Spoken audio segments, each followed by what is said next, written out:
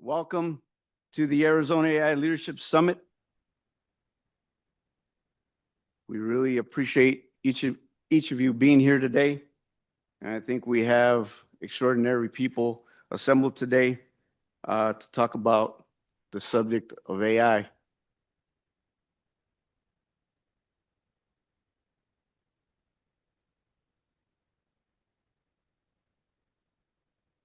But before we get started, we're going to have the University Land Acknowledgement.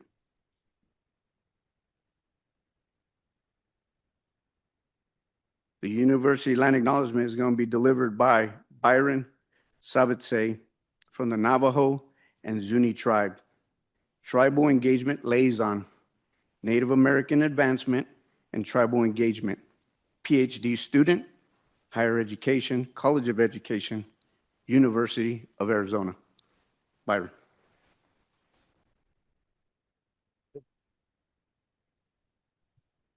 Good morning, and Byron Sabitze, Shia, Ashihinish, Tachini, Bashichin, Juan Sanad, Ashichain, Ashidashanilla. So I just introduced myself. My name is Byron Sabitze. As mentioned, I belong to the Navajo and Zuni peoples. Enrolled to Navajo, but was always taught to not forget my Zuni side on my father's side.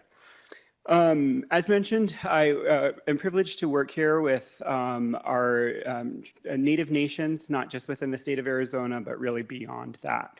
I serve as the Tribal Engagement Liaison for the university, and as well I study here. I'm a PhD student. The University of Arizona main campus is situated upon the ancestral and traditional homelands of Indigenous peoples. Arizona is home to 22 federally recognized tribes, with Tucson being home to the Atam and the Yaqui.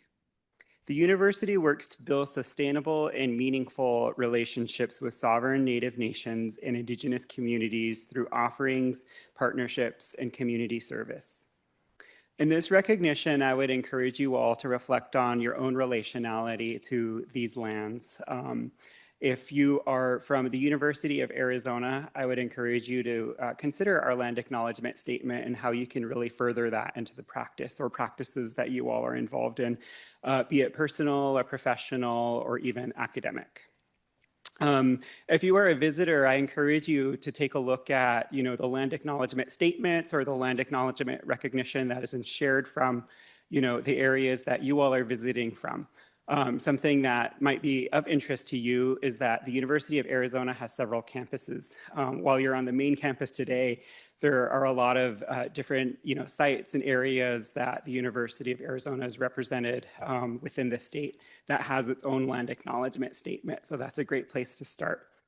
And then, excuse me, in closing, I would just encourage you to really consider, what these reflections of land acknowledgement, intend to do.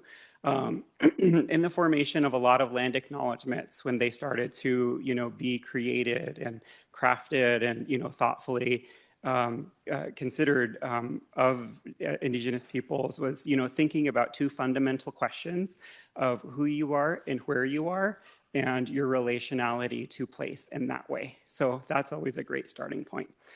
So with that, I just thank you for allowing me to be in this space today and to help with the events by opening up with a land acknowledgement statement. Thank you.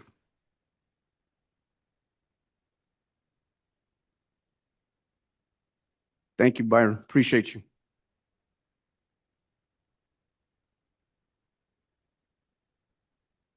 Okay, next up is our very own Dr. David Ebert. He's the inaugural Chief AI and Data Science Officer at the University of Arizona. He joined the U of A in 2025 and serves as a strategic architect for its AI and data science vision, leading an integrated interdisciplinary program designed to accelerate innovation, expand research capacity, and advance the university's role as a global leader in the responsible application of AI and machine learning. Thank you, David. So, and what really became apparent is Rudy did not introduce himself. Rudy Salcido is part of our office, part of the great team that we have. And he and the rest of the team have done an incredible job putting this on.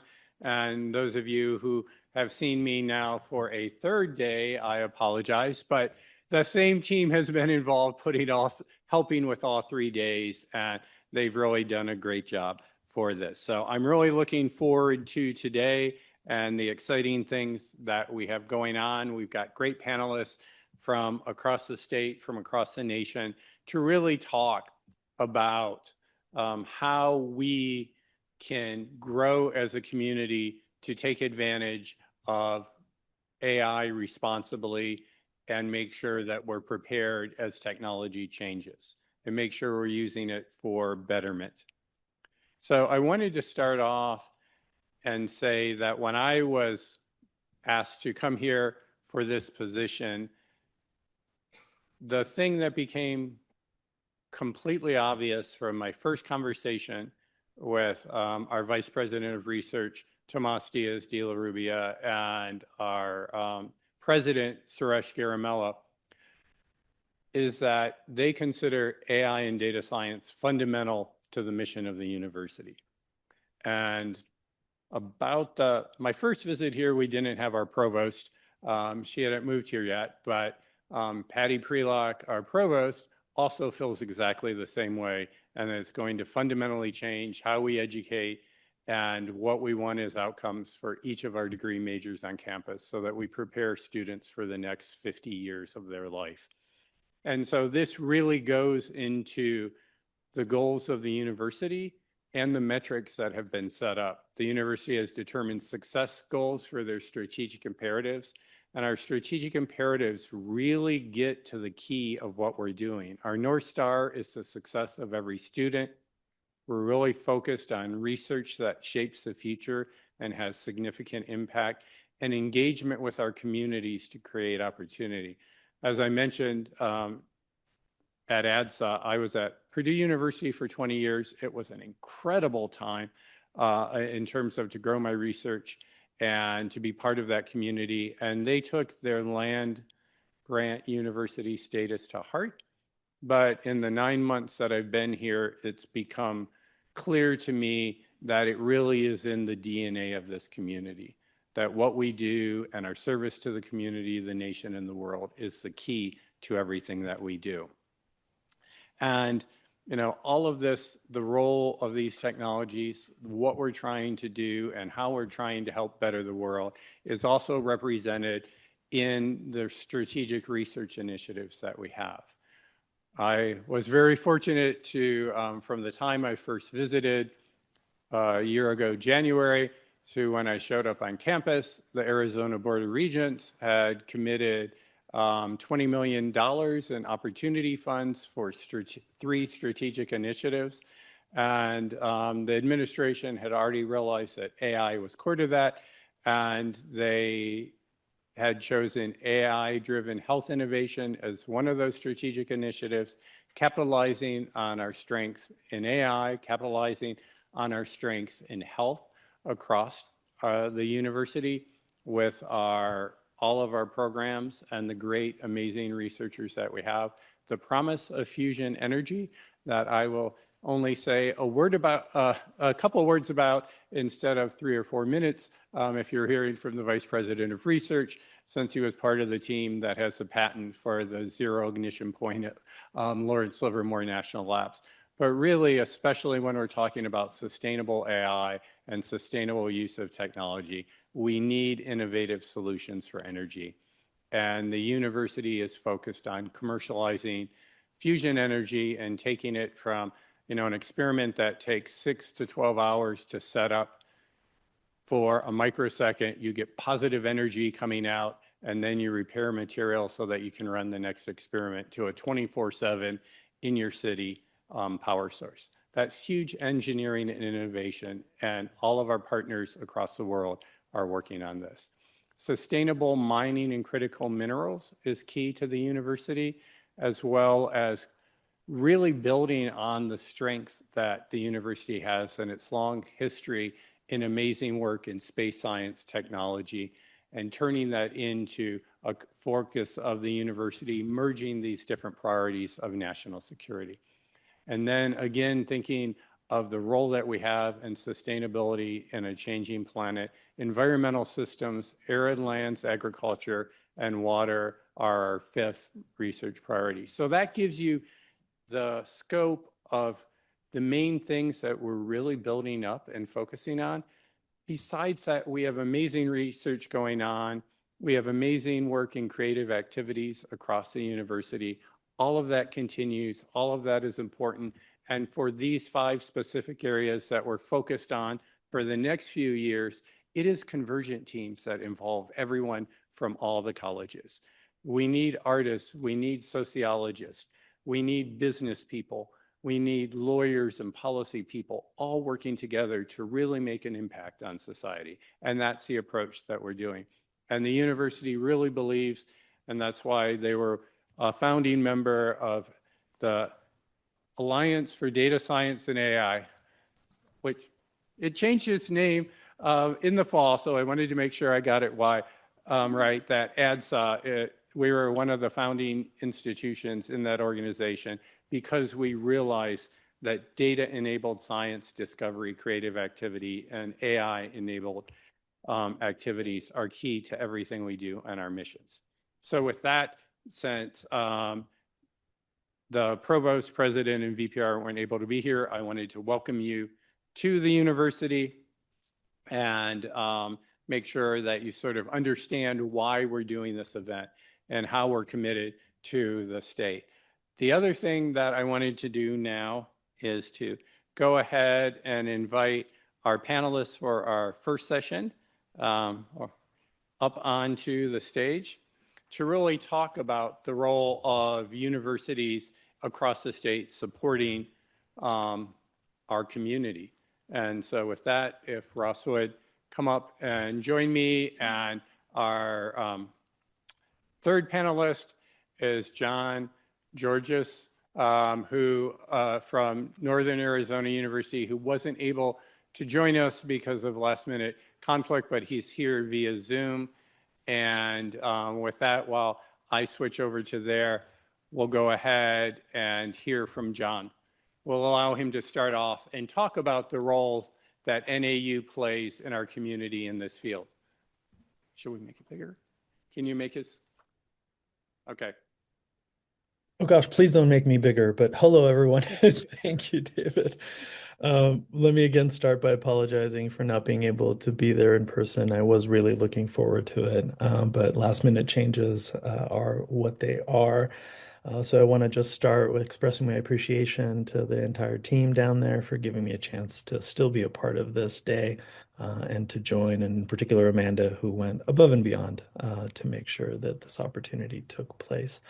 My name is John Georges. I serve as the Senior Vice Provost for Academic Operations at Northern Arizona University. In that role, I oversee a wide variety of areas across the institution, but one of the most recent additions, perhaps, to my portfolio is also serving as co-executive director for the Institute for Advancing Applications of AI here at NAU, which is our attempt to create sort of an administrative home that isn't quite situated within traditional leadership structures at the institution and is really aimed to align and accelerate the progress as a whole. There's really a lot to unpack, and I'm sure that our perspectives across our institutions here at the state are strongly aligned. But at least to just speak to what guides most of our work here at NAU and what is, if you will, the center of our purpose, is really thinking about how do we prepare students for a future workplace as they step out and become professionals of their own. That workplace has already and will continue to be inevitably shaped by AI technologies, and not just the generative AI flavor, but of course the wide variety of AI techniques that I'll imperfectly categorize as a bin. So we really think about that as as a career readiness sort of focus is really what we're bringing to the forefront here. And, in that way, that ethical responsibility, if you will, to ensure that our students receive a high quality education that will really position them for careers of consequence in the workplace. Maybe some of the questions that I'd love to hear thoughts from the panelists on is how do we balance that commitment and responsibility with all of the other commitments and responsibilities that institutions of higher education have? And one of the things I think about a lot is what is our role as what I've called ethical anchors, and make sure that the work that we do is, of course, responsible, well informed by a broad consideration of concerns and ways to resolve these ethical tensions. And how do we also create space as we move forward as institutions into this AI-enabled era for not the type of disengagement that leads to allowing the future to be shaped by others, but the space to make personal choices that might adopt and expand into AI technology use, and perhaps a smaller way, again, guided by individual ethical balancing. I'll stop there. I'd really love to hear the group's thoughts. And again, thank you for giving me a chance to be here. Thank you, John. And now, Ross, if you'd like to talk about your role. I thought when ASU changed, when they merged industrial engineering and computer science, and then many years later came up with a new name for the department. By the time I thought, well, that was quite forward-looking, considering when it was done, that it's the School of Computing and Augmented Intelligence. So. Sure. Thank you so much, David. Is this on? Can people hear me? Okay, great. Thank you. Hi, I'm Ross Majeski. I'm the director of the School of Computing and Augmented Intelligence at Arizona State University. For those at University of Arizona, they know we have very interesting structures at ASU. I'm part of the Fulton Schools of Engineering. We have 8 schools there. My school's in charge of, as David mentioned, industrial engineering and computer science, and really this interesting intersection of AI, security, optimization, operations, research.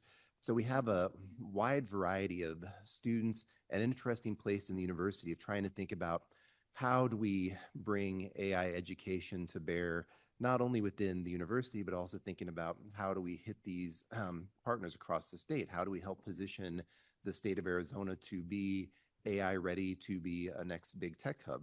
Of course, in Phoenix, we're already seeing large-scale investments from the CHIPS Act, from Intel, TSMC. You can actually have a direct flight now from Taiwan to Phoenix, just opened in January. So there's lots of emerging technology. And how do we make sure that people don't get left behind? So the School of Computing and Augmented Intelligence always tries to think about what is continuous learning, continuous education. So thinking about things like we've been developing micro certificates related to artificial intelligence, where people can take these bundles of micro certificates on certain AI classes that then can transfer directly into a master's degree. We have faculty that are very interested in thinking about middle school learning and education opportunities there at that intersection of robotics and AI, and getting students interested in how do these different things work. We've had star faculty doing things like, oh, how can I show a robot how to play ping pong? Can it learn from just watching me play ping pong? So we've had people working with Google DeepMind. We, of course, have summer camps that many universities have. We, of course, have local outreach partners. ASU, of course, is getting into the health space with the launch of the new medical school. So again, thinking about food as medicine, AI for precision health. So there's just so many interesting activities going on across the state, and thinking about how do we really help position universities to be good neighbors to the community. Because again, we're seeing this sort of discourse of lack of trust in some of our institutions, generally across the United States. So how do we get that message out that we are really here to help? How do we get to these communities? How do we reach these broad groups of people? Because of course, if you think of NAU, ASU, and U of A, well, we're in the 3 largest metropolitan regions in the state, minus no representative from Yuma here. But there's tons of rural communities and places where we do want to make sure we're getting this message and help them upskill. There's so much you can do now with AI to help you be able to develop things, help you automate some common tasks. and even thinking about as we move towards the future elder care intersections there. ASU also has interesting community partnerships where we have a assisted living facility directly on campus where you can live, take classes, and be a lifetime learner there. So I'm really excited to hear what all the different organizations are doing, and also interested in seeing how NAU, U of A, and ASU can better cooperate in this space and think about what does AI education for the state of Arizona look like, and how do we really help position and grow this infrastructure here. Thank you very much. And, you know, that's one of the things where I think there's a great opportunity. For those of you who aren't from Arizona, I was surprised when I joined here that the 3 R1 universities have a common board of regents, and all funding decisions are made by the same board, and they incentivize funding for the universities to work together. A recent example of that is there was just a $3 million opportunity fund grant for a partnership on arid land agriculture that has people at NAU, people, faculty from ASU, faculty from the University of Arizona, and then the Yuma Center for Excellence in digital agriculture. I was thinking of ARID, and of the YCETA group. And so that partnership to make sure we're really supporting the communities across the state and our industries is what leads them to do many things. So AI seems like a great opportunity for us to work together, to work with other universities and colleges across the state and all of our community colleges that play such a huge role in all of this. So these are the type of things we'll be exploring, and hopefully today this will start a lot of those discussions. In talking about what we're doing here at the University of Arizona, I thought I would just give you a little bit of a view of my being a chief AI officer. When at my previous university, when I was told that they were creating this role, I ran a data institute for societal challenges, working with people across the university. And I was told they were creating this position and that I was recommended and I'd be hearing from the president shortly. And I thought, well, I have some papers that have been published in AI conferences, but as a computer scientist and data scientist, I didn't consider myself an AI expert. I remember as a grad student as an undergrad taking an AI course, and then 5 years later taking one as a grad student, and the faculty who was internationally known for knowledge representation and doing things with medicine and AI, at both times said in 5 years. And 5 years had gone by and there had been no change in things.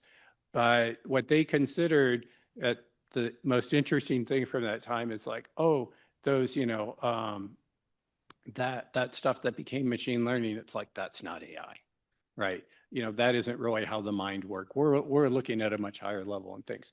But, I always collaborated with people in that field.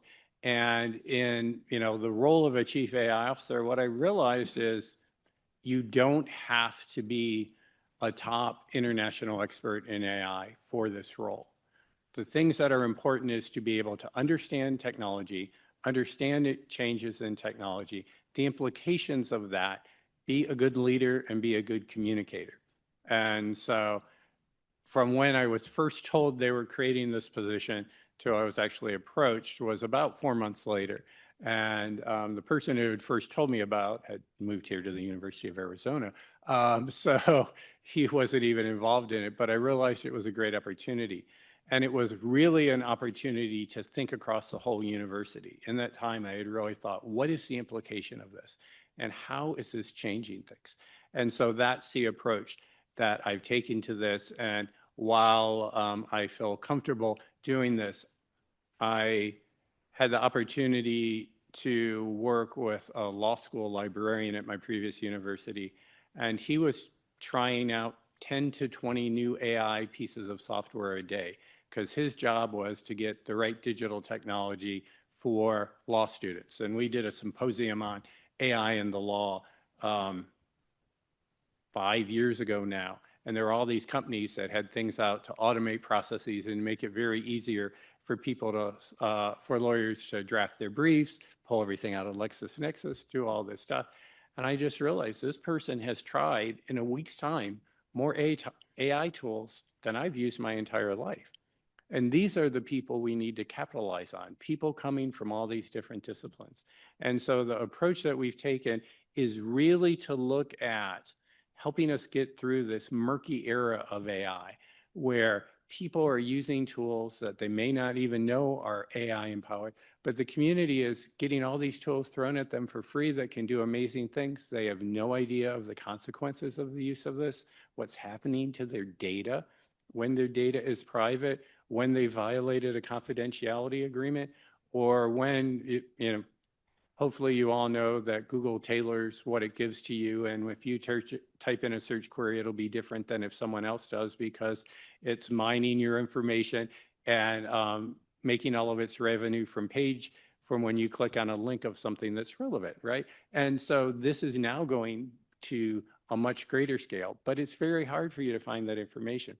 So we need to bring in policy people. We need to bring in ethics. So bringing that whole community together is so important.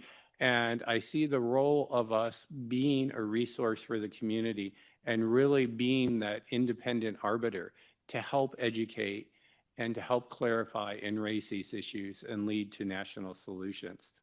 So I really think, the approach we're taking is we want to take advantage of human skills and think of the technology that is there as a way to support and grow what everyone's able to do. And so that's why we focus on a community-driven approach in what we do. We ran town halls. I was meeting with probably 30 new people per week during my first 3 weeks here at the university, driving Giselle crazy with all the new requests for meetings that would pop up. But to really understand what everyone is doing and where people are across the university, our town halls had roughly about 700 people attend them. We asked for volunteers to help create an initial roadmap of what are the first few steps we want to get to. We had 262 people volunteer to be on these committees because it was so important to everyone. And we have, a community that's just like the public across the state who's like, I have no idea how to use this. I'm never going to use it. I'm not changing what I do, to people who are like, the university is so slow and so far behind, right? But this is what we need to take advantage of, what we've been doing, and figure out where we can contribute to the community and to things internationally. I mentioned AI health innovation is an important idea for the university. And because we have College of Public Health, we have nursing, we have pharmacy, we have dentistry, we have 2 colleges of medicine, we have 2 university research hospitals, we have partnerships with hospitals across the state, we have the NCI designated cancer institute in the state that works with and provides services across the entire state. We just opened up the ability to get medical degrees in Yuma with a healthcare provider there, in a partnership that just happened this fall. So we really are supporting this, and everyone in all of those things are, how can we use AI, just not for new discovery and translation, but to change and improve health impacts? How can we use it to reduce health disparities and to actually increase access through the use of wearables and telemedicine and ambient sensing, and incredible innovations that people are making, so that, I'm envisioning that in 5 years, I'll wake up in the morning and sensors will have detected that something's changed in my body. I will get a text message from my physician who's looked at my record, has a profile of my genetics and how it relates, has found similar things, and started scheduling me to come in and talk about the conditions that I have before I actually start feeling ill. And we have people who are coming up with ways to treat people with even stage 5 cancers that are targeted once they do the biopsy. that you have. You find out all the possible genetic mutations, you create proteins to turn your T cells active, and it can cure cancer at any time. These are the type of things, but it's really focused on the problems that we face and the world faces. So we don't want the digital divide to grow. We want to equal the playing field. I say, if I'm out in Yuma for an event, I want the same quality of medical care as the fact that I'm located 10 minutes away from a research hospital, right? That's what we want for the entire population. And so we really need to think about the responsible delivery of this, making sure the current workforce and the next workforce are skilled in these technologies, and make sure that we're training students to understand clinical reasoning so that when there's a system-wide failure of the medical record system and no one can get in there, they still know how to diagnose you and treat you, right? These are the type of things. And, this is something that happened in November to a hospital here where system was down for like 6 hours and everything had to be done on paper, but people still need to be treated. There are critical illnesses, and we want to make sure that people aren't relying and replacing their skill set by a digital assistant, that they're using it to increase what they can do to make them more effective and spend more time with patients. So these are the type of things we really focus on.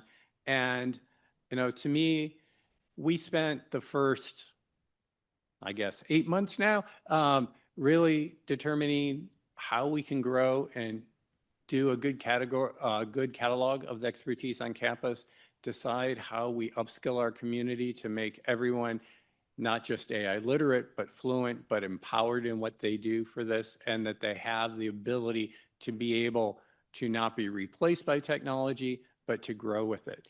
And we see ourselves as a resource for the community and for the world. And the way that we've done things, we want to make all those programs available throughout the state as a start to help local organizations, to help companies that haven't had the chance to do this, and to be that impartial arbiter for decision-making. Universities have great expertise. We have innovation. We don't have the same commercial goals that are driving what you do. I probably get 20 emails a week from companies, from the largest companies that you know in tech to companies I've never heard of. It's limited. I mean, it's unlimited the number of domains you can have that end in IO. But the number of these things that pop up of everyone having the complete solution to everything that we need here, right? And individuals are getting this as well. I had a student tell me that on her social media, there are ads that constantly pop up and say, just if you download this app and open it while you're taking an online test, it'll give you all the answers for only $9.99 a month. And she said that she's here to learn. She said, but what chance do I have if 90% of the other students in the class are doing this? So it isn't that they're just out there and you can search for them. People are being bombarded with all these technologies, and we need to make sure that everyone understands it. And so I think the role of the universities in the state is to really help through this. Plus, we have funds available to invest in expensive equipment. I mean, it would be great if we could do everything we needed to do on our cell phone. And for my PhD research, the things that I did, I can actually do on my cell phone now with the technology and not spend $1 million and wait 2 weeks to get the animation produced. So, that's how things change. But we want people to have those resources now so that that communities don't have to lag behind. So that's sort of the approach that we've been taking. And, with this, I would like to see, John, if you have any examples of the work that you're trying to do, especially focused on Northern Arizona, given where your location. I do know, I don't know, I haven't brought this up to you, but I was trying to think of the name and it finally popped up to me. I have a former colleague named Kevin Gurney, who has been working on sustainability for a long time and was doing it back with the city of Indianapolis when I knew him, with the Hestia project in Vulcan, and he's one of your, and I've seen what he's doing there and really helping in terms of climate change and really understanding the impact people have. But I'm sure you've got plenty of other examples. Kevin has been a fantastic addition, although I feel worse about the future of climate change every time I talk to him. So, um, no, I think what you shared is very well aligned with a lot of the work that we're doing here. I mentioned our sort of career orientation, and that was a very sort of curricular focused perspective. And there really we're thinking our disciplines and our faculty are evolving independently. One of the things that I'm constantly struck by is, there's a natural inclination in leadership to sort of jump into this space, but in many ways, I've sort of pivoted to also get out of our faculty's way because again, this work is happening in ways that are often opaque, not easily or as easily perhaps noticeable. Despite our best efforts, we've also engaged in attempts to inventory and categorize the work that's happening. So there's a lot of really great research here. It's aligned with some of our traditional research strengths in the what I'll call multi-omics space, where there's some really interesting machine learning applications. Things like pathogen detection. Again, the traditional areas of strength for us and the researcher communities that are, of course, built around them have really marshaled their forces and have really entered this space very vigorously. Remote sensing or astronomy program, again, all of those areas. So disciplines are moving, and by that power, by that force, if you will, curriculum in the disciplines is also adapting and evolving independently. And another thing that's really surprised me is how quickly we've sort of moved out of the AI as a discrete curricular addition into a world where AI is a cross-cutting, embedded competency really across the entire curriculum. And I think if we had had conversations 3 years ago, perhaps that notion we would have expected it to take longer to make that transformation, and it really hasn't. So, what we're focused a lot right now is knowing that disciplines will evolve at different paces, perhaps, but independently towards embedding AI deeply into the curricula and the scholarship and the service, for that matter, and the community engagement work that we do. What does broad engagement look like? So we're focused on as broad a possible course offerings and certificate offerings that will really give students from any discipline or from all disciplines that we support a common grounding, if you will. One of the interesting conversations that I think we'll all also need to tackle with, and here I'll digress a little bit on a personal point. So I'm a classically trained, I suppose, computer scientist and software engineer. For many years, I've been advocating for the inclusion of what I'll call computing fluency in the general studies curriculum. I've been unsuccessful so far in those advocacy efforts, but AI might have been an inflection point for us. So I think one of the interesting things that we'll all have to tackle is it the right time? And if so, how do we include AI in the general studies curricula that we all support? And what does that look like? And how do we do that correctly, inclusively, equitably, and responsibly?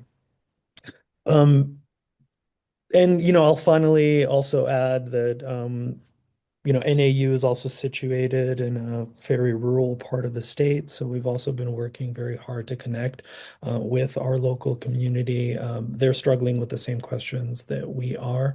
And as you were saying, David, they're a little bit perhaps less well-positioned than a university is to tackle some of those questions.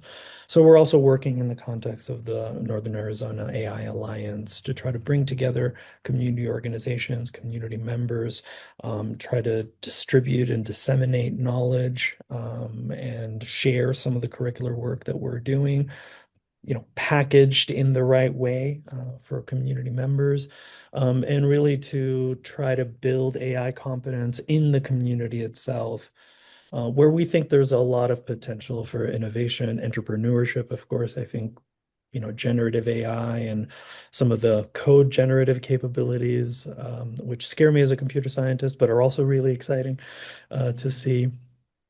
I think that can also spur entrepreneurship in our community in ways that were hampered previously. So we're excited to also work to support that. Great, thank you. And that just made me think with code generation from AI, it's good to hear that it makes you cringe as well. And whenever I see articles talking about this, and I share them with my team, there's someone on my team who always sends me another article that appeared in the past week about all the security holes and failure and bug rate increases and update increases from the use of this technology from people who don't understand really how to use. They can get what they need done, but they don't understand what's going on in the computer. So there's a lot of other things that they haven't thought of. So it's always good to have that, different point of view. And when we talk about educating the public, it doesn't start at the university. We've been saying that, within probably 8 years, the entering class will be AI native, right? They will have used AI-enabled tools their entire life where they've been really have been using technology, right? And this is happening to all of society. And that's why I'm thinking it starts so much earlier. I never forget, as a fairly young computer science faculty member, if you can believe I was young once, that I was giving a talk at a conference, and a student who I had taught a few years before, a Master's of Fine Arts student, came up to me and she said, being at the conference this year has gotten me so excited. And it's really made me think that I really want to get into the technical side of this as well, and just not the animation side. And she said, I haven't done any coding since 5th grade. And at that time, it just shocked me that, they were teaching, programming in 5th grade because, I got my first exposure. I was lucky as a senior in high school that there was a programming class. But that's how things have changed, right? And it's getting younger and younger. And the core skills that we need, and just what are the state educational requirements and skills that people have for K through 12 and these things, and how do we really handle that? And so that's where obviously our colleges of education are facing this, but also in general, how can we have that outreach to help people at any stage in their life really do these things? And so as a CS head, you probably think of this a lot. Ross, any feedback? Sure. And actually, I'm really interested to hear what people have to say in the next panel too, because it's a really interesting inflection point in terms of bridging the digital divide, because prior to being able to use natural language to code, you did need quite a lot of time to build up that skill set. And now this technology actually helps reduce that gap in between the haves and the have-nots. You had the people that could code very well, and you had those that couldn't. But now if we think about our curriculum and what does a computing literacy course for the university look like, and should this be fundamental? And I'm sure all three of us as computer scientists would say, yes, we believe this probably should have been fundamental a long time ago. And then partner with the AI and data science conference that was going on the last 2 days. These are foundational skills in terms of how do you think about your data? And if we can empower students to be able to take their data, write programs quickly, and be able to process this and understand it and make decisions, these are powerful skills we want them to have. But on the flip side, you have this idea of, well, maybe we need degrees in artificial intelligence. It's not quite clear what that means to the community yet either. Is an artificial intelligence degree just a offshoot of computer science where you take more AI classes? Is it fundamentally different? And so I think there's this interesting tension going on in what this education looks like.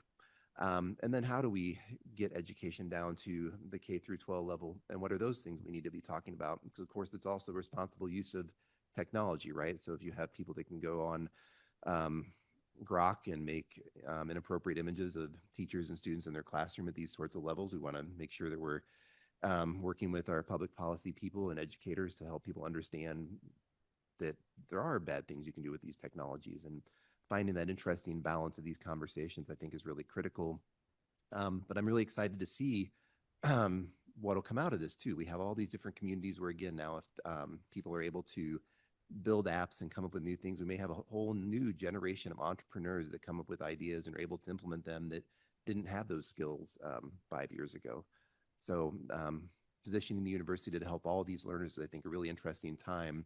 And I'm excited to see what the 3 universities can do together and how we can try to organize smartly across that with our communities as well. And we'll open it up for questions, but I just wanted to say, I think Arizona is uniquely positioned, given all of the investment in technology and biotech going on in the state. And, we're having so many new technology companies come here, and the huge development in Phoenix area with all of the chip manufacturing and all of the changes that are going on. And so we have an opportunity to really take advantage of that across the state, while thinking of the fact that we are in a state with very limited resources in terms of natural resources, that is undergoing climate change, that's affecting health concerns, affecting our population. And having talked to many media up in the Phoenix area about the concerns up there versus the concerns here in Tucson, which are different than up in Flagstaff, there's a lot of concerns that people have. And with anything new that gets rapidly developed and deployed, and lots of new building going up and all of this stuff, it isn't always transparent. It isn't always well publicized what's going on. And it takes a lot of expertise to really understand the impact of all the different components of these developments. If you just think of I happened to be at a conference where they were talking about resilient data centers going beyond sustainability to resilience in arid environments. And there's someone from Europe who I took over his office at Purdue University and never actually met him. So it was a great chance to meet him, but he's a computer architect and data center architect. And the problem with data centers is there are like 8 or 9 different metrics, right? There's water efficiency, there's electricity, there's cooling. And the thing no one ever brings in is, what is the load in the data center? It's just like you have your digital recording device running all the time. It uses a huge amount of electricity, and you would never think that small little box in your house was using that, right? And so these are the things. So they've actually come up with an international metric and rating system for this, that industry is starting to adopt. But this is probably like 10 years later than it should be. And it still isn't it's more adopted right now in Europe because of their environmental sustainability goals than the rest of the US, right? Because it really is, how much is the impact you're having on our environment for every computation that's going on, not just the total that you're using, right? And so you can really change it. It's just like profitability versus sales in a company. And, there's just so many ways to measure it. And we're in this changing time. And so that's where universities, you can get experts on all these different things. And you can get experts on law as each state is grappling with what are the safety constraints we should have on law, right? Because that is very important, since the federal government has said it's basically dismantled many of the national standards, and states started doing it. Now they said, oh, we'll come up with something, but we don't want to get in the way of any advancement. So if we have time for 1 or 2 questions that people in the audience would like to ask of the panel, there's a microphone.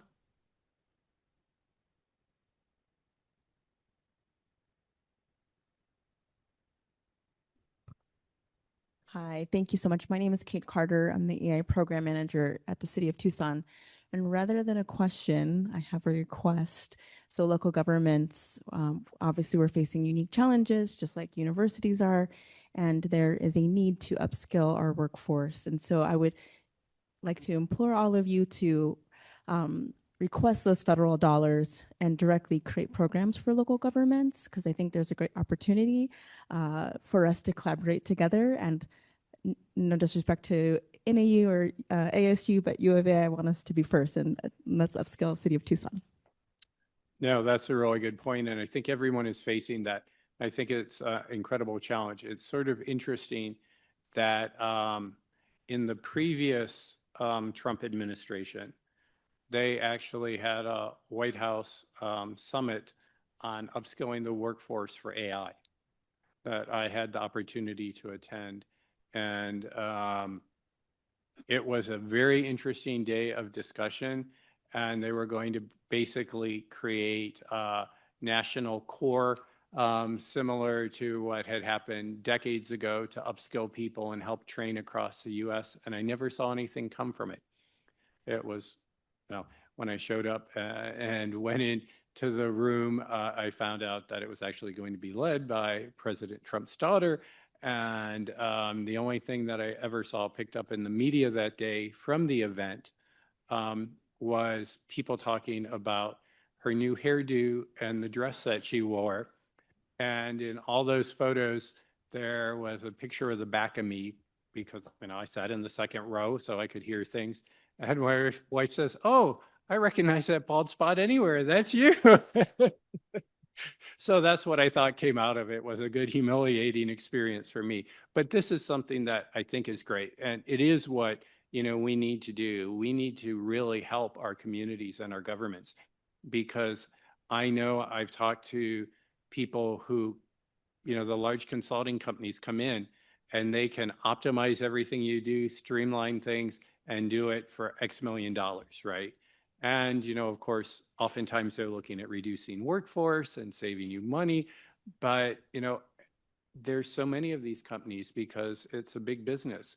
And what do you really need? And how can you train your own people so that you preserve your local jobs instead of sending money across the country? But anybody else have better last comments than me telling a stupid joke? Okay, well, thank you. Hopefully this has gotten you started to think about things, because it's a really exciting day. I'm really interested in hearing all of our speakers, and please participate, because it's your ideas and your contributions that make the day so interesting as we go through it. So with that, I'll turn it back over to our Master of Ceremonies. The next panel is going to be AI Curriculum, Pathways, and Workforce, Preparing Arizona and the Nation for the AI Economy. Your moderator today is Dr. Amy Mapes, Director, Writing Across the Curriculum, University Center for Assessment, Teaching and Technology, University of Arizona. Thank you, Amy, for being here.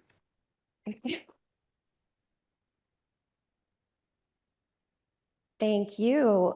We are excited today with our panel, AI Curriculum, Pathways, and Workforce, Preparing Arizona and the Nation for the AI Economy. And I'm going to ask our panelists to introduce themselves. And I believe we have a slide for them. Good morning. My name is Mario Bañuelos, he, him, él, and I'm at Fresno State in California. I'm associate professor in math. Good morning, everyone. I'm Jim Craig. I'm the Dean of Business, IT, Cyber, and Hospitality Leadership at Pima Community College here in Tucson. Good to be here. Good morning, everyone. I'm Oniso Leoneto. I'm Assistant Research Professor at the College of Public Health, U of A. Hi, everyone. I'm Jialu Li, and I'm an Assistant Professor at College of Information Science at University of Arizona. Paul Nersessian, very excited to use the Price is Right microphone. Talent Development and Culture Manager at Master Electronics based out of Phoenix, Arizona. Ferris Ramadan. I'm with the State of Arizona with the Office of Economic Opportunity, and I lead the State Longitudinal Data System. Thank you. Our session today is a Spark Talk panel. I've invited the panelists who represent different standpoints, different stages with which learners navigate their growth and development, especially in terms of AI. And they will share out some ideas, drawing on their research, their leadership. And I will invite all of you to take notes, consider how you can engage those concepts and sort of bring the thinking forward. A little before that, I want to remind you that our first panel helped us understand that AI is cross-cutting across the different disciplines, across the different professions. And while they're advancing at like quick speeds, they are doing so in different ways. And as the director of writing across the curriculum, I see that here at this institution. You know, after 2022, when we had ChatGPT show up, all of the questions I received changed from my students don't know how to write or my new employees don't know how to write to, oh my God, is writing dying? Is this the death of your profession? So I was horrified. But as all of you are struggling or perhaps navigating this more effectively than others, this is an opportunity to innovate. And I think there's a lot of what's happening right now that reminds me of the first industrial revolution. There are some really uncanny parallels. You know, before 1862 and 1890, those moral acts that through land seizure provided us opportunities for a land-grant institution, American colleges were primarily a closed circuit. They were largely private and for elites. And the land-grant model, these public access institutions, changed that paradigm. They were dedicated to public access, to research that mattered, especially to the changing industrial economy, and for resolving and solutions related to community-driven problems. We also had the first time we named adolescence and pretty significant shifts in compulsory education. We ended up adding a couple of years of compulsory education at that point in time. And then I think about right now. I think of the information economy as it was named around the 2000s, as we've had multiple concerns about a literacy crisis because of our increasingly socially mediated discourse communities. I know that we are talking about emerging adulthood, which is defined by Jeffrey Arnett, a psychologist, as ages 18 to 29, in which a lot of folks put off some of those markers of adulthood. They're not necessarily pairing up or buying a house, or can they even afford a house, right? The conversation has changed a little bit. And like the first industrial revolution, we're in an era where we are redesigning the social, technological, educational architecture, right? We're doing it real time. And I think that our folks here are going to talk about the ways that's impacting the work they're doing and their commitments. And I'm very excited to hear from them. So I want to thank you again for being here and remind you that we invited these folks to answer one particular question. I think, yes. So given where you are in this large landscape, a beautiful landscape, what should stakeholders in education, folks in local communities, local government, and industry understand about preparing learners and professionals in the emerging AI economy? And again, remembering that it's cross-cutting and it's likely different. That's what we're here to understand about you. And I think we will start here with Dr. Manuel Branfuelas. Okay, can you go to the next slide, please? Okay. I didn't put my picture on this slide, so that was a little bit interesting seeing my picture again. All right. So what I'm going to talk about today is a couple of things. One is a little bit of a share out from the ADSA conference we just finished. Those are the first 2 points. I was co-organizer of AI and curriculum. And what ended up happening was we had more questions than we had answers. But one of the things that kind of emerged was that a need for AI literacy. What does that mean? and foundational knowledge discussions.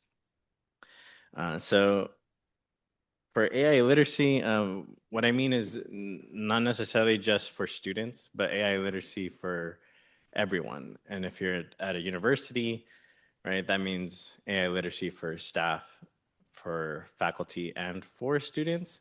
Some of the questions that came up during our discussions on the table discussions was sometimes students know more than the faculty about the emerging tools. So that kind of, how do you address that, right? So one of the things we can do is include clear guidelines in each course. And the other thing is, it reminds me of the conversations I have in all my courses where we talk about data. So whether it's statistics or math modeling, we spend a week on data ethics just because it's so important to understand that data are people, and those decisions we make affect those people's lives. And a lot of the time when we talk about AI literacy, it's moving beyond prompting, right? So like maybe that's step 0 is how do you prompt? You want to build those skills. But step maybe -1 is let's talk about who builds these tools, who they serve, because a lot of the times they don't have people like me in mind when they're building these tools. So I tell my students, when we talk about this in the class, it's kind of like, oh, these examples, these situations. When you're in a room and you're making decisions, like it's important to speak up for the people you represent. So that's the first one. The second one is having a discussion about how AI reshapes skills. So there's discussion in the first panel about coding and how I have a student that is doing some research and he doesn't know that much coding. How do we move from just saying, okay, it's replacing skills to reshaping skills? So how are students, how are faculty formulating problems? How are they contextualizing problems? And it reminds me of work I did on the intersegmental committee on the Academic Senate for California. And we did a statement on math competencies for incoming college students. And the 3 themes were that students should come with a conceptual understanding, abstraction and generalization, analytic reasoning and communication, problem solving, and mathematical modeling. Those are the same. Those are the same as far as I'm concerned about AI, right? Maybe substitute math modeling with whatever your field is. Okay, so that's the second kind of theme that emerged in the conference. The third one is something I've been thinking about the last few weeks because I come from an OER background, Open Education Resources and Creative Commons, is I just made some icons for detailing if students can upload work that's into AI or if they can't, and how do they attribute it, and the categories are brainstorming, editing, drafting, and coding. So I think each university has to have some kind of framework to do this. This was my first version 1.0 of, and there's a link there. I don't know if these slides are available, but there's a link to the GitHub for that. And then the last thing, and I talked about this briefly yesterday, is the environmental and ethical implications of engaging with AI. And I was motivated by a faculty yesterday to give a number, and the most recent study I know of, it's 5 to 10 prompts is 2 bottles of water, right? So that's the reason why I also put this image just to remind us about the environmental impacts. So yeah, that's kind of where I'm coming from, and a little bit of a report out from the ATSA conference. So thank you. Thank you.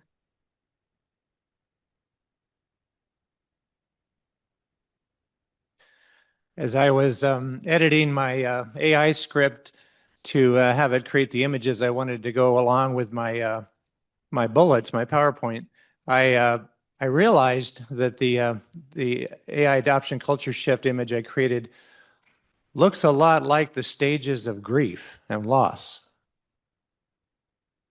Wasn't intentional, but I think we've all seen these as steps along the cultural shift of adoption of AI, and we're certainly seeing that in higher education, definitely seeing it at the community college level. Where you start with standing on the beach and you put your hand up in front of the tidal wave and say, stop. And that doesn't work. So as we move through this different paradigm of thinking about it, of being afraid of it, of pushing back on it, we come to the accommodation stage, which is really, I think, where a lot of higher educations are still at, which is you're allowing it, but it's a limited use. It's very regimented or very defined with very clear boundaries. And then, of course, you move up into really integrating it with how we teach everything, not just AI, but how we teach all of our subjects, and then moving all the way forward to more of an ideal state where you're transforming AI in everything that you do, and it's embedded in everything the students learn, and of course in what faculty teach.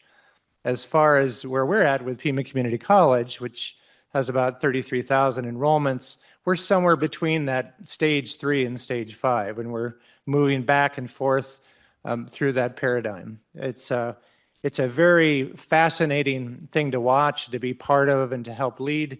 It really is that transformational change that we've only seen every few decades, based on what you said about the Industrial Revolution.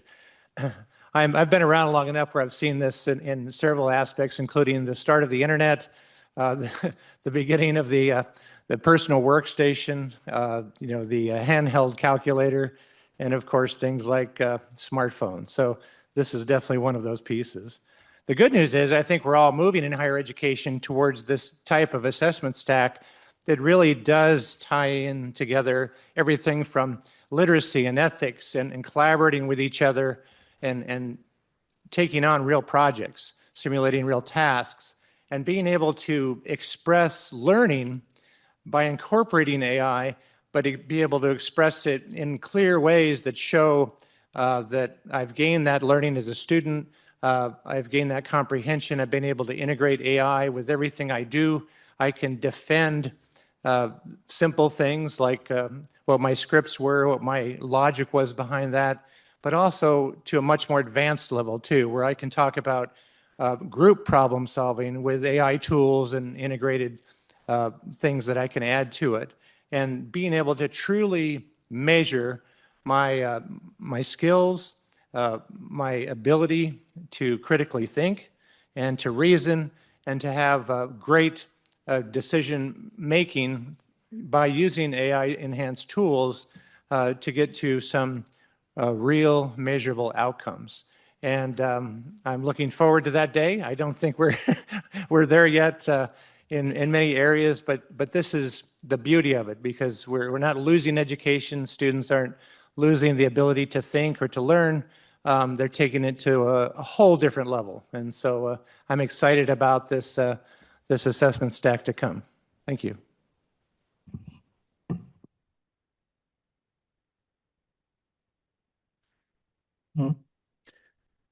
So the very first starter pack in public health training is understanding the social determinants of health. And in this paper that you are seeing on the screen, it was published a few years ago, including or proposing to include information and, of course, data and digital technologies and AI as a determinant of health as well. In the past, we knew that clean water and housing were the keys to a healthy life. Today, the quality of data is just as important. In this new era, the way a person receives and understands digital information determines their well-being. For a student today, AI literacy is more than a job skill. It's a health skill, especially because this new proposition as information as a health determinant. But we face two major challenges in the public health sector. The first one is the skill gap.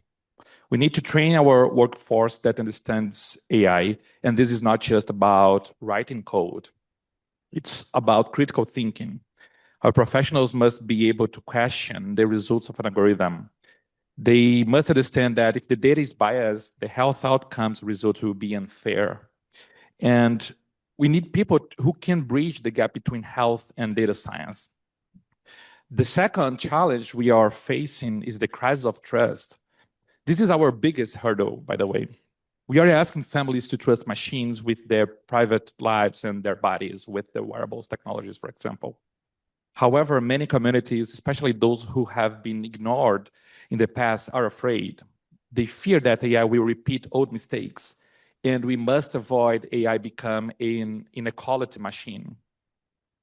If a community does not trust the information, they will not follow the treatment. Without trust, even the most advanced AI is useless. And what should our leaders do towards these concerns? For educators, we must teach students to be guardians of data. They need the courage to challenge a computer when the human context is missing. For industry partners, innovation is not enough. We need transparency. We need more model cards. If a doctor cannot explain how the AI made a decision, the patient will not feel safe. The doctor will not feel safe. Anybody will won't be safe in this sense. And finally, the research side, we must include everyone in our data. If our models only represent a few, they become a risk to the rest of the population. When we treat information as a determinant of health, we move our focus from machines to people.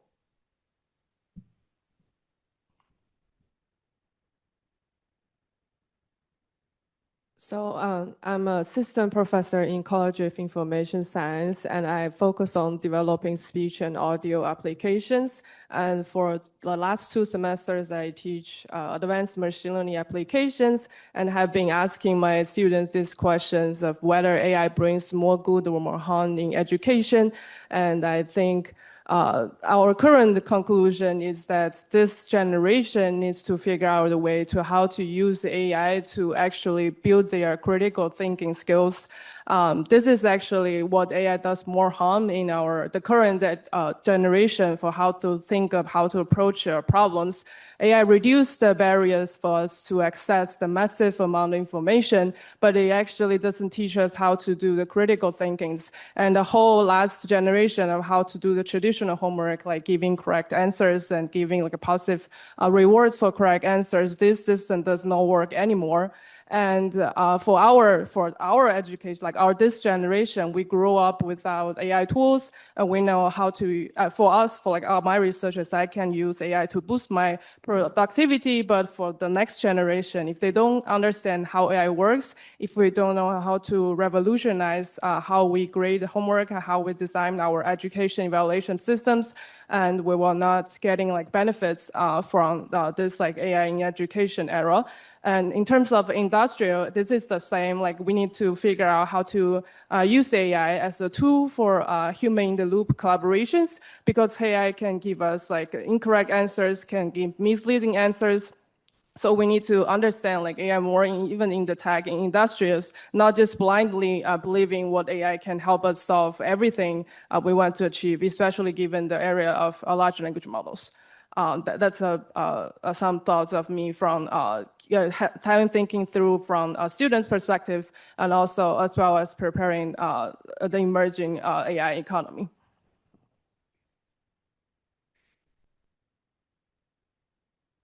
Thank you. So I think the most important things that I'd ask, stakeholders in education and communities and industry to, think about and understand is that preparing for the emerging AI economy isn't necessarily about, having that crystal ball or that the ability to predict the future perfectly, but to make sure that we're focusing on building adaptive learners and for me, being an adaptable organization. It's pretty clear from the panel and the previous speakers that the technology is just moving at such a rapid pace that has to be the case. So my ask really is pretty simple, that universities lean into AI adoption and learning as heavily as possible. Don't slow down. That you give the students the space to experiment, to learn, to explore, and be responsible with it. The reality is, if you have students that come and work at an organization like Master Electronics, it's an organizational expectation that they use AI. We have a culture that allows that supports that, and we've built a culture around that. So from our owners to our executive team to our frontline associates, we are excited that superheroes around our organization are using AI to make their work easier and get better results. I think the benefit in doing that for us is, as I mentioned, we create that culture around AI usage, and we're not isolating our AI usage, AI adoption, AI literacy to, let's say, data science. We are ensuring and promoting the idea that it's ubiquitous throughout our organization, from the people team to our operations team, you kind of name it. I'll be the first to acknowledge that at Master Electronics, we don't have all the answers, but that's why the partnerships with universities, seeking out young talent, emerging talent is so important. We're excited to have students come to our organization and teach us about what we don't know. So I think there's also kind of acknowledging that level of humility, and really constantly turning to students and partners to help us understand what it is that we need to learn. How do we need to apply this technology to solve problems? For me, I think as I've kind of gone in this AI journey, the most important talent is not AI adoption. It's not being a super user. I get most excited when I have team members, or I have interns, or I have new students come and work for us that are translators. So I think what we're really trying to champion and focus on this year as an organization is to have people within our organization teach AI to each other, communicate pros, cons, responsible use, demonstrate. I think that's key, demonstrating key business cases, case usage, and also mentor others within the organization that haven't adopted it yet, or just don't have that skill level where potentially we want it. So I think the message for me is, focus on leaning into this really, really heavily. It's all about continual learning, tool adoption, tool experimentation, problem solving.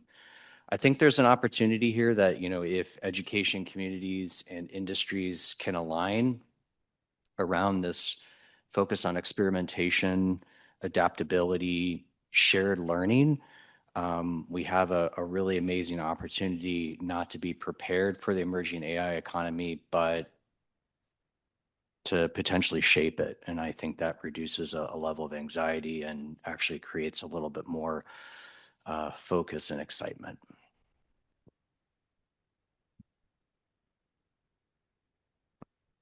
Right. So I'm like year 6 or 7 into remote work. And after year 1, my mental health was hanging on by a thread. So I'm a big coffee shop fan. And I don't know how often some of you guys go to coffee shops, but every other screen is either ChatGPT or Claude. Now, as like a data scientist and now the program director for this data system we're building, I know that if it was 10 years ago, I'd be pretty freaked out when I was thinking about my degree pathway. And so I guess I just want to bring in the difference between what we're seeing as the theoretical impact versus the actual economic impact.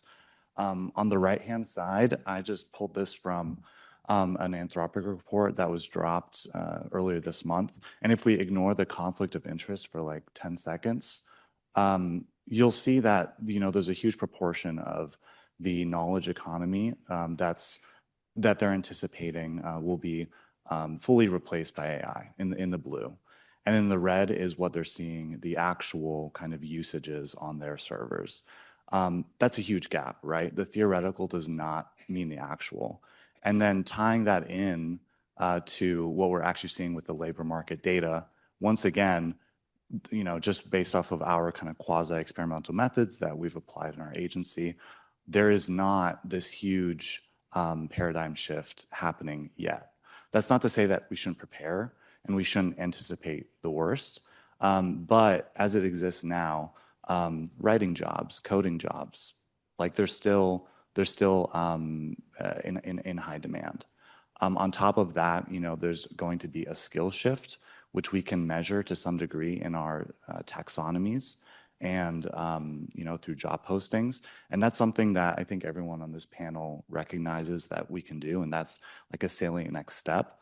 But in terms of communicating like what the actual impact is and what that change looks like, getting a post-secondary degree remains the best option for people in the US to see upward mobility. That's not any different. And even though AI was really solving for a problem that didn't really exist in the labor market, we can at least make this potentially shift happen more gradually.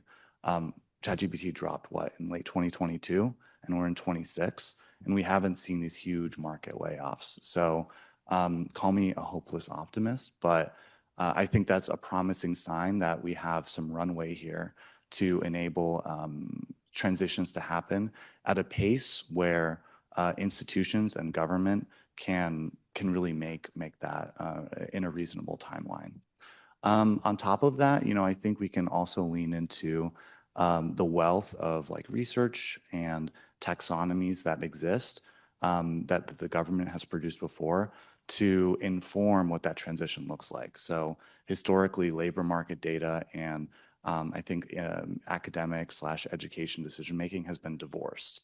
And so there needs to be more transparency in general around what the outcomes are for folks when they actually pursue a certain degree. I know some folks in this room from Pima Community College and at the U of A have done a lot of work, maybe behind the scenes, to show like what that wage outcome looks like, what that employment level looks like, and that goes doubly. It's more so important for now our movement into the AI economy, where there's a lot of queasiness about what the opportunities will actually be. So I'm optimistic.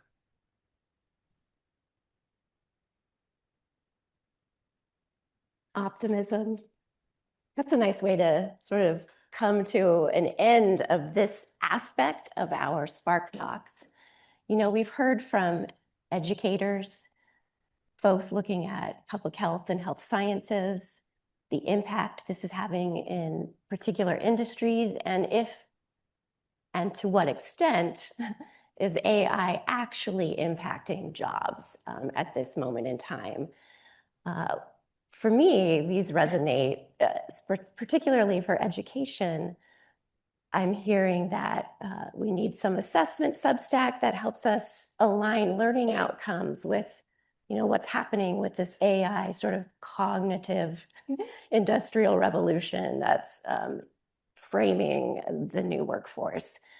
And I'm also seeing along this panel some of the spectrum that typifies conversations I have with faculty, department heads, deans across the disciplines on this campus. I have full throttle, will embrace all of AI now. And I have folks who remind me that they are a little critical of its just broad reach and that it's already inequitable through access and has the capacity to continue that harm. That policies are really important for that. And I recently attended a conference that studied practices of AI use in writing in higher education settings and disclosure practices. And there was significant differences across the big branches of study. So if you think STEM versus humanities versus applied sciences, some of the arts, very different approaches. But all of them said that students and faculty and administrators believed the importance of policy to set some expectations and some clarity around that, and maybe even provoke dialogue. So I'm hoping that this conversation, this quick set of talks, has made you come up with a few questions. So does anybody have some ideas they'd like to share with the panel?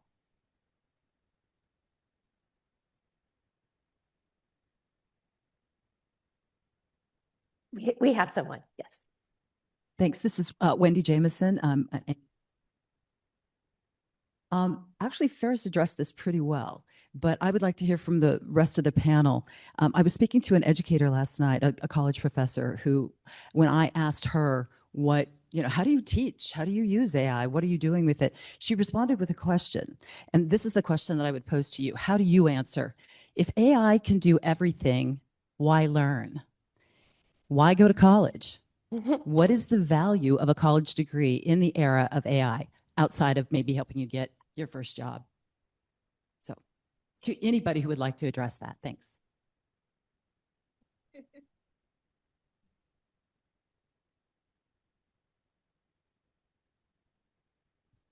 I don't think AI can do anything at this point. There are a lot of research still going on, and I believe artificial general intelligence hasn't been achieved, and it's a goal from the big tech, from the universe.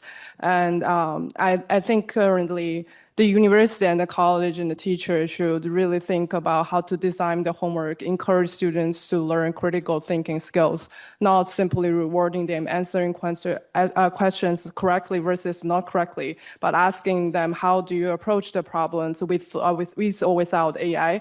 And they might come up with their answers, and AI can help them and collaborate with them and to achieve like the maximum benefits. And additionally, college provides a platform that human actually interact with human, not AI. And I think AI also amplified the factor that we are more isolated, because previously, if we have questions, we might just seek help from our peers, from our supervisors, from teachers. But right now, we probably, the first thing is like we turn into AI, we just blindly trust what AI tells us, but we need to talk to people. And this is really, I think, one of the factors that college brings to students.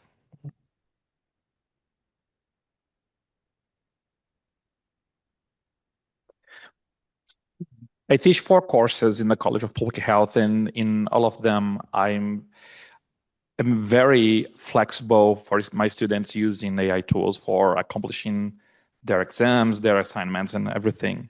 But with one condition, they need to bring the prompt that they are using on the AI tools. And the reason is because with the prompt, I can understand a little bit better the rationale that they use. So I'm really interested in the rationale that my students are building the capacity for interacting, not only with the problem they are trying to solve, but also with the tools that they are using to solve that problem. And specifically in public health, not even researchers, not even human researchers can solve the problems if they're not going into the field to understand the practicality of that problem. So I'm not afraid that AI will pose some threat in the public health position or roles, but for sure, there are new opportunities in the job market that are requiring people with the background in public health, but that knows on how to navigate in the AI situation. Sure. Yeah, I just say we get rid of all the colleges and start over. We're good. It's clear that learning is still necessary. It's clear that learning AI is necessary. But again, back to the real challenge here, I believe, is how we teach. Teaching has to change. Teaching has to emerge. Teaching has to evolve in a faster way than it's had to do for a long time. Students can still learn critical thinking, but only if we teach it well. Only if we do what you said, which is we have them verify, we have them show their thinking, we have them show their critical thinking skills, we have them show and demonstrate the ethical use of AI in all the disciplines they're in. And if we can do that as instructors, if we can do that in higher education, not only will our students continue to learn and to have human skills and higher learning, but they will learn faster. They will learn faster than ever before. And that's the real beauty of this. I think that's the real promise and the hope of this, is that if I don't know how to write very well, but I can use AI to draft my paper, but then I can go back and say, that doesn't sound like me. Let me adjust this. Let me edit this so it sounds like me. But along the way, I just got a half a dozen lessons in grammar and proper punctuation that I never would have had before, independent of the faculty having to teach me about it. I can learn on my own, and I can learn on my own much quicker.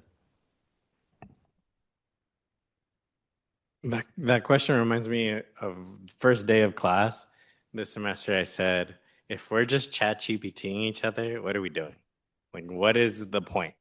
So I think the shift, one of the things that what Jim said resonated with me was the assessment piece. So when COVID hit, I changed all my assessment from timed exams to projects. And so, and even from that year so from 2020 to now, I have no exams in my class. That's how I get students in my classes. I said, you'll never have an exam in my class. And what they do is they do presentations, because how many of you have taken a timed exam in your job? And I tell them on day one, this is the reason, because when you're at a job, what do they expect? They expect you to work in groups, even though some people don't do work. They expect you to communicate complex ideas to different audiences, right? So, and then the other point I just wanted to make was, I've used it and I found flaws, but I don't think students get enough of that experience where they have already content that they know. So let them say, okay, let me prompt this way and see what the output is, and let me prompt this way, see what the output is, and having kind of a little bit more of a critique, which goes to the changing how we assess. I'll speak to that a little bit. I'll highlight that learning isn't just one thing. Learning happens, as Bloom's taxonomy has helped us define, at different levels. There is rote sort of memorizing and learning, and then moving up to application and creating. Each of these fundamentally are slightly different ways of learning, and there are different scaffolds we use in order to support that learning. And even in the profession, folks are being apprenticed into the expectations, the shared values, the ways of doing that help accomplish stuff. And so I also want to reframe, and we're not very good at that in higher ed. We have not helped communities understand that learning differs. And that's also because sometimes we're not listening to the community, because learning happens in community as well. So learning's not going anywhere. It's still a value, but we probably have to help reframe it for both our stakeholders and our students. I don't think I was supposed to offer my opinion, but I did anyway. Hi there, Sam Grohl. I'm a physics professor here at the university. One of the panelists mentioned the dangers of AI becoming an inequality machine. I wanted to hear more about that, and I thought I would frame the question with an anecdote from my course this semester. So AI systems are now able to correctly solve basically every physics problem we would ever assign at an undergraduate or graduate level. And so I was actually very excited about this, and I encourage my students to use AI to help them do the homework, help them learn the material, and prepare for the exams. I was really hopeful that the students who struggle in these courses would have a new tool that would just be like a private tutor. They wouldn't have to be embarrassed in office hours and not want to ask questions. They could spend as much time as they wanted learning the material. And the results were really disappointing and depressing. I found that in general, a lot of these students can't figure out how to use the tools. Either they don't prompt it well, or they prompt it and they can't understand the response. And it's not really helping. And meanwhile, the students who really are prepared and doing well already are just going so fast, the course is like too easy for them, and I'm feeling bad. So it is seeming to naturally promote inequality in this sense, and I wanted to hear more from the panelists.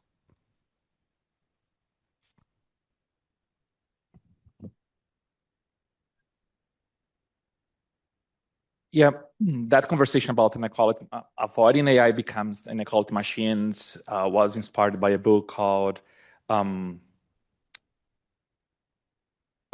Inequalities. I forgot the name of the author, but basically this is about biases and fairness, especially in our area that this matters a lot when we are thinking an intervention that will generate a health outcome.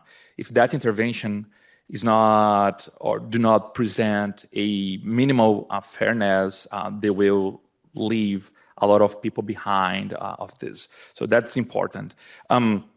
There are two other classical books that highlight and describe very well the impact that AI would cause in this perspective of being inequality machines. The first one is very old, it's from 2016, I think 2016, called Weapons of Math Destruction. This is a very classical one for everybody that wants to start understanding the risks that AI can pose to the society. But the second one is more recent. It's very interesting from a researcher, Joy Buolamwini from MIT. It calls Unmasking AI. So those two books are very good examples about how easy is for AI become this inequality device when they are being deployed in a massive way in the society.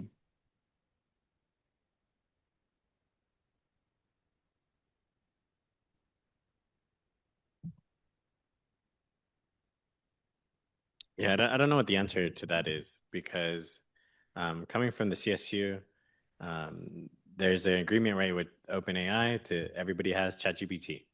So all faculty, all staff, all students have ChatGPT, which is equal, but not equitable, right? So I don't know how you'd move from like individual efforts to something a little bit more higher organizational, because this is something I'm also seeing, and I am just developing just like a Canvas module on how to prompt, how to like engage with these kinds of tools, but I don't know what it means to do this like in a large scale. So, but I thank you for your question, and I think it's a super important one for us to reflect on.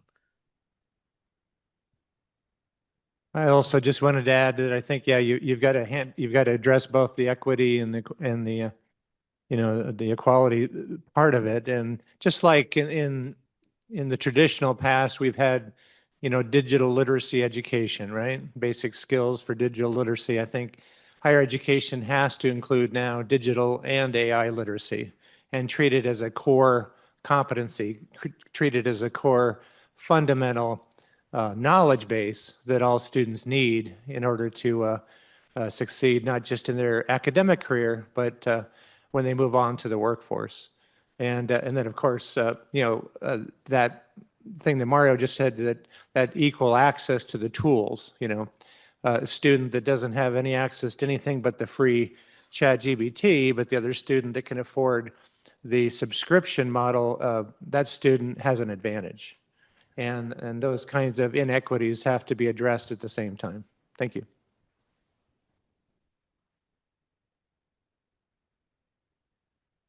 Hello, thanks to all the panelists. My name is Casey Mahoney. I work in the Office of Governor Katie Hobbs as a Senior Operations Advisor. And one of the questions that we've been, sort of dealing with is thinking about developing the state workforce, right, as we bring more AI tools in, identifying how we bridge sort of the national standards, right? The Department of Labor came out with AI literacy standards, right, from sort of a workforce perspective a couple months ago, with, the alternative interpretation of what literacy is, right? Like there are multiple literacies, right? Are people fluent in which languages and which disciplines, and in which job functions, right, ultimately? I think that we have a framework for thinking about how to solve those inequities that exist across literacy, right, in the form of accommodations, right, with, in seeking for folks with, disability, thinking about learning on a spectrum from, ability to quote unquote disability. So I'm curious as to, whether or not the panel has suggestions on how to use an accommodations framework to think about how to build skills and standards around how AI tools can be used to take advantage of the neurodiversity that exists within any group of individuals, but in particular the state workforce or private workforces that you are interacting with. Thanks.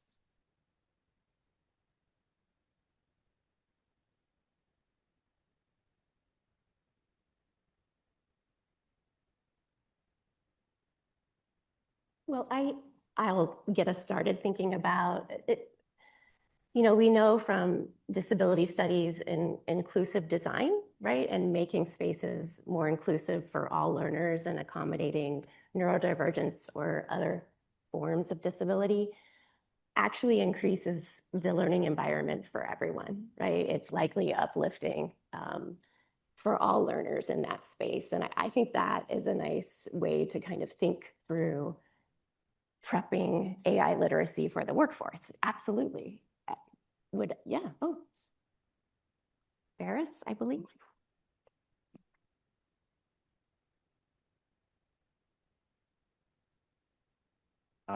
Thanks, Casey. So I think if I'm being honest, like these resources exist in very disparate places, and there has not been a intentional effort to date to catalog everything that's available and to make it accessible for workers and folks that need various levels of training.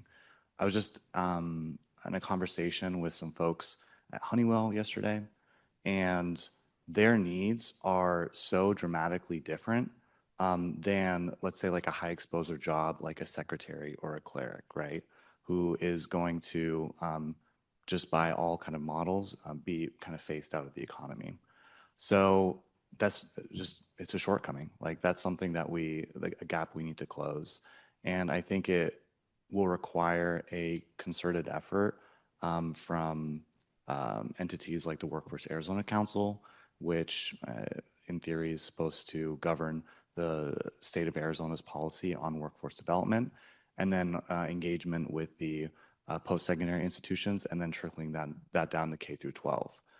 In my mind's eye, I kind of see this inverted pyramid where we have to establish a broader macroeconomic policy that dictates what the priorities are, and that should include this, cataloging of training programs, so we get a consensus on what needs to be included and making it bespoke for high impact, high risk industries, and then enabling then education institutions and providers the ability to look at that and to see basically what the risks are and what the training opportunities are kind of at that middle level, and then bringing it down to kind of that final level at the industry or employer level,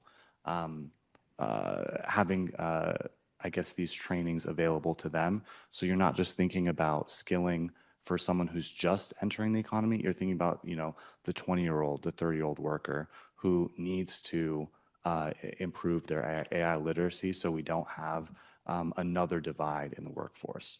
We're already seeing that, with economic outcomes and differences in wages and employment levels. And that just is a kind of a result of where we're going, broadly with how we've designed our jobs. But AI definitely has the real risk of making that divide wider. And so, in short, Casey, that's something that we need to do, and that's something that I don't think has been done yet.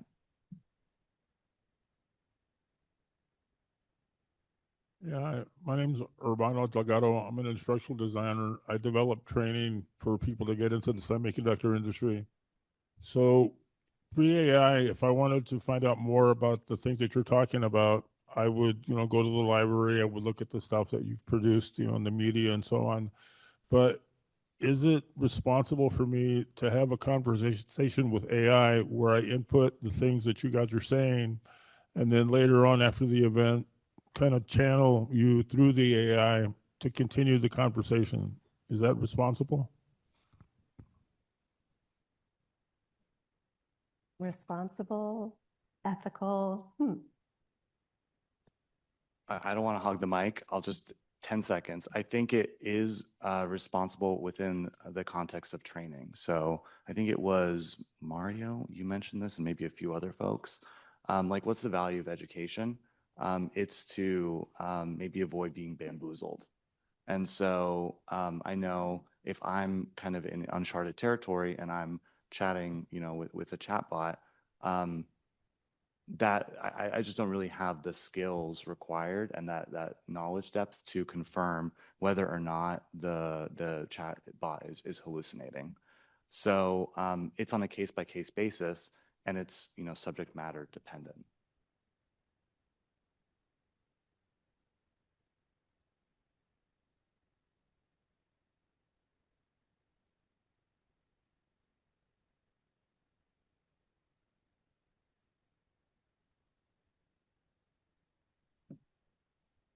I think about like sometimes when I use it and there's really no crediting at all. There's just like information dump or like response. Here's your response. And there's no, I have to ask it specifically for references, right?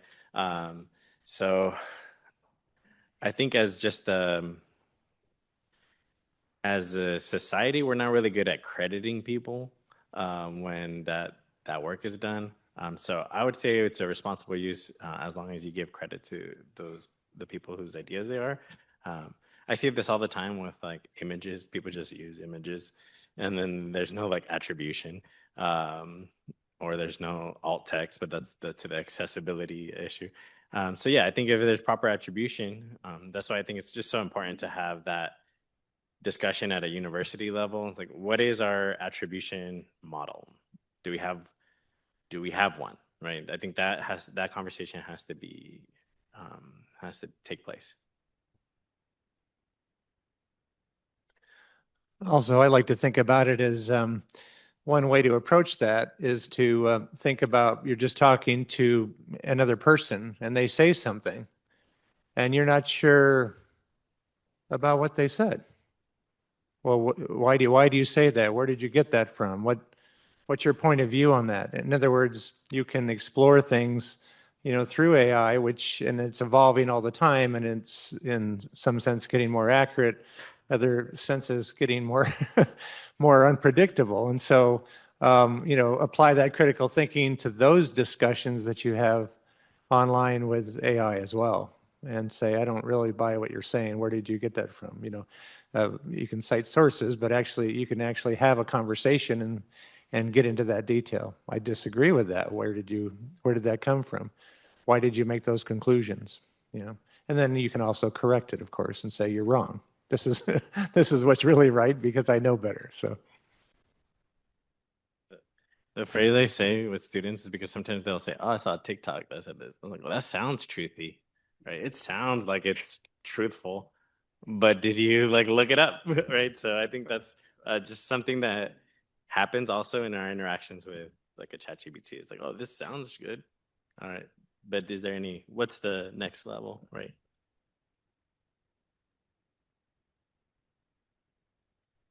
Hi, hi, I'm Jim Gallo from the New Jersey Institute of Technology.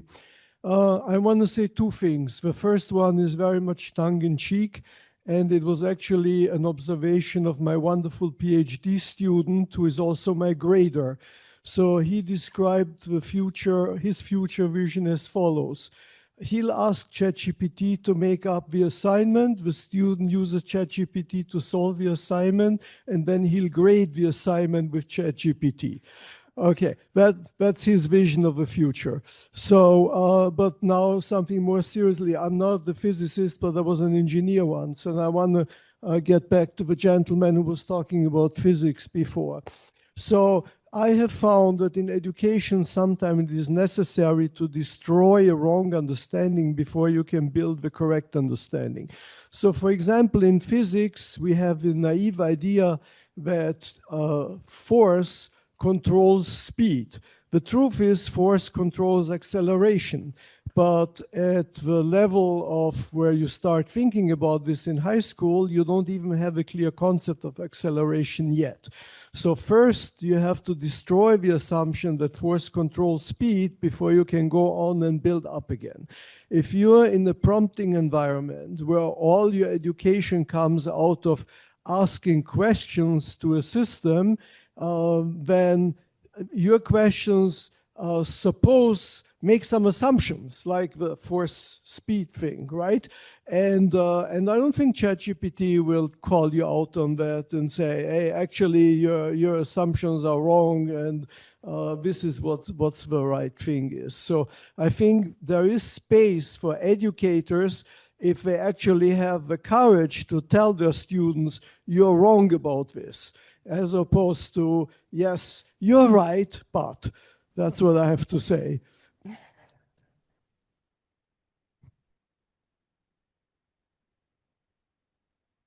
Any thoughts? I'm reminded that threshold concepts in our professions actually require a loss of knowledge. The new knowledge means that you do lose the previous knowledge. It can be very uncomfortable too. Do we have other questions or more thoughts on loss? I'll just comment on that. I think very few times do we say, okay, I'm looking at this concept through this lens, through this bias, right? And having talking to other people, like at the university setting, in a course with a professor, whatever, right? You get exposed to like different lenses versus if you just chat GPT your education, right? It's the embedded assumptions in the model and yours, and there's not a lot of growth there, opportunity. Excellent, that's an outcome. How do we say that outcome these days? Something to think through. I think we have a hand over here.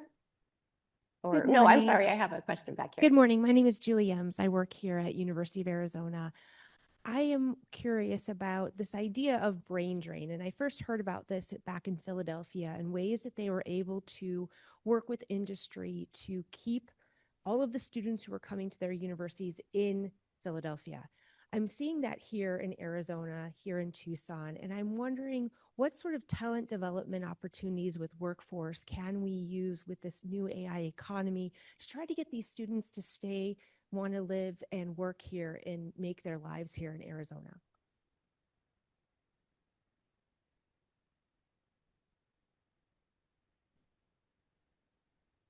Yeah, it's a great question and a constant challenge. And so for my part, I think that staying in touch with the local community, with the local workforce, with industry, and continually asking them, what do you need from our graduates? And what would make them most valuable to you so that you would hire them very confidently because you know the kinds of competencies they have and what they've learned, and make them want to stay in Arizona as well. Perfect example is related to AI is that we ask our advisory committees that we have for every one of our programs, do you use AI? And if you do, what if anything do our graduates need to know in order to be successful in accounting or business or science or programming or IT or a number of other disciplines? And not surprising, I think all of them that I know of say, yes, they need to know AI. We have enterprise applications that have embedded AI now in our CPA firm. And our new hires need to be comfortable enough with the concepts of AI. They need to be understand what's there and what's not there, and be able to step into an application they've never used before, and not only learn the application, but be able to script if there's scripting involved, be able to challenge assumptions made from that application, be able to balance it based on fundamental knowledge of things like accounting and tax. So those kinds of situations, I think, are really important for educators and for higher education institutions to keep in mind and to drive that learning towards. So.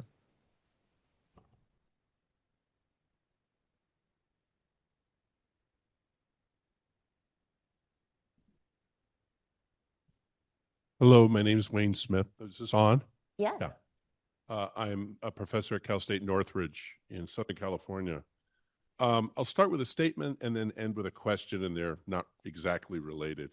I'll tell you, I've been a professor 45 years. I'll tell you one of the things that makes me uncomfortable is de-skilling and reskilling from the student's perspective in front of my eyes. You know, when something is mental arithmetic versus calculators or something, or the student learning objectives, these things are decided upon over many years and thought through. And so there's time to do evaluation.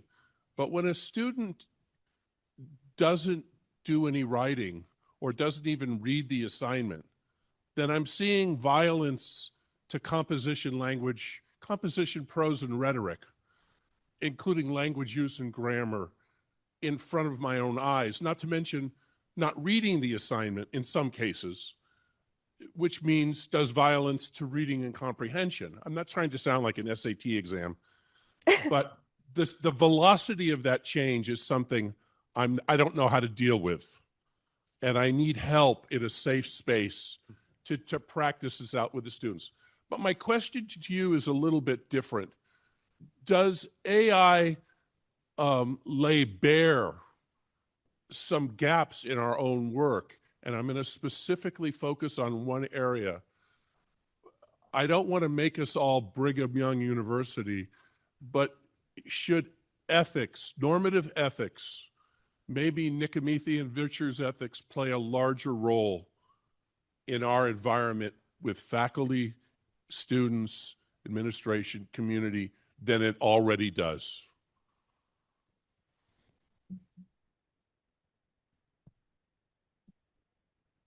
Should ethics take on? Just ethics in everything we do in academia. Well, I'll talk a little here. I currently teach professional writing for graduate students, and like many faculty, have been trying to identify policies that are going to work in that particular context, while also aligning with some of, the impressions I understand from our leaders on campus. But then I also read scholarship pointing out some of the social and ethical problems of AI use. And so I wanted to figure out, how might I write a policy that says we need to attribute, I need to see the process, there needs to be some transparency about your use, but I want you to think about, is it worth all the water it is going to require for an AI platform to produce your response? Think about that. Let's have a conversation about that. So I don't have answers to that, but I do think we have to add this question to our thinking about policies and working with learners. Yeah, I agree with you. I think ethics is the elephant in the room. And as educators, we need to address it and we need to speak to it in every class we have. And that's a great opportunity for learning. If we speak about it, if we're honest about it, if we talk about, those problems of learning or of cheating, but more importantly, how do you know what you know? How do you know it's correct? What difference does it make? How do you even check for errors? How do you even think about, is this valid or not? I think the more we can have those conversations with learners, the more they're going to raise the bar of their natural thinking and the way they apply some of these tools to their own education. And literally having those honest conversations. You can all write this paper with AI in 3 minutes. And what are you getting out of it besides a grade? What do you want to get out of it? What do you want to get out of the educational process? That it really is an opportunity, I think, to address those questions that do require honest conversation between faculty and students, conversations with workforce, but to really talk about it. What are we doing here? What are you doing here? What do you want to accomplish? What do you want to be? And how do you want to get there?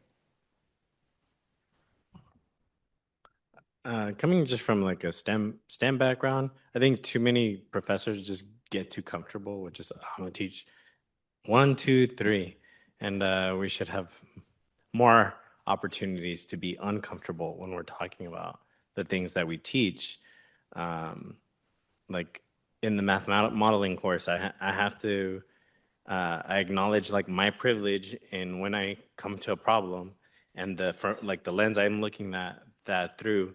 And it is difficult, and it only gets easier when you practice that uncomfortability. But it's something I think that is not practiced enough. We have a hand. Thank you for being here today. Darren Gregg, I'm previously a DoD senior intelligence analyst. I'm now the director of staff at Davis Mountain Air Force Base. Throughout the last few years in my career in the DoD, I saw a lot of incorporation of a number of different AI-driven tool sets that drastically increased the speed that a lot of my analysts were able to reach the solution. And sometimes tools or problems that would take them months to get to before, now they're answering in days or even hours. But one of the things that I found was, as they started to adopt a lot of those tools, they also lost kind of the ability to explain how those solutions were coming about. So my question kind of goes to Dr. Professor Lee's point. How is academia and industry really ensuring that as all these new tool sets expand, that we aren't losing the human ability to think outside the box and maintain our ability of critical thinking and really predictive analysis? I think the mic down there works. We'll send all of them his way.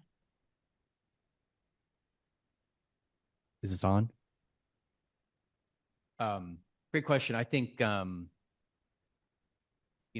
my experience at Master, I don't know if this directly addresses your question, but as I was talking about, we've made a cognizant choice to draw it all back to our mission statement and our culture. And thankfully, that mission statement and culture at our organization is everything to what we do.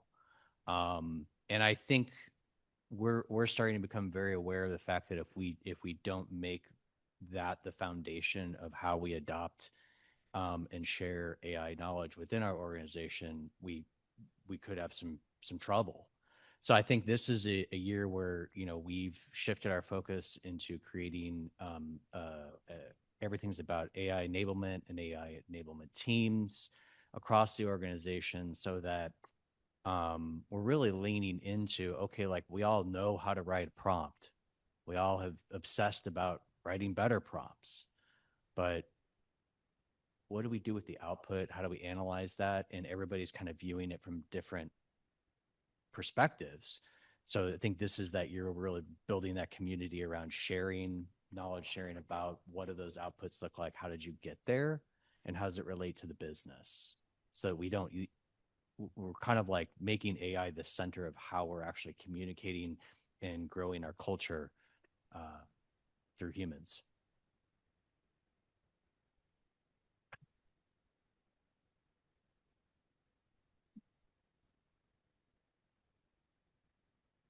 Hi, my name is Carmen Galas Garcia. I'm a teaching professor at UC Santa Barbara.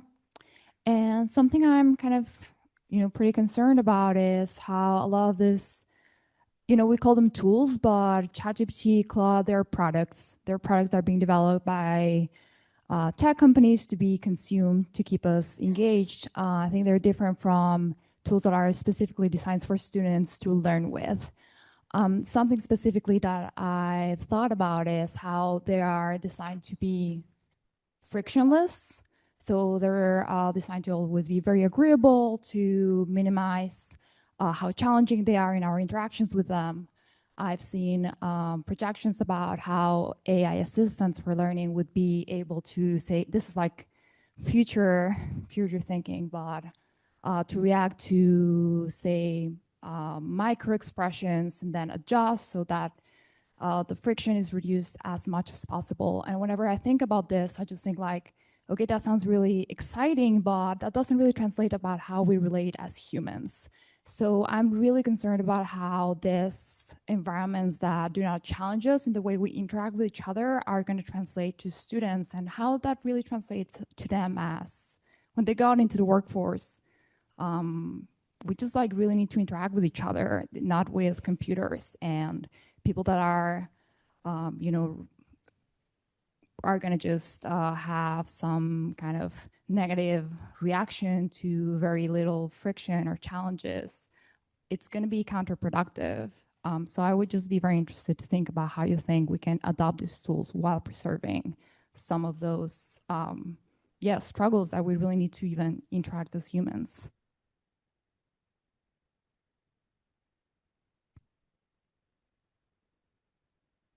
Don't get too discouraged. I understand where your concern comes from. If I could give you a little bit of hope, I think the kids are all right. I think people, I share your concern and I see it, but don't get too wrapped up in it. I think there's us as humans and the interns that I interact with, the talent around me. Just looking at this panel, I think we're good communicators. Some are better than others. I think there are ways that you can continue to lean in emotional literacy and whatnot, but don't get too down on it.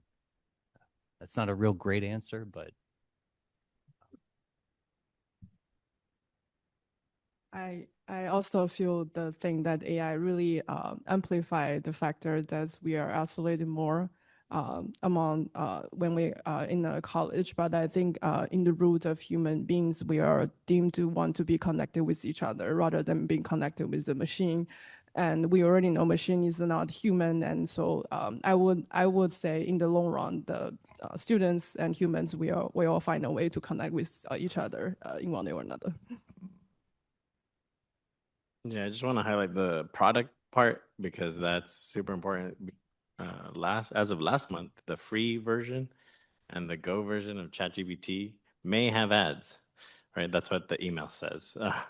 Yeah, it would be just one of the questions that came up in the discussions on Monday was, what do we do if like all these tools go away tomorrow, right? So I think it's important to think about that, and there is also like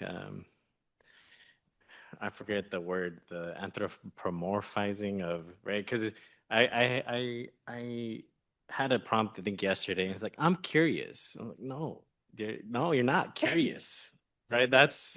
And there's kind of a disconnect there. So but yeah, how do you grow as a person? You have to have conflict, right? Like the best relationships are with conflict and conflict resolution. So this is why I'm going to try something different. I'm the research director this summer for the Data Science for Social Impact program at UChicago, and I think they're going to be in teams. So I'm going to have a therapist come on week 1 and then talk about interpersonal conflict, because with ChatGPT you don't get conflict. And then to build on, oh yeah, let me just take this off. To build on what Paul was saying about like just being optimistic about what's ahead, I resonated with what Mario mentioned about just changing how his students are evaluated. It's about presentations, and that's just, you know, the world is run by yappers, and so that's going to be how we need to communicate with each other, and that's going to be now the bar. I know, like on my team personally, I can just smell like the AI when like someone gives me like a really kind of crappy deck or like a really long document. And it's just we're just transitioning, I think, to a place where the best leaders are going to have an expectation to do more whiteboarding and to do more brainstorming activities where you can see kind of that real-time development happening between people, and we're not going to necessarily be leaning on AI. That said, it's not going anywhere. It's going to become this like general purpose technology that, you know, I think maybe lower performers will lean on, but then for the most successful teams, I think we'll see a talent shift in general to focus more on that interpersonal connectivity and an ability to create something with other human beings. Because as a society, we've agreed there's, you know, many industries and occupations which we're just not comfortable with handing the reins over to a chatbot, right? 20 years ago, we could have like phased out pilots, like on airlines, but we're not comfortable with that happening because we want a human at the helm. So again, just to build on what Paul was saying, and I think a lot of the solutions on this panel, you know, we're human beings. We're not this like 4-dimensional, higher level, you know, entity with mind hive. We still need that like interpersonal connection, which makes me also very optimistic. Unfortunately, that is where we need to end. Thank you all for your time. We appreciate it. We appreciate you being here. I want to give this panel a round of applause. So our next panel is AI Leadership in Government, Chief AI Officers, State Innovation Officers, and University Partners. Today's moderator for this panel is our very own Dr. Barney McCabe, Associate Dean of Research, College of Information Science, University of Arizona. Thank you, Barney. Thanks, Rudy. So we're going to start this panel off, and the role of these places, the Chief AI Officer, is a very new role, in case you hadn't noticed that. The innovation, these are new roles are described. When we first started having the conversation in email, I took us down a bad path. I took us into what are these roles really all about within your institution? And that's not the point of the panel, right? We're going to be looking across how do we integrate these roles, right? When you create new roles like this, there's an opportunity to do things differently, right? So when we created the CIO position many, many years ago, it was really about how do you make your institution stronger having a CIO, because you can do business intelligence, you can look through your data, you can understand how you're actually operating. The big difference here is the technology we're talking about is applicable everywhere. It's not just within your institution that it matters. It's not just making your business better because everybody is facing this technology. Everybody is engaged in this technology. And so what we really want to explore in this panel is how can we use these roles to do better, to do more for our communities more broadly, for local government communities, for our states, for the nation more broadly, and how do we reshape those roles? And so I want each of the panelists, I'm going to let them introduce themselves, tell you a little bit about what their roles are, what their responsibilities are, but how then do we break out of the silos of focusing on what your day-to-day job is within the institutional infrastructure that you're working in, and how do we do more for the community? How do we look outward, as it were? So with that, do we have an order that we prefer to go through on these? Okay, so Ryan, I think you had slides, is that correct? So if we can. You have your 2 slides, sir. Thank you. Okay, do you need to run? Oh, you've got them, good deal. All right, Ryan, we'll start with you. That sounds great. Thank you, Ryan Wright, University of Virginia. I'm a business school professor, and I also run in the director of AI research for the University of Virginia. So you're probably thinking to yourself, how did a business school professor become director of AI research for a university? And I think David has already answered that question. Is my job is to reduce friction, is change management, and to elevate conversations. So, and we were very wary of actually appointing a CIAO. David, this is where you want to hit record on your phone so you can pass this off to your provost and your president. I think University of Arizona is a leader in the space around AI because of the investment they made in leadership, which is desperate. So you need not only a top-down approach, but a bottom-up approach.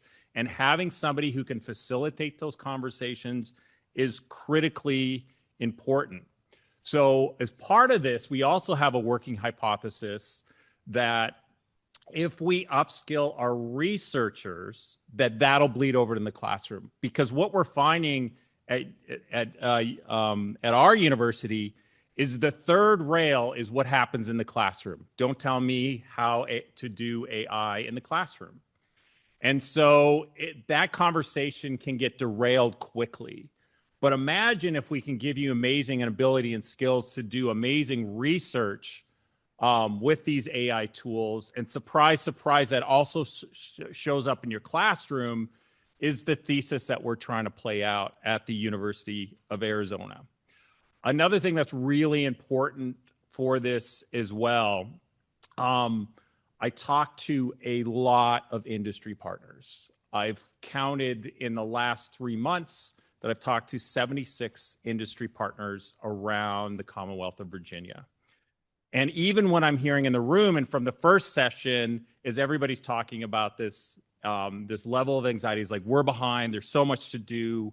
I'm going to add to that level of anxiety and hopefully immediately remove it. So I have a regime where I spend 2 hours a day just looking at AI tools and research every single day. And I cannot keep up, so I don't know how everyone is keeping up with what is going on. That said, when I talk to the biggest companies in the world, when I talk to the medium companies in the world, when I talk to the flower shop operator owner of these, they all feel behind too. So the conclusion I've reached is we're not all behind, we're all anxious because there's too many opportunities and we don't know how to prioritize these opportunities.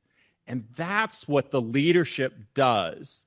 We absorb that anxiety and exude optimism about the directions and opportunities that our universities have. The second thing is, I think is really important to understand, and what I've grasped from this position, is this is the opportunity of a generation for universities to convene discussions about government, community, learning, and knowledge creation. We have lost our way since the Second World War of being the convener of that discussion. And I think this is the opportunity for universities to be community leaders with this discussion as well. So we're doing that in a couple ways. And what you're seeing in this slide is we're creating what we call the call. I'm not sure if that's going to stick or not, but it's the Commonwealth AI Institute. It's the 8 public universities in Virginia have come together and said, we need to create that community around workforce training, around economic development, around research and discovery, and around trusted AI for government. We have a little bit of government out in Virginia, right? And in fact, I want to end, kind of this discussion by saying, as a good Canadian, I'm going to end this with an apology. I actually have to jump on a plane immediately after this panel to go to DC and have this exact same conversation with folks there. So I think it's really, really important that we understand that we are all anxious about this. We all need to prioritize as well. Can I see the second slide real quick? So what does this mean for the governance portion of this? So we are in academic freedom, teaching and learning. We are laser focused on the student experience. What is the student experience? It's not bots teaching bots, as we said, as everybody is afraid of, but what are the incredible things we can do in the classroom that we could not do before? So that is a different perspective, and it is a wild west, frankly, out there about what people are trying, and we're trying to elevate those conversations. With research, it is super exciting. We are team science, with data science being the underpinning of what we're trying to do. So helping out our medical schools, helping out our humanities departments, and understanding what tools can do incredible research. One quick story, we have one of the most amazing historians, I think, in the country that looks at the effects of pandemics on the native population. He has over 1 million records that he literally was coding with grad students for the last 25 years. Well, now with the new AI tools and the vision models, he can do amazing research that impact these communities directly because of AI, because his ability, and this is what I call a blackboard historian that is embracing these tools. So that is exciting, and getting behind that. The industry partners is exciting, allowing the industry to figure this out. And I'm not talking the frontier model folks exclusively. I really am talking about how do we ingrain our community? How do we get everyone involved? We have a strong partnership with, for example, the Virginia Chamber of Commerce, which has a different conversation than if you show up at a tech conference about what AI upskilling means for that community. I think we forget about administration, IT, InfoSec at universities, and that's what we want to do. What can we do better, human augmented? And then finally, what are the different schools? So we have 12 different schools. We have 12 different committees on teaching and learning at each one of these different schools. And that's the bottom up, is allowing those discussions to happen in a way and not pretending that I'm the historian that can tell you how to use this technology. You are the domain expert. So that's kind of our perspective on that. And it really is, it's like removing that level of anxiety, understanding that we're all behind, so none of us are behind, and then figuring out how we ruthlessly prioritize these opportunities to make sure universities are at the center of this discussion. So that's a little bit about me, and then I'll pass it off to the rest of my panel. Go ahead. All right. Hello. I'm Michelle Watt, Chief Technology Officer in Residence with Arizona Institute for Education and the Economy. We are part of Northern Arizona University. And I also like to let folks know that I am a recovering kindergarten teacher.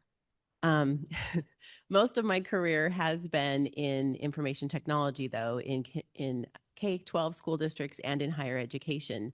And just last school year, I was leading an IT department in a large school district in the Phoenix metro area. And in that role, my job was to lead our AI implementation, governance, get us off the ground with that.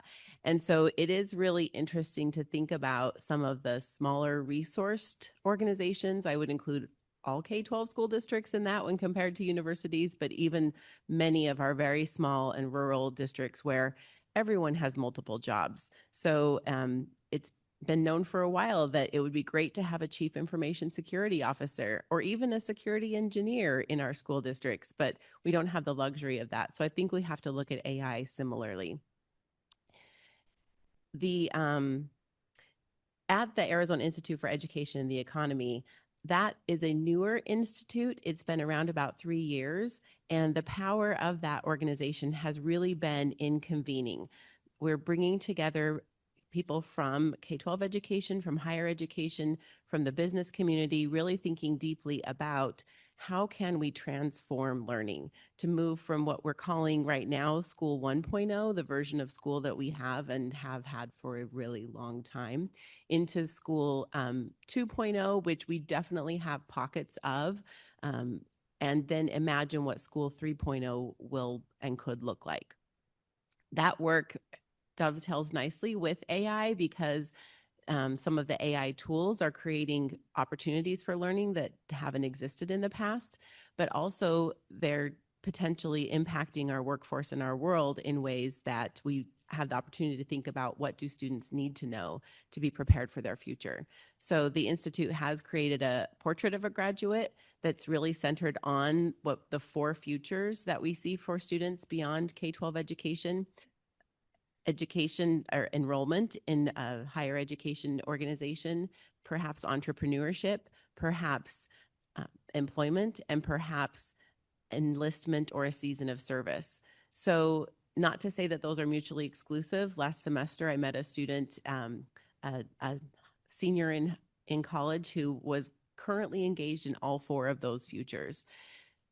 So to make this happen, one of the other things that we have created and are leading is the Arizona AI Alliance.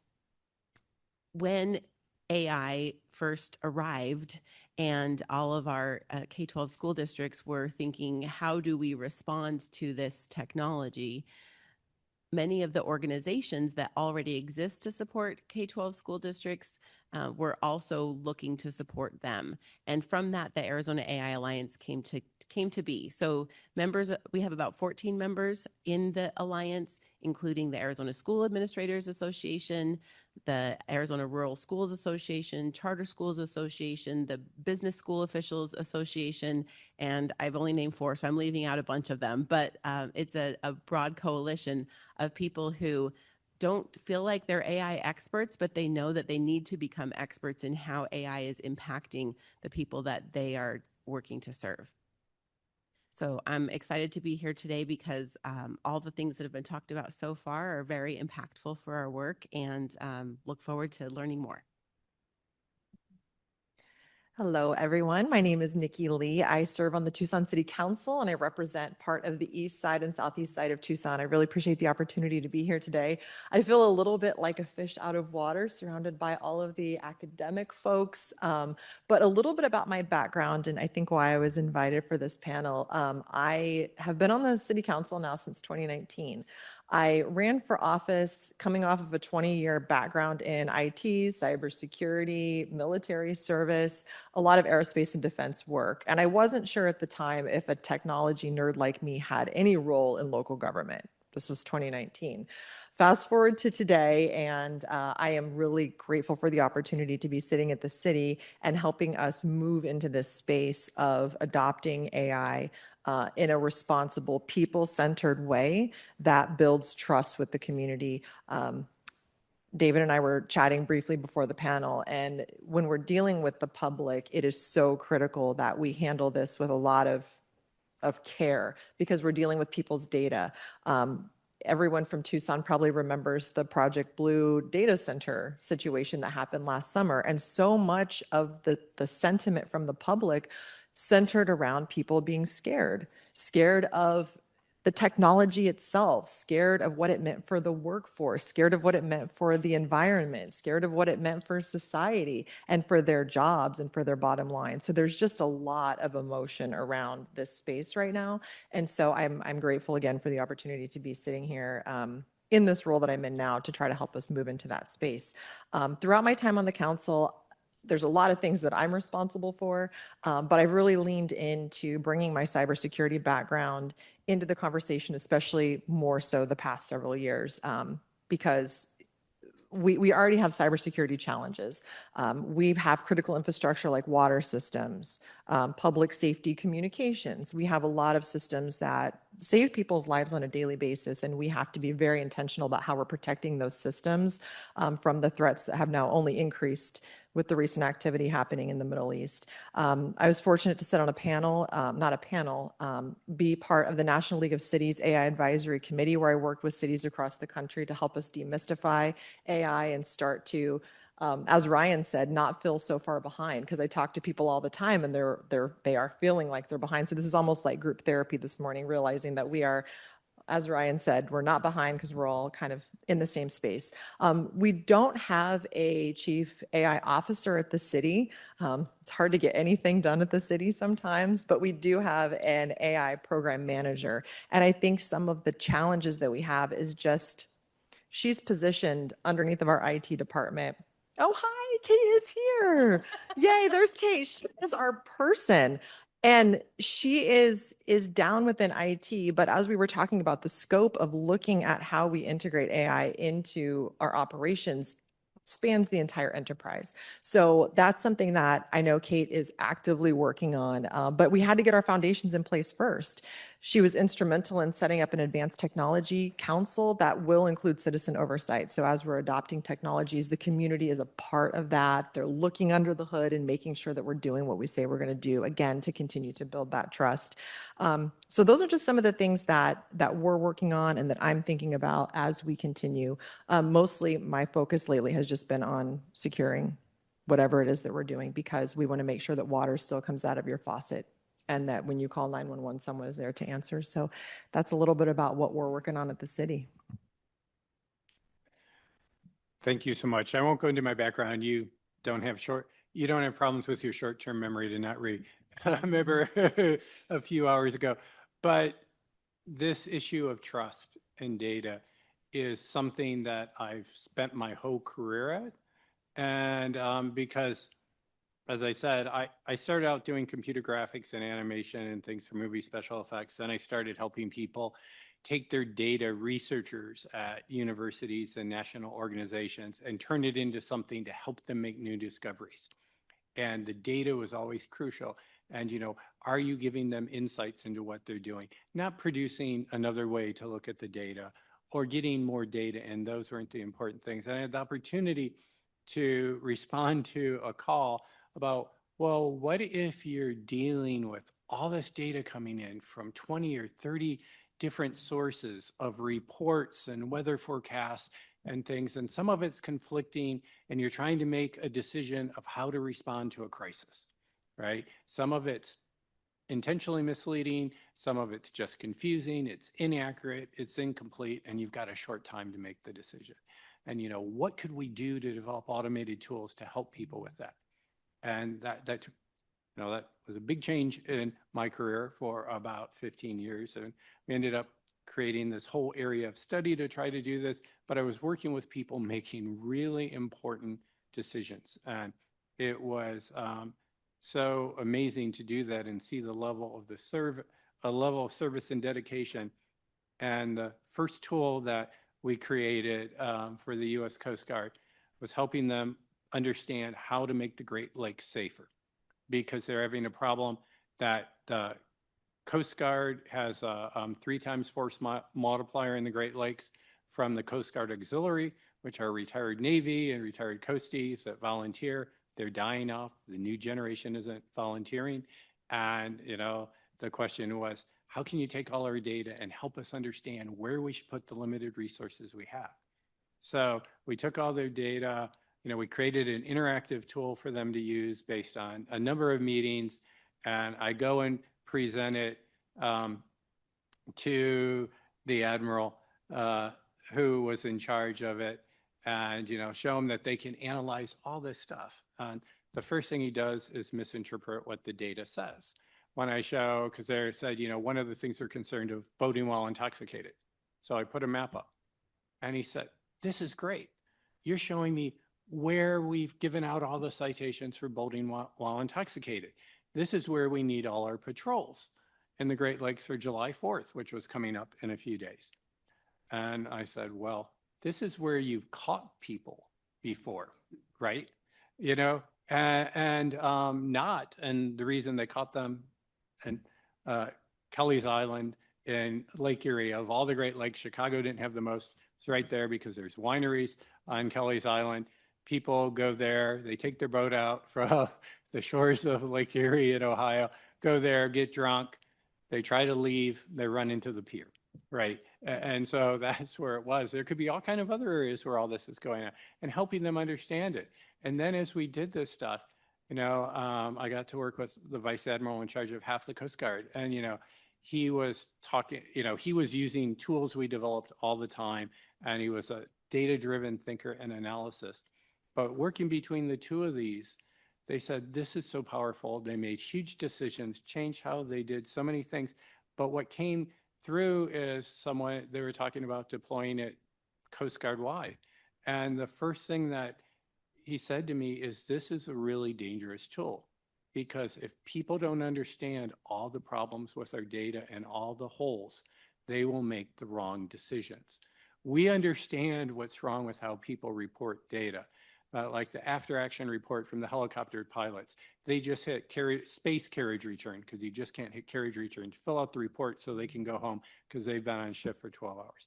With the police we worked with, the time of a crime was so inconsistent because people are gone for the weekend. They come home and, they find something missing or the house broken into, and they said, when does it occur? They don't know what to put, so they put nothing. Right. And so, we find the first thing we do is find errors in the data, and people, try to address it. But the data comes down as a key portion to this, and the trust in that data and the trust in the decision making. So everything we did allowed people to go back to the data that was creating that red pixel. And I've said my whole career, and I started saying, if a doctor was going to say I needed surgery from a reconstruction from CT and MR, I spent a number of years working on that. I'm not going to trust him unless I see the parameters and explore the data myself, right? The same thing with these decision makers. You don't decide where they should deploy things unless they can see the data, because as Rob Parker, in charge of the Atlantic Command, said, when they were getting when a hurricane was going, when Katrina was going, when the hurricane was going up the East Coast and they were going to have to evacuate Norfolk, their base at their command center, and he was working with someone modeling coastal flooding, the person was like, well, we're up to 80% accuracy that there's going to be 4 feet of water in your command center. And he said, okay, I'm going to evacuate and go to our backup. And, the academic is like, we don't recommend making any decisions until we have a 95% confidence interval. And, Rob's response was, I'm trained to make decisions. Most of the decisions in my life is with 50% of the data in. And that's the skill. So I always take it that the computer helps you find information to have the decision maker make the decision. But this is so important. And this is really the role as we're talking to people to help them understand our technology, and whether they're leaders in communities, they're on the city council, they're in Congress. Luckily we have a very proactive set of leaders across the state who reach out to the universities to be a source of reference. I mean, we've been very fortunate to work with Senator Kelly's staffers numerous times on things that have come up on federal regulations, or give advice to his way to create and help AI be affordable to all of the public by taxing corporations. The first draft of what they were proposing, universities who use data centers and AI would have to pay a large tax.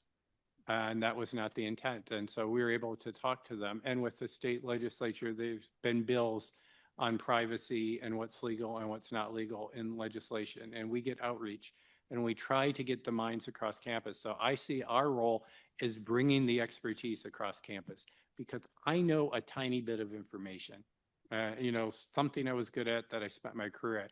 But we have brilliant people across our universities who are experts at so many things. And as we convene them and bring them together, going back to that point, I think it's our opportunity to get those people together to engage in discussions and not be intimidating, right? We all are very, I spend my life finding out everything I don't know, right? And luckily that you get to spend your time doing that. And so I think I am wrong the majority of the time. I always tell my wife when she points out that I'm wrong, that it's like, well, that's the X time today, right? Because I expect it to continually happen. And as a researcher, you keep on doing it until you get it right. So anyway, that's how I think we all work together. Thank you all for those introductions. I appreciate it.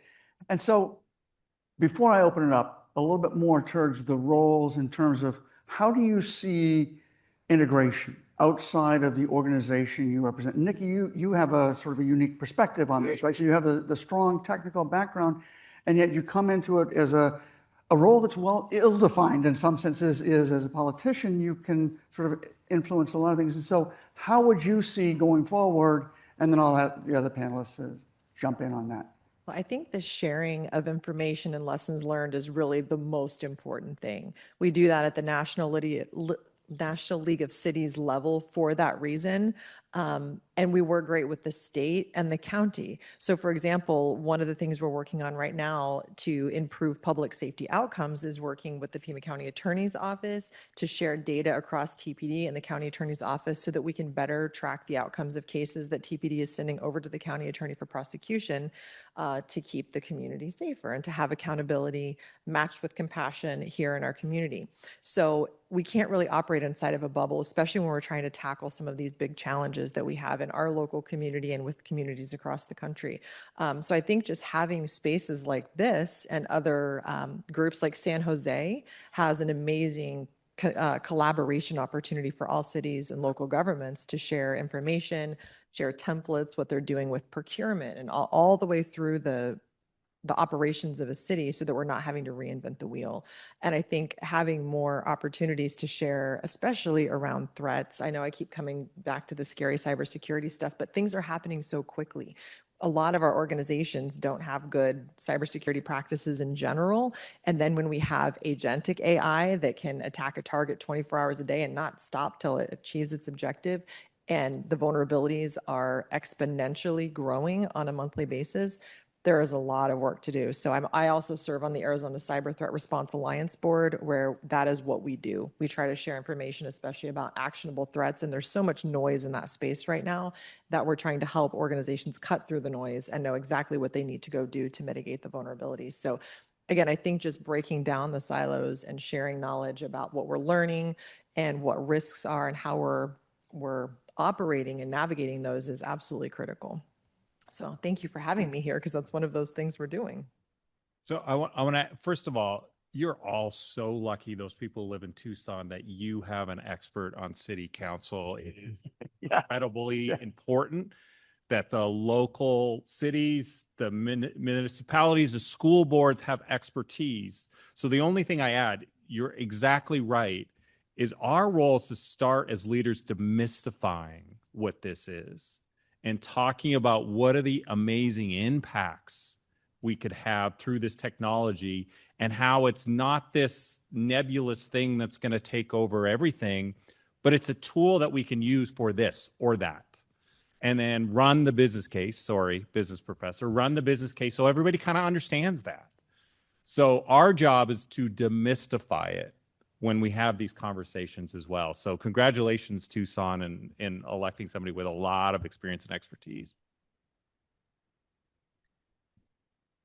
When we think about integration, I think building on demystifying it, we need to help people see that they don't have to be an AI expert to be important in the conversation about what do we want our society, our learners, everyone using AI to, what do we want them to have access to? What kind of guardrails do we want in place? How do we want to protect our data? We need many voices in that conversation. One thing we saw in the Arizona AI Alliance was that initially the integration was, okay, we know a lot of people need to learn some information about AI. So we'll share information about trainings that are happening so that there's a lot of information flow that way. And then once we reached kind of an equilibrium, some of the information sharing died down. And the people who were still the most engaged in the alliance were the AI experts. So we were speaking to the choir. And in some of those organizations, they're small. That person is also the leader. But in some organizations, it is larger. And just like our program manager in IT responsible for AI across an organization, you need the people who have a little more authority to be in the room and in the conversation. So we are working to do kind of a strategic uplift. And the two messages that are important to me for all of our members to understand is that they don't have to be an expert in AI to have expertise or the responsibility to share expertise about how AI can or is affecting their field. And then the other message is that we don't have to just react to the tools and technologies that we're being given. AI has been described as an arrival technology. We're used in schools to deploying technology, and it's not in the classroom until we put it there in many cases. But this is a technology that exists, and whether you've deployed it or not, people in your organizations are using it. So with that reality, let's think about how we can then say, well, these are the kinds of tools that we want. I think the participant, I don't see her, who I loved the comment about, well, why don't we have tools that aren't sycophantic, tools that are challenging our thinking? Sometimes I feel like AI is a really bad group partner, because I want to start talking about an idea and it does all the work. And the work it does is not as good as if we would have talked longer about the idea. And so I think that we're starting to see some of the larger foundational models begin to build tools that are more about learning. And there's been conversations in some organizations about, instead of benchmarking how good AI is at doing something instead of a human, let's benchmark how good it is at helping us learn and become learners so that we can have an AI age where humans are flourishing. And I really think that when you have an alliance already, or people who want to join together, that our voices are louder in that message if we come together and say it together. Anything to add, David? Okay. So about a dozen years ago, it feels like that. So I came out of the DOE National Labs. I've been for the last dozen years or so and coming back to academia. But at the time, there was a discussion that, gee, the DOE labs know a lot about computing. And we know a lot about how to manage some of this infrastructure. So shouldn't we, or the DOE labs, take on the responsibility for managing the nation's data, right, coming out of all the different agencies? The net result of all of that discussion was that Oak Ridge now has the VA data set that drops on a regular basis to the laboratory, and it does connect up with their large-scale computing capabilities. But that model of part of the motivation was everybody's building their own independent data infrastructure, right? And they're all vulnerable. They're all potentially not being used appropriately. Is this a place where we should start to think about doing things more collectively? And are the roles that we're defining enabling that and enabling the right conversation, again, about the integrity of the data, the security of the data? And again, data is sort of the thing that drives AI and drives this whole capability. If you have it, as David will like to tell you, he was working with a friend that would say, it's all about the data. And then they would stop and wait a couple minutes for people to go, yes. But it really is. It's about the data underlying this. And so are we building the right infrastructure? Are we supporting it? Are we sustaining it? And I'll let you, any of you, David can start. Yeah. So I think you bring up a really good point about this. And some groups in the government have made progress on unifying their data. I know when I had the opportunity to work with TSA, and they were looking at trying to see their reporting systems and how many different databases they had. I think it ended up being, it was over 120 different databases that were being maintained. And there were like over 50 databases that contain data of record.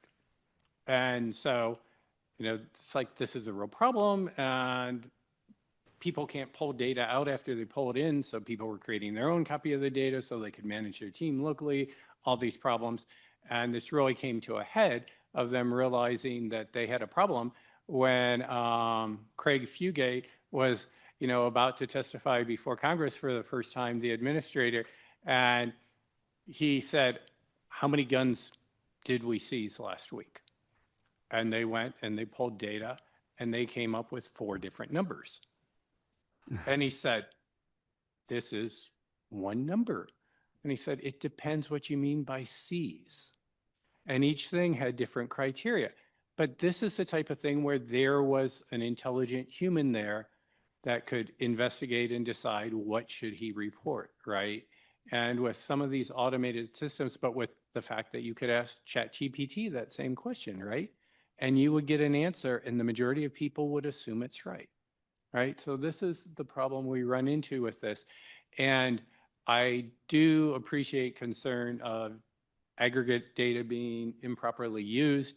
The thing that I never forget this point in time, I was putting together a large team to do something for the US government, and I get a call from someone, and he says, I work for this company, Secret Service person had connected me to him, and he said, I think we would be a great partner for you to help combat crime in the US, because we have a digital record of if anyone has ever done anything using a system in the US, they have a unique ID with us.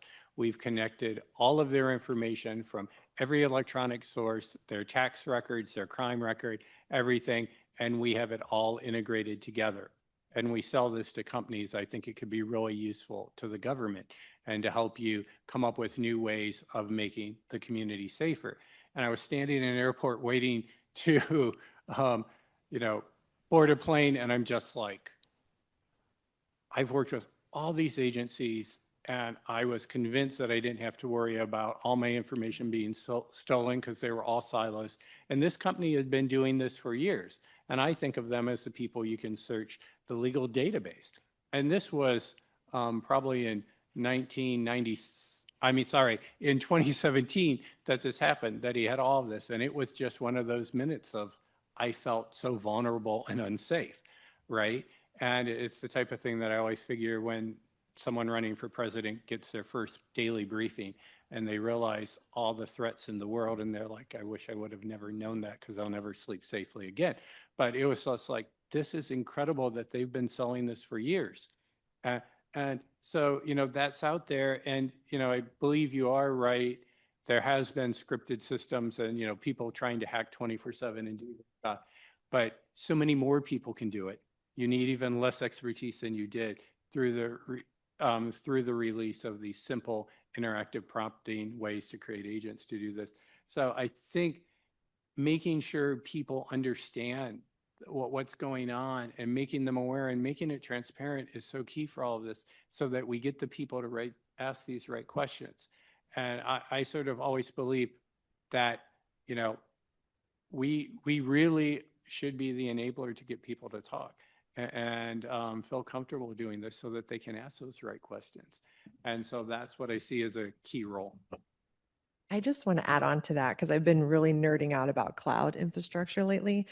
So I do think that the DoD or DOW now does a pretty good job of trying to have standardized criteria for their environments. So defense agencies can work inside of very specific secure environments when they're processing classified information.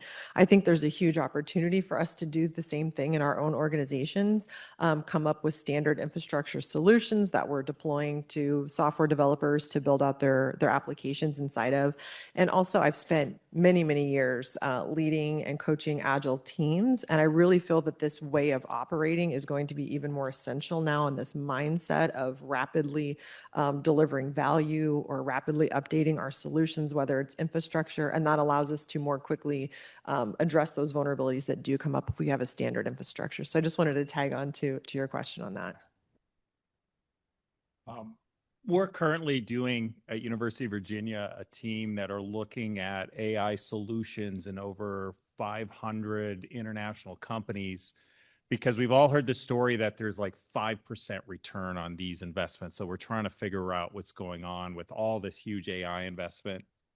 And I think the underlying theme of what you're talking about is something that nobody really talks about. We have Project Genesis, 600, like crazy numbers that are talking about compute. We have Empire AI, which is the New York infrastructure, close to $1.2 billion on compute. We have Mass AI, which is about $1 billion we're investing in compute.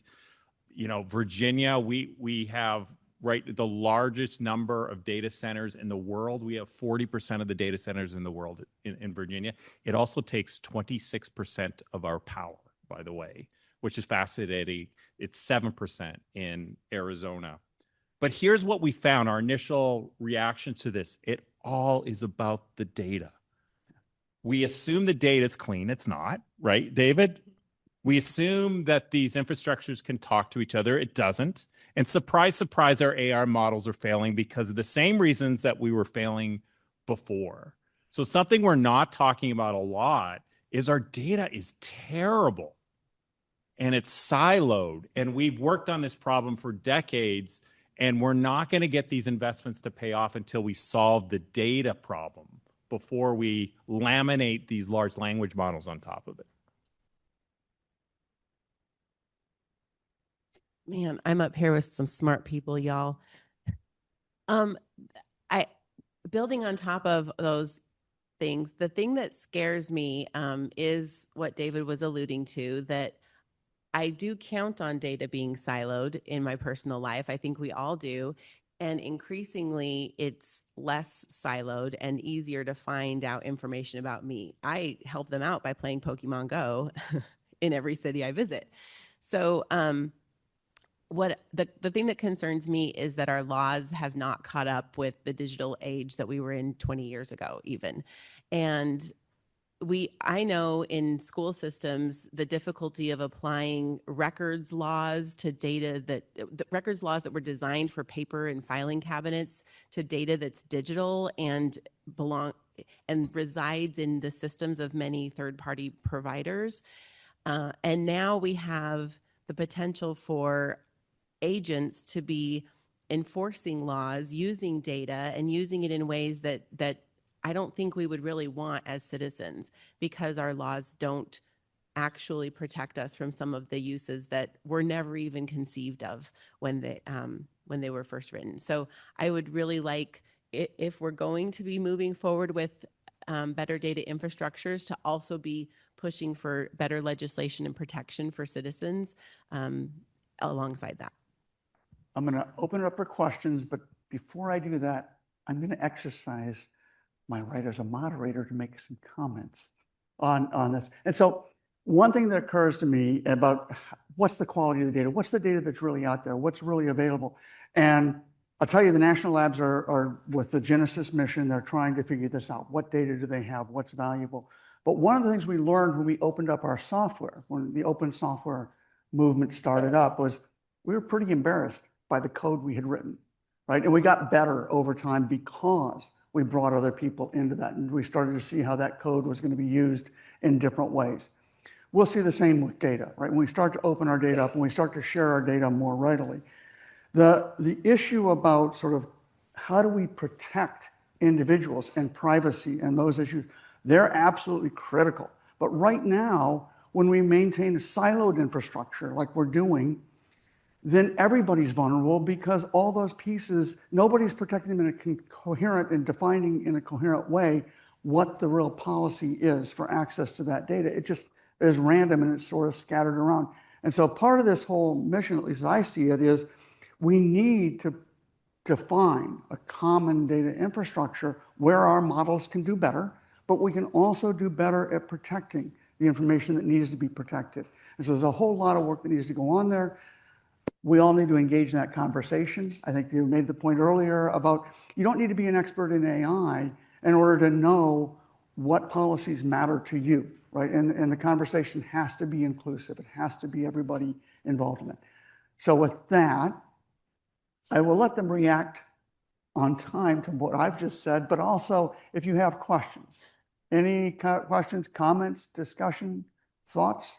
While we're waiting for someone to please raise your hand so we get good insights, I just wanted to say, with that protection of the data, we need historians, we need sociologists, we need people from indigenous communities, because 80% of environmental data is stored and maintained for the history of our planet with indigenous populations. We need ethicists, we need lawyers. It shouldn't just be the IT people who's, I'm a programmer, sometimes you take the simple solution and and justify it to yourself because you're looking inward, and it isn't necessarily the best thing for everyone. So, I really do need all of these people, because things happen time and again with different modalities, and we need to learn from those lessons.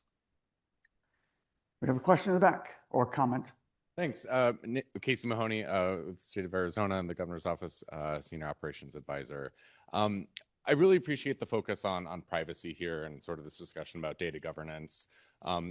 Obviously a huge priority, right? I feel like there's, a potential disconnect between how members of the general public see the urgency of privacy, right? Like I've got X many passwords that are expired, being detected on my browser. I know I've got years of Facebook photos that are floating out there, right? And, and my individual capacity to impact that is pretty limited. Companies invest in this because they want to make sure that HIPAA laws and PAI, are sort of complied with and so forth. So there's a strong financial incentive there. But I feel like there's a sort of disconnect with sort of like the policy valence of, getting people excited about getting their data, getting their data sets together and in good order. And so I wonder what the panel sees as sort of the opportunities lost from that potential lack of engagement, and sort of are there ways to elevate the profile of these issues to get more people excited about data governance?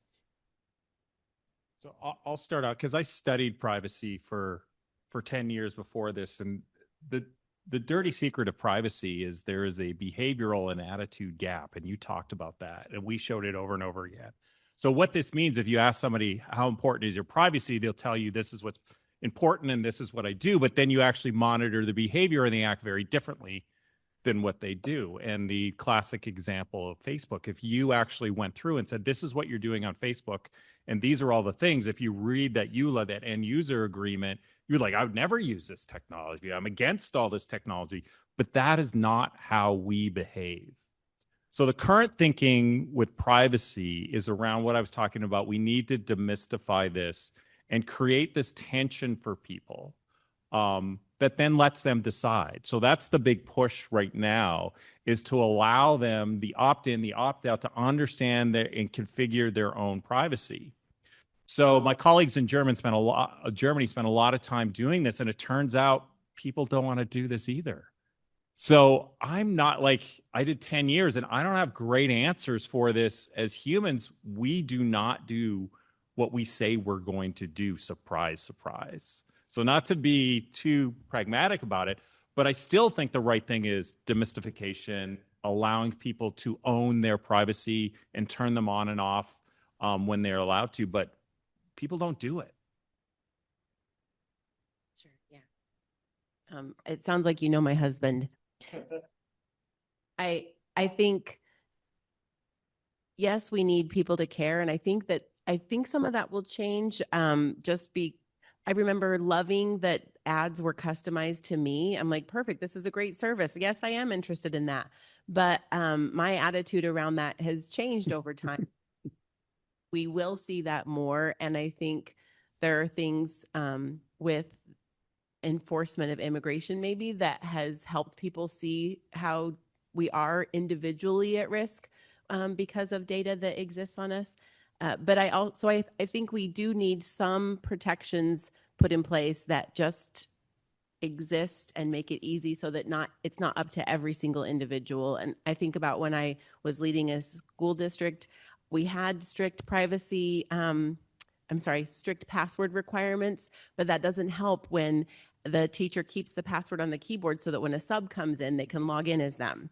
So I learned about a lot of really bad practices when we implemented MFA, and you're welcome. Now they're all, everyone's more protected. So I didn't have to rely on the individual behaviors of every single person.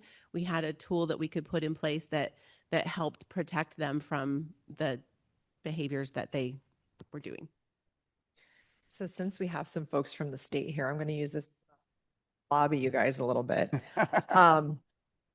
Couple things come to mind with your question. Recently, there was a California law that went into effect. I'm not sure if y'all have heard about this. That is a service for citizens that they can utilize to get their private data removed from these websites. That is butchered in what it actually does, but I saved off the link because I think that's hugely important. I pay for a service called Incogni, I think, to go remove my private information or whatever information is out there, which there's a lot because I'm an elected official.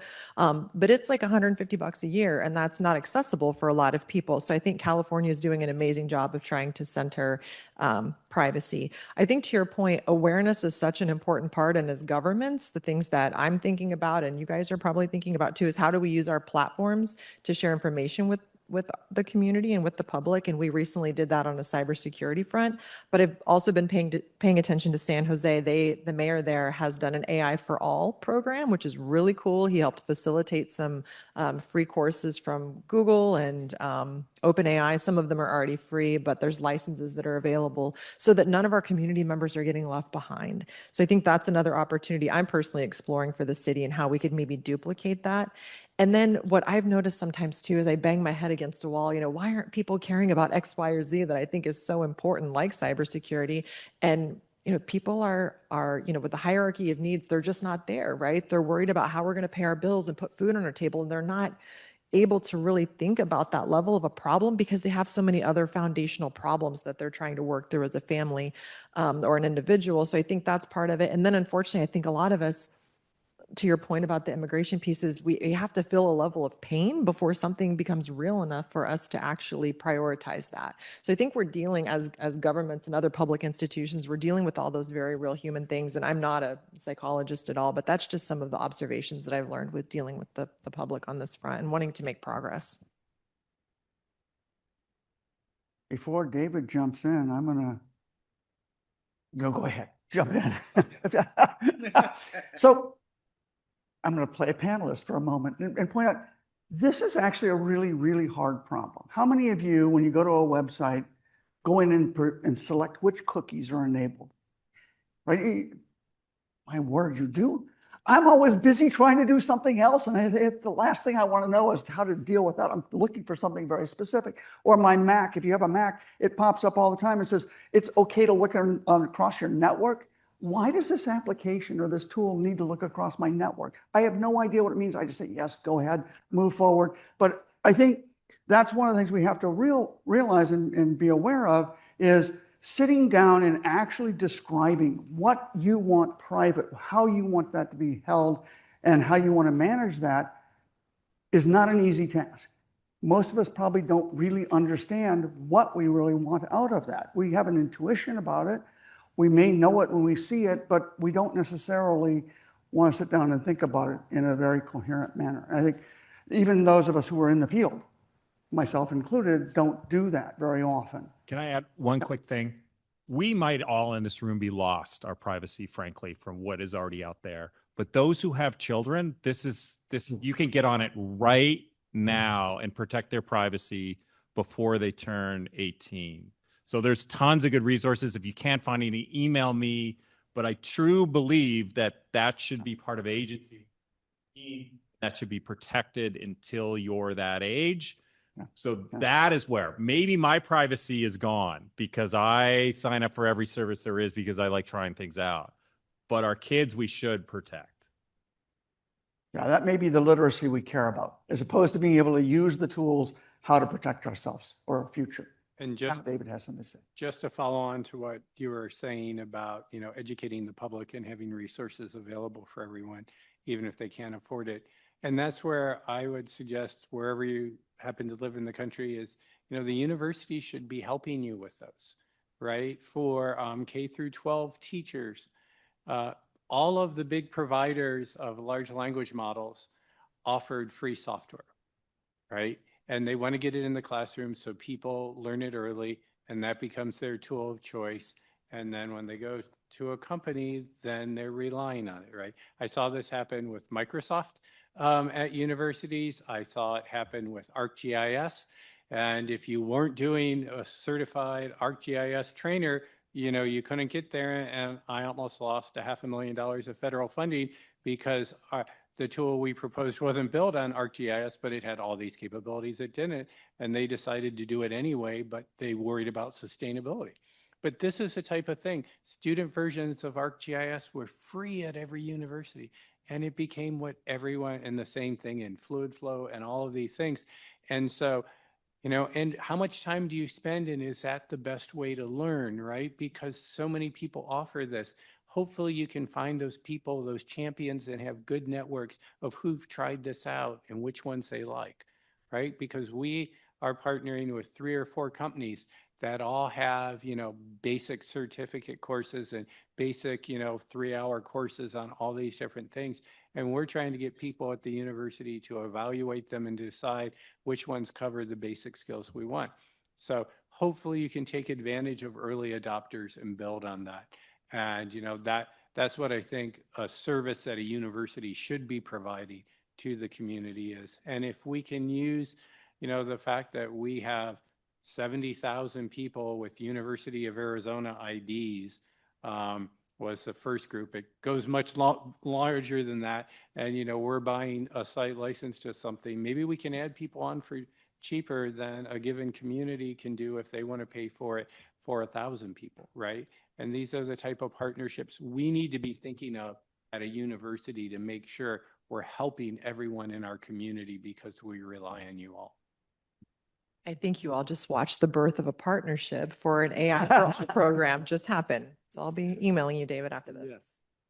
So On that note, what's the next step in such a partnership? Or I mean, and part of that was this conversation as to how do we build an ecosystem of people who are talking to one another, who are supporting this for our broad communities, as opposed to, again, defining the role as what it is for your institution or your specifics. How do we broaden that out, and how do we support that? And those of you who are trying. Not surprisingly, I have something to say about this. So I've been trying to do this in my role, and what I've landed on, and I would love your feedback here. I am here to learn as much as I am. I'm soaking up all these things. I think it starts with an understanding of shared values. These are the things we share in common, and then what are our challenges and how we do that? I think we all start with the challenges too soon. I think we start with the technology too soon, and we don't talk about values. What are our values here before we start talking about the challenges? So when you talk about values and you're having a conversation with all these different folks, I think then that surfaces opportunities like the one you're surfacing here is like, oh, I have a shared value. We should talk about that.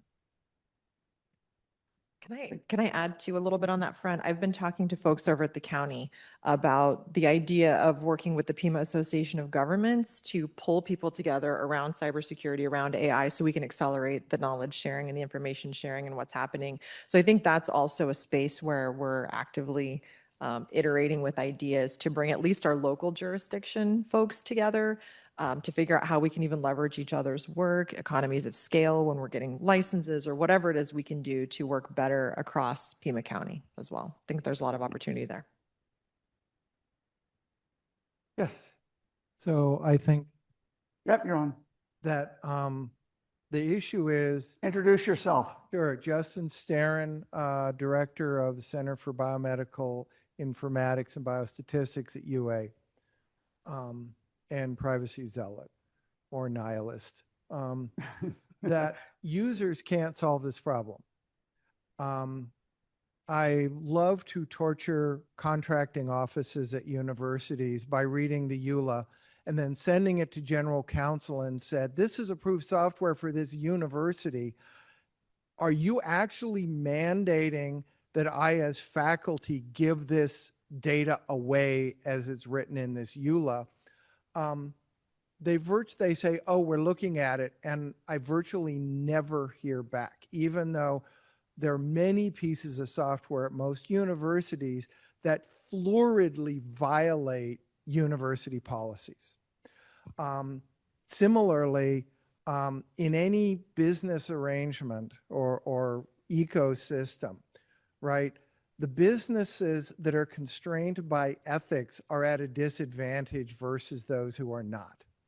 So it requires the leaders of major institutions to draw a line and say, no, we are not going to agree to this EULA that violates our policies, and in some cases state law, and for the legislators to set a minimum floor. Now, those floors have to be informed. California is moving to a kernel level age verification for all computers sold in California.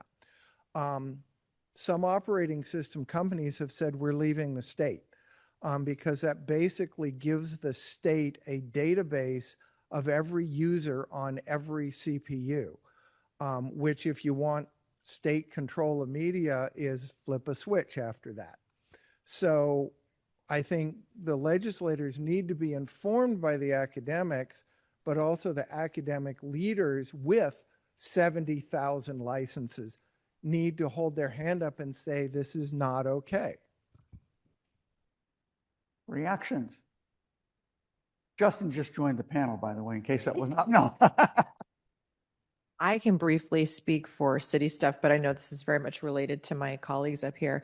At the city, we have hundreds of different applications that we use that we do not build, right? And so we recently kicked off a process to review all of the fine print in the EULAs that we're using, because we're communicating with the community that we're not doing X, Y, or Z with the data that our systems use. But unless we've read the fine print of the vendors, because we buy more software than we build, we can't for sure say that. So we're working on that project and then enabling citizen oversight. A lot of flock camera conversations have been happening in the community and here at the U of A. And I learned that if there's not a particular setting turned on by the customer using it, you might be inadvertently sharing information that you didn't even think you were sharing. So for us, it's about reviewing those EULAs and making sure that those are reviewed in more depth before we sign on to something in the future, because right now we just haven't had the capacity to do that. But I don't know how the U of A works. I mean, when all these ChatGPT tools came in, right? The first thing people are saying is, by the way, if you drop anything that's proprietary into that information, it's gone out to the rest of the world, right? And so we started to put those constraints and boundaries around. But I think people end up using these tools without knowing what's there. And it's, again, a challenging problem for education and keeping people informed. Got a couple more minutes before lunch. Oh, yeah, Wolfgang, introduce yourself. Sure. Hi, my name is Wolfgang. I'm a researcher at the Office of Responsible Artificial Intelligence. I have a question for Ryan. He said earlier we have a data problem, and I fully agree, but I don't see a way to solve that. Data will always be messy. It's human generated. Yeah. So instead of solving data problems, and also with regards to data privacy and silos and that sort of stuff, should we instead put more effort into creating more robust models that can deal with uncertainty and can communicate this uncertainty? One of the big dangers I see, a lot of the data and its source is being obfuscated, right? You just get a value and you might probably like it because that's what they're trained to do, but you don't see necessarily or easily where this is coming from, who generated the data, what motivation did they have, et cetera. So that takes a lot of effort to do, and everyone's lazy. How can we get people to be more critical thinkers when it comes to AI? Yeah, thanks, Wolfgang, for your question. And I'm probably like a lot of people in this room, so I'm 50, etc. I wish I was sitting in your seat as a student studying these things, and you have an amazing opportunity. I appreciate it. And then I'm going to go to the next thing. No, I don't agree with you. And let me tell you why. Here's the thing. I think we often start with the incredible outcomes. We don't talk much, again, about the front end, about problematizing as well. So when my point was not that we should re-engineer all the data that's out there, my point was sometimes we are getting in front and investing huge in compute with the assumption that the data is good data. So, and maybe that was lost. That's not surprising. But I think we really need to start is like, what are the problems we're solving? What are the incredible outcomes we need? What does the data need to look like in order for us to operationalize those things? Rather than just spinning up a whole bunch of compute and shoving a model on this thing and just praying this works out. That was kind of my point. I think we agree, actually, at the end of the day. You're shaking your head, so I'll take it as a yes. I would just sort of add on to that. Early in my career, I, had the opportunity. I spent 2 summers working at NASA Goddard with all kind of brilliant earth scientists and astrophysicists. And, before I could get the meeting with the person to actually go over what he wanted me to do, the team that I was with gave me access to his data set. And I came up with all of these images that I thought created structure. And a colleague, someone there that I ended up collaborating with for many years, who did magnetohydrodynamics in the outer heliosphere of the sun. It's the one topic area that I can say that sounds the most complex and makes you sound the most intelligent if you say it and don't stumble. But anyway, he came in and he said, "Oh, I see you found all the grid artifacts in his simulation there." And I thought I was pulling out this really neat structure that he'd went to see, and at the first meeting, I'd give him insight. And that hit home. I mean, this was really early in my career, my second year as an assistant professor, that I needed to start with what is the problem? What are you trying to do? Then what data is available and how are you going to use it? What's the time frame and what are the computing systems you have? And not start from the other end.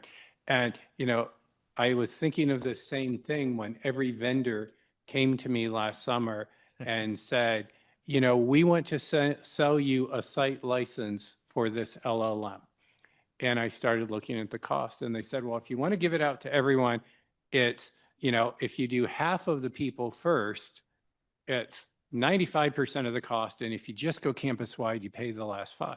And they were all coming in millions of dollars. And I said, well, people are doing things on their own. What, you know, it's going to be a slow rollout and stuff. You know, can you do it based on use? And they're like, no.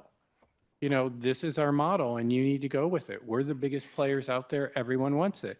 And I'm like, I can't afford spending taxpayers' money to do this when it's not going to get used. So we came up with a solution that's based on, you know, the usage. And I also said, I'm not sure that 6 months down the road, you won't be replaced by another company as being the top one. So we need to be agile, we need to be responsive, and we need to be fiscally responsive for what we're doing. I had an NSF program manager say to me, you know, with these proposals you're recommending for funding, I need to be able to testify in front of Congress and say, you should give money for this instead of giving more money for housing or for medical assistance. And in DHS, Congress staffers always said, we're trying to protect your program, but if the firefighters come in and say they need more money, nobody in the US Congress will turn down a firefighter, right? So you're trying to advance science, but you're dealing with the practicality that affects people's lives. And we.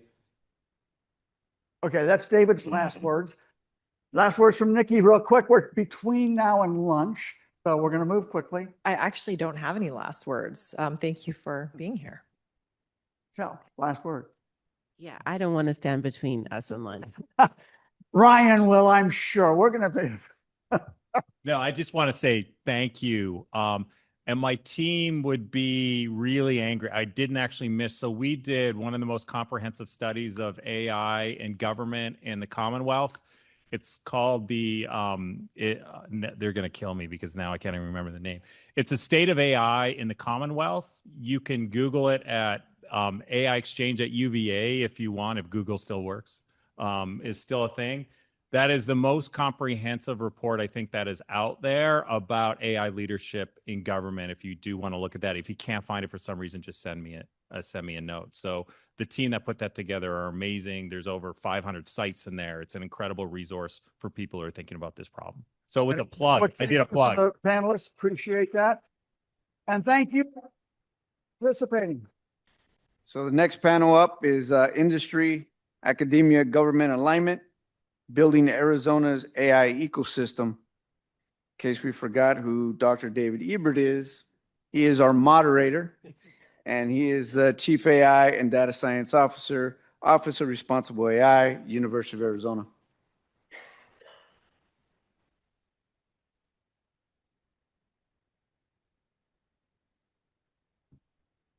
Okay, thank you very much. And I'm delighted that we're able to get such a great panel together, really talking about, you know, none of us are doing this as a standalone entity. It really is a partnership. And how can we get industry, academia, and government aligned so that we can really make sure we're ready and doing the right things as we move forward? And so we have panelists. We have panelists that give you lots of different perspectives. And so I'll let them introduce myself and we'll just go in this order. And luckily, Whitney, you chose a good seat to start with.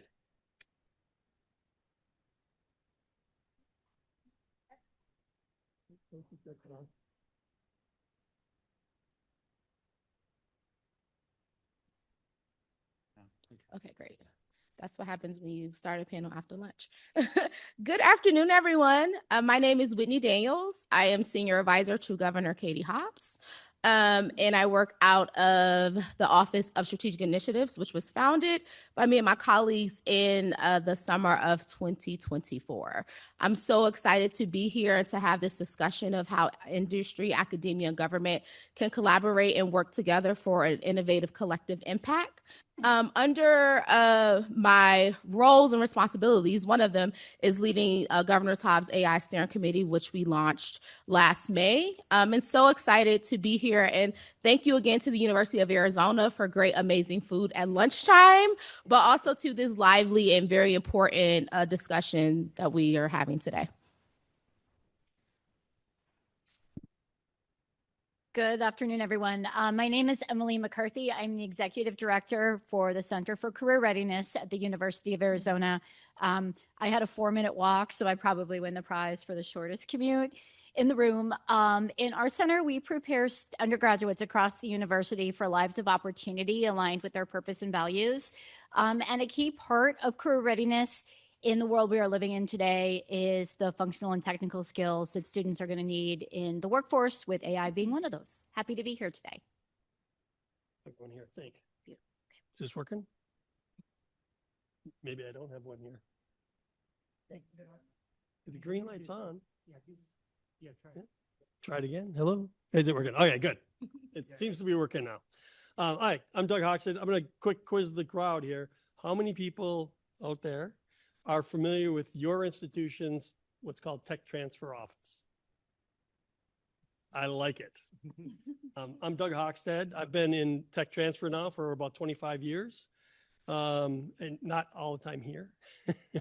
And so Tech Launch Arizona is the university's commercialization unit, a little bit broader scope than many tech transfer offices, but glad to be here, and I'm glad to talk a little bit more about what we do. Hi, I'm Jim Ahrens. I'm the director of the Information Science and Technology Institute at Los Alamos. Also have a lot of roles in data at Los Alamos as well. If you're not familiar, Los Alamos National Lab is the U.S. has a large set of national laboratories that do a bunch of things. We are part of the NNSA, which is the National Nuclear Security Administration. One of the roles here I think I can help with is more on, we're a contractor to the federal government, but we also have this national AI activity called Genesis, which is going on. If you haven't been familiar with that, Google DOE and Genesis, and you'll get a sense of some of the things we're trying to do. Hi, everybody. I'm Mahesh Chaudhary. I'm an assistant professor at University of San Francisco. We have a master's program in data science and AI. I'm also leading the initiative for building a data engineering. This guy.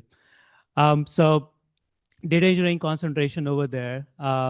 Before in academia, I spent 11 years building cloud infrastructure, optimizing the cloud for the cost for companies. And so I'm bringing that into academic world. And I can talk more about how we are using our partnership with industry and government to train the workforce for the coming generations or the next generation. So I'll talk a little bit more about that as we go through. Good afternoon. My name is Amanda Abens, and I'm with Pima Community College, and I serve as the Assistant Vice Chancellor for Workforce Development and Innovation. If you are not from Tucson and you've traveled here, Pima Community College is the community college that serves our county of over 1 million individuals. We have about 30,000 students annually. We also serve Santa Cruz County, which is the county to the south bordering Nogales. They are a provisional district. And as the community college for the area, it's our role and job in workforce development to serve all of business and industry, ensuring that our programs are aligned to business and industry's needs, not just today, but tomorrow, and connect our students to those opportunities via internships, placement, etc.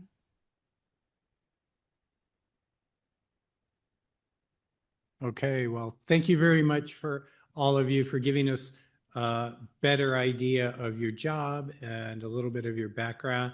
And I guess I'll sort of go backwards to give questions that you can all address, but maybe I will start with Amanda, in terms of in your role and with everything that's happened with AI in the past 4 years, do you have is there more uncertainty or questions coming from students or employers that are affecting your role at the community college? The short answer is yes, yes, yes, and yes. So I think everybody has questions. Everybody is wondering. Everybody is starting to try things out, and it's happening at a rapid pace, certainly for students, and really focusing kind of on the workforce development side of that, less of the academics parts, and we're all going through how do they use that ethically and responsibly in their classrooms, but really students understanding and grasping what they need for their chosen occupation. That is a part that, depending on the occupation they've chosen, may or may not be really clear right now. And then when we're working with business and industry, one of the things that's important to know if you're not familiar with Tucson is made up of mostly small and medium businesses. So very different than, say, San Francisco or our neighbors to the north in Phoenix. And we house at the community college, we house our small business development center. Our director, Sue Oliver, is here with us today because our role is really support all of our business and industries, the small, medium, and otherwise, to be able to support them, not just in being able to hire for their work, their AI and other skill needs, but to support them in figuring out what do they need to know about artificial intelligence. And it is changing at such a rapid pace. When we surveyed them and went to them about 6 months ago, what we really got back was very much we don't know what we need to know. We're just trying to figure it out. What do you think we should know is mostly the response that we got from business and industry. Now we're going out to survey them again. And in our conversations that we have, we're really starting to learn more about what it is that they're adopting and using. And, our role really is not just to serve business and industry today, but being able to anticipate what they're going to need next year, 3 years from now. We know in higher education, we don't always move very quickly. And that's part of the significant challenge we all have with AI is being able to stay in front of it and what is needed. And so, for us, we're really focusing on some of our main industries that we serve here in Pima County, because that is our role, is to serve the industries we have in our region. So really focusing on advanced manufacturing and what are their needs and what is emerging for them in AI, aerospace and defense, and our growing optics cluster here in Pima County as well, too. And so we really, yes, we see a lot of questions, a lot of conversation, and really doing our best to stay in tune. And that's why, as we talk about the government and industry and education alignment, that's why it's so incredibly important for us to focus on that public-private partnership piece of it, because we cannot have those answers alone. We have to talk to business and industry constantly to learn about what are they doing, what's next on the horizon for them. And having the research partner that we have in terms of the University of Arizona, I can't say enough about how important that is to us. We're not a research university. That's not our role. We need them to help us to be able to identify those trainings and identify what's coming next as well. And Emily, so how do you see the role that you have here at U of A, and also how your role in the career development for the university and for helping students find careers has changed? Great question. And I want to echo, first of all, everything that my friend Amanda has said.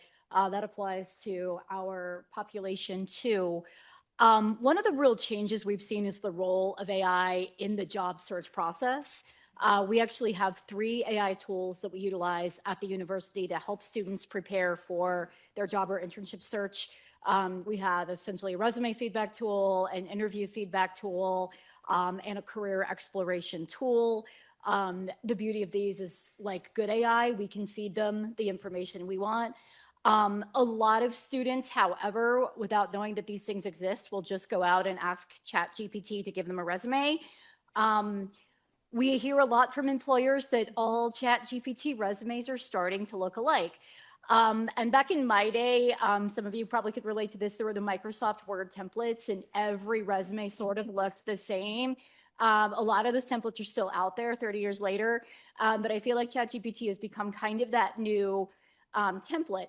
And it is okay to get that assistance from AI in your job and internship search, but you need to be able to speak to the skills that you have and the experiences that you have. And one of the bits of feedback we've heard from a couple employers is the resume looks great. We know they had some help from ChatGPT on it, but it looks great. We get the candidate in here and they cannot speak to a thing on that resume, which of course makes the prospective employer question the ethics of the candidate in terms of misrepresenting their skills. So your resume, no matter the assistance you get in preparing it, still needs to represent who you are. And you need to know how to speak to that resume really effectively, how to have interview responses that track back to the experiences that you have. I wanted to also comment on the skills piece. As Amanda said, the world of the industry is changing, and it's not just in the tech space. And I think sometimes we want to draw this box around AI is for data scientists or computer scientists or engineers. It's for everyone. And even in the humanities, in the social sciences, employers are looking for students who know how to use AI effectively and responsibly to help them in their jobs. I was on a fantastic webinar just a few days ago with the Chronicle of Higher Education. And students in disciplines such as anthropology and psychology are being asked more and more as they go through internship and job search interviews, how have you used AI? And one of the things that I really took away from that webinar is AI is not here to take away our critical thinking skills. God knows we need all the critical thinking in this world that we can get and then some, but it is a tool as part of that critical thinking. It can save you time. It can draw in a variety of sources in a very rapid manner. But just knowing where it starts and where it stops and how to use it responsibly is so critical. I think one of the things we want to do with our students in the coming year is try to dispel that fear. I think some are really excited, like any new technology. A lot of us have been around for a lot of technological changes. There are always the early adopters. Never been one of those myself. So we want those students who aren't the early adopters to have that fear go away around AI and know how to use it effectively and responsibly, no matter what their discipline is as they prepare to enter the workforce. And Doug, from, this idea then of, interacting with companies, getting things out there, your job, as I know, every time that Tomas, our Vice President of Research, talks about Doug's goal, he doubles what he asks, what he expects him to do. I mean, the president told, Tomas that he wants them to double research expenditures, and now we're up to tripling of our IP disclosures, patents, and commercialization portfolio. And but how do you see, with people trying to do this? I mean, especially when I think of startups, having founded 3 startups, I can't say I'm successful at it, but having created 3 startups, you've got a fairly decent window, right? Because you've ID'd technology, you've found that product market fit. But now with the onslaught of AI, how do you really see it changing all the companies and people you're talking to? I'm thinking about the doubling and tripling because, so, it's an interesting thought. I'm gonna digress a little bit and come back to that. So one of the things that we're noticing in I'll call it our industry is how AI is starting to permeate everything we do, and how we're trying to take advantage of it in different ways, including anything from most of us have student cadres that we bring in, and we have them doing specific jobs. and how do we incorporate AI into that job? As an example, we have students help us with a patent landscape analysis and a market analysis of a new invention. And if they just use ChatGTP, that's considered a public disclosure of whatever they're putting in there, and we would lose patentability. So there are a whole bunch of rules we have to place around their uses. We have to provide the right tools, and we're continually looking for those right tools. And now we're starting to see more from faculty and from, I'll say, grad students that is related to AI, and trying to figure out how, if it does, how does that change what we do? And to a large extent, it doesn't. The hardest part, and all of us are going through this in the tech transfer world, is what exactly are we going to be able to protect? And that's a little bit up in the air still. Most of what right now we're seeing is just almost like trade secret. It's the effort that went into producing something, and it's the unpublished parts of what it is that is providing value. We've done one startup in the last, I don't know, 6 months or so that was an AI play on healthcare. It's specifically using predictive AI to predict burnout in physicians. And they're targeting the resident world where there's about a 50% burnout rate among residents. And they have tools that will not only predict, but also provide ways to alleviate that stress. So that's the kind of thing that we're seeing. But again, it goes back to, okay, we get something new. What exactly are we getting that's new in this thing? Or is it just a derivative of something they were using online? And whatever it is, what is it possible that we're going to be able to protect? One of the things that we look for is for industry partners, people out there that have a need for something, and we can actually leverage their knowledge in the space that we're using and hopefully come up with something. Whether or not that entity wants this thing that we have, they can actually help us figure out what it is we have, how can we protect it, how can we move it forward. So that's. So I guess I haven't paid attention the past year or 18 months, and someone who has numerous software patents, Yep. which when I first approached Purdue, they're like, oh, software is not patentable. Not patentable. Yeah. But of course it actually is, but You just don't call it software. Yeah, it's a method, Yeah, right? that's right. And so I'm wondering, are things going to change with AI, right? Right. And the other thing that comes up from discussions we've had about sharing with organizations that may have data and jointly will lead to new applications, potentially new changes, say, in way healthcare is practiced. Does data become patented versus, or can data be copyrighted? And, sort of because the role is, since everything with the current technology that's out there, so much of the innovation is based on how it's trained and how people are able to use it. And so the data becomes so crucial for all of this. And so I wonder if we're really going to start thinking about the IP that's in, well, I mean, obviously with external organizations, the university is already facing that. Yep. Figure out, how do you value this, right? And so it'll be interesting in terms of businesses to see how this has an effect there, and especially with people who are doing something here. And first of all, I'm going to agree with you that we don't know what's going to happen. I would say based on what I've seen in the past, data will never be copyrightable or patentable. It'll be the organization of the data that's potentially copyrightable. So the only way you're going to maintain or retain value is by not sharing that data widely. I don't know how many people follow this. One of my college friends is an author and was involved in the lawsuit against Anthropic for copyright theft, basically. Which, if you don't know this, Anthropic took a whole bunch of books and used it to train their model.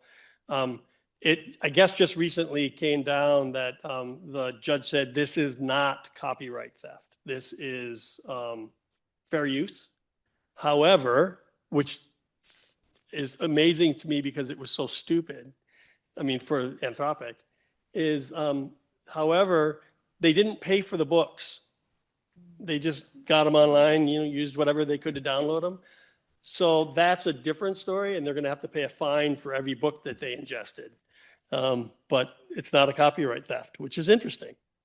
I had not heard that ruling came out because I've been approached, having done a couple books, of people saying I should join the class action lawsuit, or one of the many that are out. But I also know someone who wrote something that was used by universities across the country as a textbook, and there were 9 editions, and his royalties have dropped from his publisher down to 0.1% of what he was getting per year previously. So for some people, I mean, I know someone who was a co-author of the physics textbook used, one of the 2 co-authors of a physics textbook used by everyone, pretty much every university in the college. And he basically took the proceeds from that over 10 years and endowed a chair at his university, which at that time was Carnegie Tech, which is how old this is, right? Carnegie Mellon. But, that's the type of thing that it is substantial, right? And this is a complete change of the years that people put into doing these things. And so that's really interesting. But, just what you're saying, you're talking about workflows that have completely changed what you're doing and what people are allowed to do and the guidelines you have to give people. And I think, has it been ruled that if you give something to an LLM, it is legally a public disclosure, or is that just what people think the ruling's going to be? Yeah, that's really quick. That actually just came up in my, so we have an organization we belong to called Autumn, and that just came up as a discussion. I don't think it's clear. I think there's a general belief that it's considered public disclosure. However, and I'm not going to get this exactly right, so if there's lawyers out there, forgive me. Part of the public disclosure is that it is essentially retrievable by somebody. And there's an argument that, well, no, you can't go to the LLM and say, give me back this thing. It doesn't give you that. So it might not be public disclosure at that point, and to be seen. But we're not. I tell you this, I'm not going to. Yes, I was going to say, I'm not going to do it and then screw up somebody's invention at University of Arizona. Right. And so, Whitney, from your role, in terms of what do you see, the effects and the state coordination, what can the government do with all of this going on to make sure that they're helping our industries, they're protecting public trust? You also, have a role that you're doing in terms of workforce readiness and the economic development of the state, and all of this fits in there. So you pretty much have a hand in everything that everyone up here is talking about. Yes, and it's an honor to be a part of all of the many discussions, the challenges and complexities that exist for the state.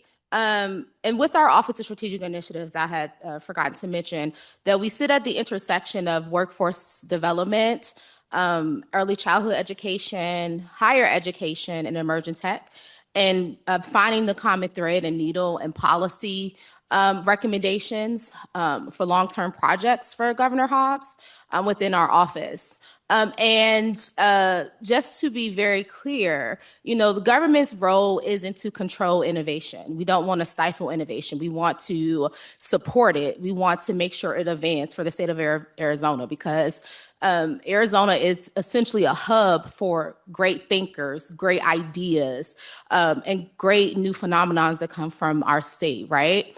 And so where we see our role, where we sit at this intersection, really falls on making sure we're having responsible innovation, right? To make sure that regardless of the 4 corners of Arizona where you live, that you too can seize on this economic opportunity, that you are prepared not for the workforce of yesterday or today, but prepared for the workforce tomorrow, and that you too can use this technology, emerging technology, and see its full potential. And that's what we've been doing here with the steering committee. You know, Governor Hobbs tasked me to make sure we had a cross-sectional body of experts from academia, from public and private industry, from municipalities, from K through 12 education, because the problem solving and the complexity that exists with AI is not going to be solved with one institution or one entity by itself. It really takes a coordinated effort. And that's the responsibility of the governor's office, is to help being that convener and that supportive partner. So when innovation meets opportunity, we can identify funding and support.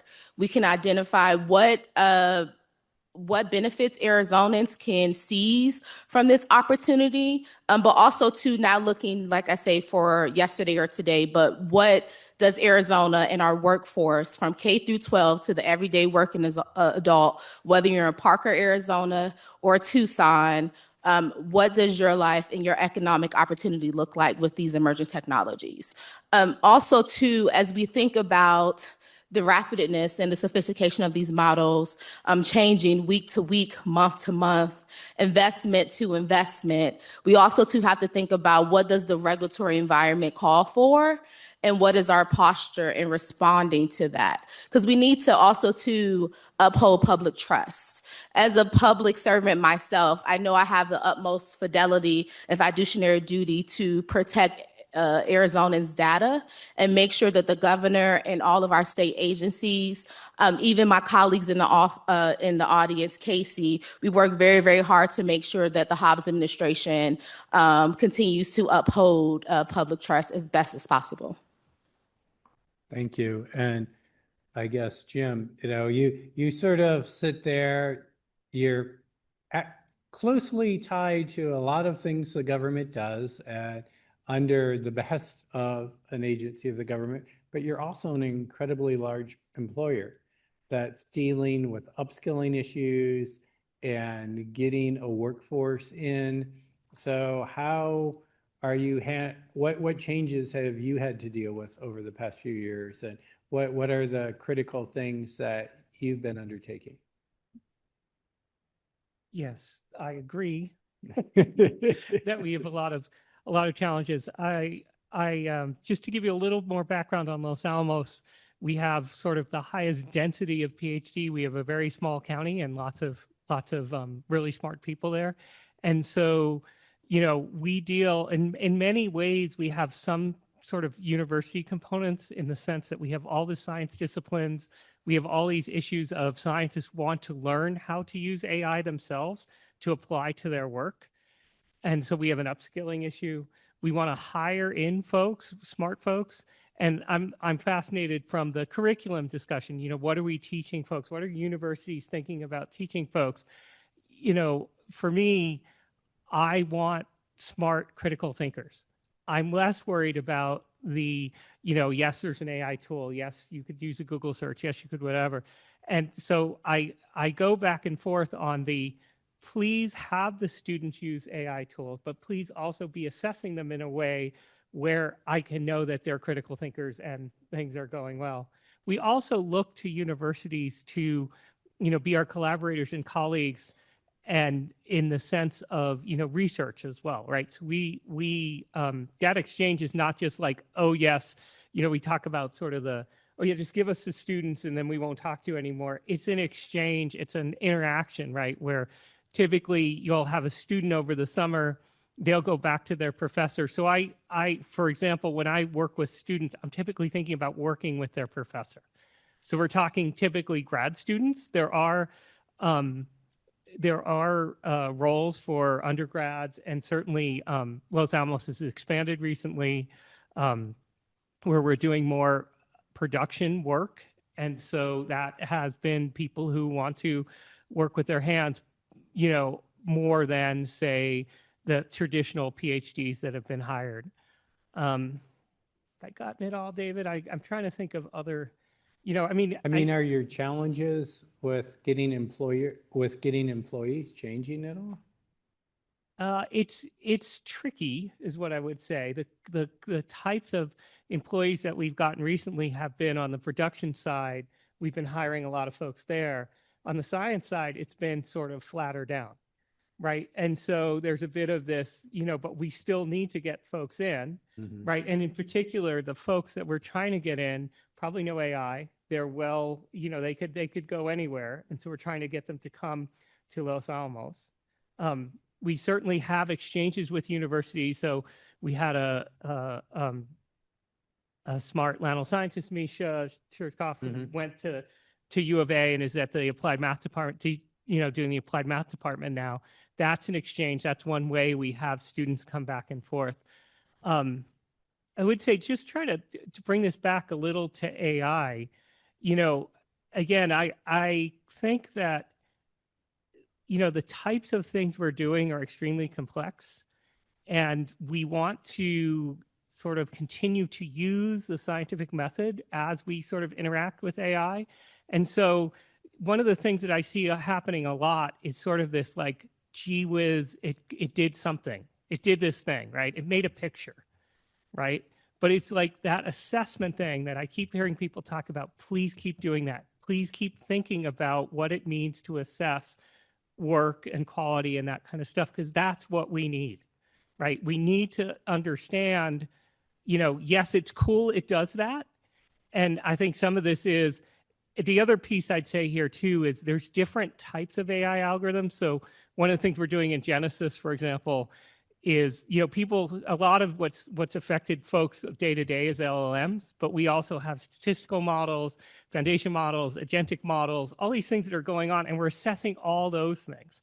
And so additional support from the academic community to help us think about assessments of different ways of using these models, and particularly for science and scientific discovery, would be really helpful. And just a follow-up, do you see, because enrollments, for instance, in computer science across the country have pretty much decreased because there was a study that said that jobs for software engineers have tanked last year, right? The market's really turned down. And when and it was picked up by media across the country. It turns out, I believe it was MIT Technology Review dug into this, and when they actually looked and found all the statistics, entry-level programming jobs had decreased. Software engineering jobs had gone up by 3%, not as much as they had in the past, but it was, they wanted people trained with more skills. And so one of the things that Ross brought it up on the panel, is what does a degree in AI mean, right? I was talking to someone yesterday morning, first thing, who was telling me that his alma mater, UIUC, has created 10 degrees of like AI in biology and AI in biotech. And I've been talking to the provost here about instead of doing it for everything on campus, AI and domain science, AI and domain, right? Can we come up with something that isn't sitting in a college, which is very hard to do in an academic environment because there's really good reasons. Colleges and departments have their advantage, but I see a lot of people have been saying they really want the people trained in the foundation of the sciences that are so important, but are able to use this advanced technology. And do you see that in your role, or? Yeah, I would say that mostly what I see is existing scientists saying, I'm unable to get grants the way I was getting them before, and I need to say how I'm using AI. Help me to quickly learn AI, or give me a course sequence. So specifically, in my role, we got Coursera, and we gave it to everybody at the laboratory, and they're following their own paths to do that. We also have some interactive training, as well as sort of sites around the lab. So large institution have, they'll do a AI for admins or AI for managers, and those have been extremely well received as well. So I think that the AI education and desire is out there. In terms of students coming in, I think the way I'm dealing with it is I give them personally. So I have a set of students and a set of postdocs and doing my research work, and I've given them statements of, this is the way I would like you to use to do your work. So specifically focusing on looking at alternatives, looking at what's out there first, doing it by hand themselves. And then also, I worry a lot. I mean, we talk about, yes, it can do, again, it's to me, hey, it can do something. It's sort of like isn't that cool? Versus I fear a lot. I have a scientific visualization tool called ParaView, which is well used across the country. I'd be really concerned about sort of having my name associated with something that was generated by AI, because the real trick is you can generate things really quickly, but what you can't do is evaluate them really quickly and know and just sort of put them into production and be ready to go. So I just sort of set up the students. I assume they have the AI skills, and then I just say, all right, go ahead. And then I looking for how I receive work, which is some of the stuff I've heard here from some of the educators about how they're changing their classroom environment so that they can assess people. And Mahesh, when you think about everything that you do, you have both the role as a researcher and in curriculum development. How do you use the partnerships that you have to guide what you do and to affect what you do in research, as well as the curriculum and what skills you see students needing? Yeah, so that's a very good question, right? To give a more flavor on our program is a one-year accelerated program, but as part of that program, we offer every student 9-month practicum with a company, and the student doesn't have to go out and find a company. We have been building this partnership for last 14 years, and every year we get around 50 to 60 companies. They pitch their projects that are related to data science and AI, and then the students work on those projects with the company. And that's a really good value add. Now, we tie this whole thing as a feedback loop. We look at what the industry is doing, and we enhance our curriculum based off of where the industry is moving. What are the new things that we need to teach? And we constantly keep updating our curriculum every single year. We have a little bit of autonomicity over there. And so we are building courses in generative AI, deep learning. Now we are courses with LLMs. We are not teaching the students how to build, how to use the LLM. We are actually teaching the students the mathematical foundation behind how these LLMs came into existence. And they use this foundational knowledge to work with the company to solve their questions or their actual projects. Now, this is a win-win situation for everybody, right? We are enhancing our curriculum. Students get to work on the actual project for the company, use that project as solid resume building activity, and then use that knowledge to get that particular job in the industry out there.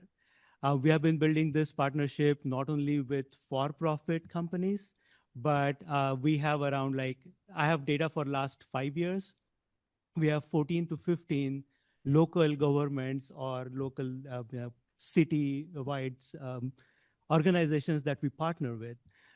We have around 15 research labs that we constantly work with. UCSF, UCSD, Stanford, we work with them. They bring projects to us, and then students work on those projects.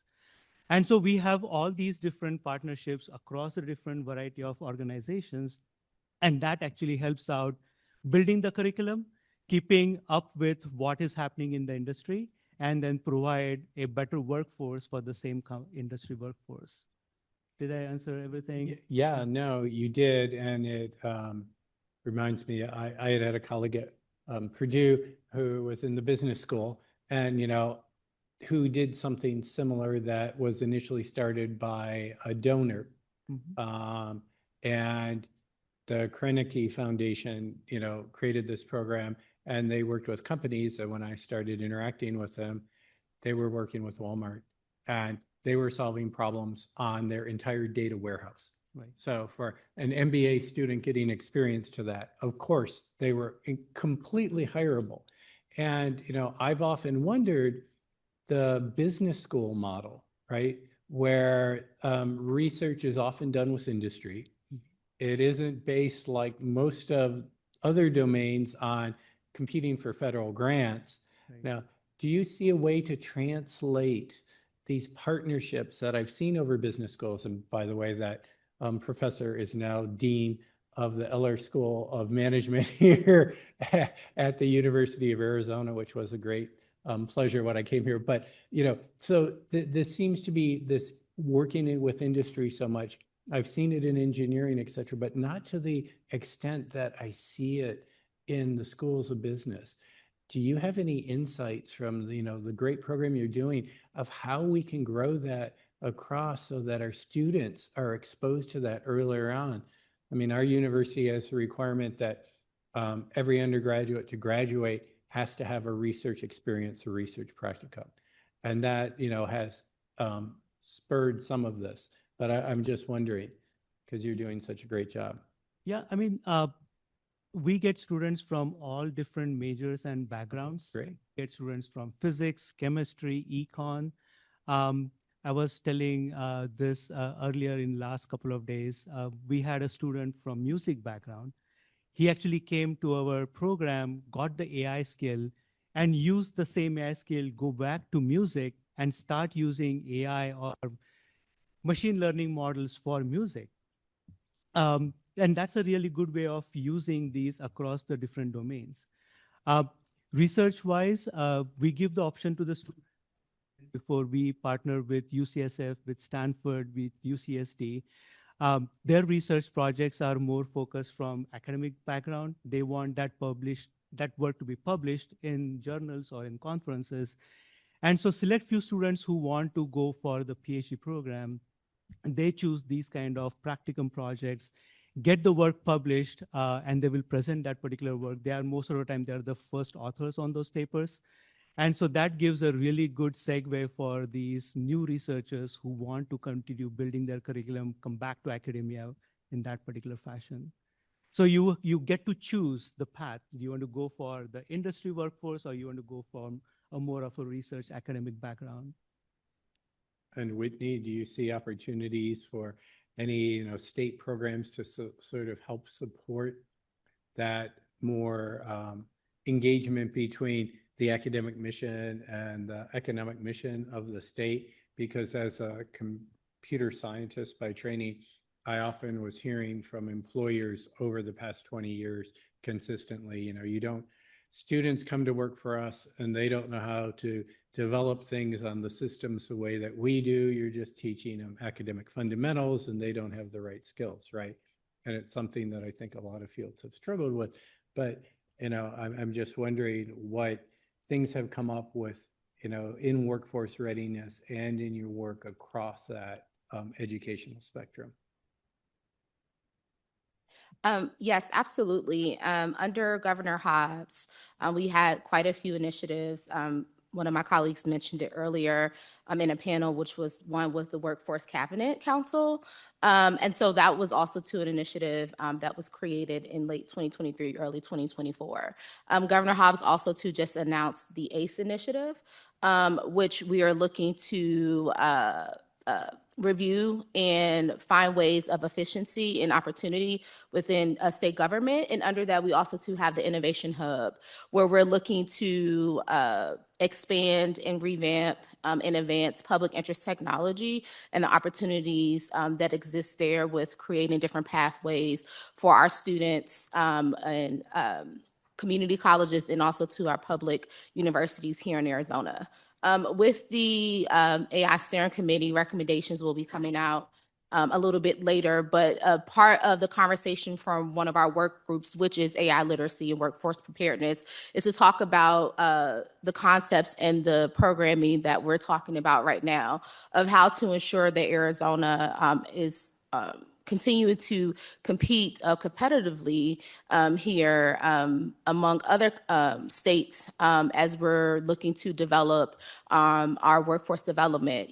Arizona has emerged at this AI hub, given that we have huge investments with chip manufacturing and other different emerging tech industries. And so the Hobbs administration is looking to seize those opportunities, and through the steering committee, finding the best way and the best path to strengthen those partnerships with our public universities, because innovation should just not stop there. It should continue, especially when we're thinking about the public sector and how can we have more students not only go to private industry, but also to be eager and wanting to help advanced services that the state provides, that localities provide to our citizens as well.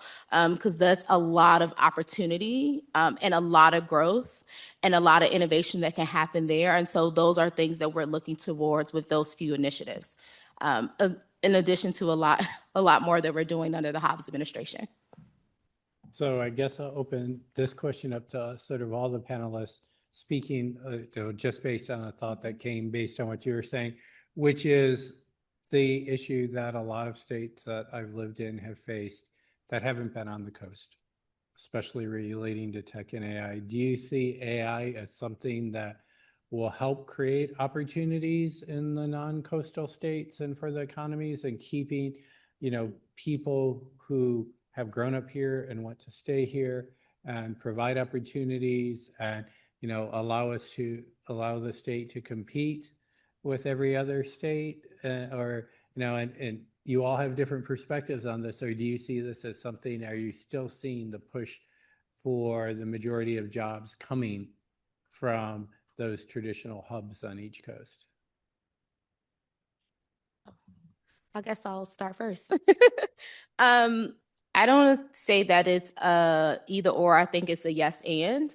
I think that Arizona continues to position ourselves to be the go-getter state, to bring business here, to make Arizona as attractive and as appealing to big business, small business, and medium-sized businesses.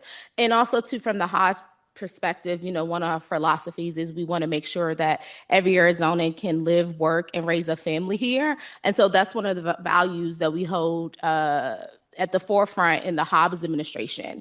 Now, with that, we also too have to think about income, upward mobility, and what does that look like for the state of Arizona to remain competitive?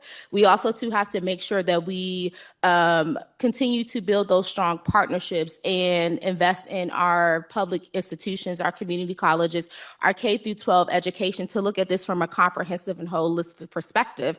Because if we have the jobs for people to have families here, if they don't have that economic upwardability with job placement, job advancements, and good schools and good education with a good economy, they're more likely to go somewhere else. So when we think about the perspectives and what we focus on for the Governor Hobbs administration, we look at how can we make it, for one, when we're providing government services, that whatever Arizona interacts with our state agency is not the worst day of their work week, but also to what are we doing to make sure that you can work here, you can live here, and you can have economic upwardability and raise your family here. And what does that truly mean?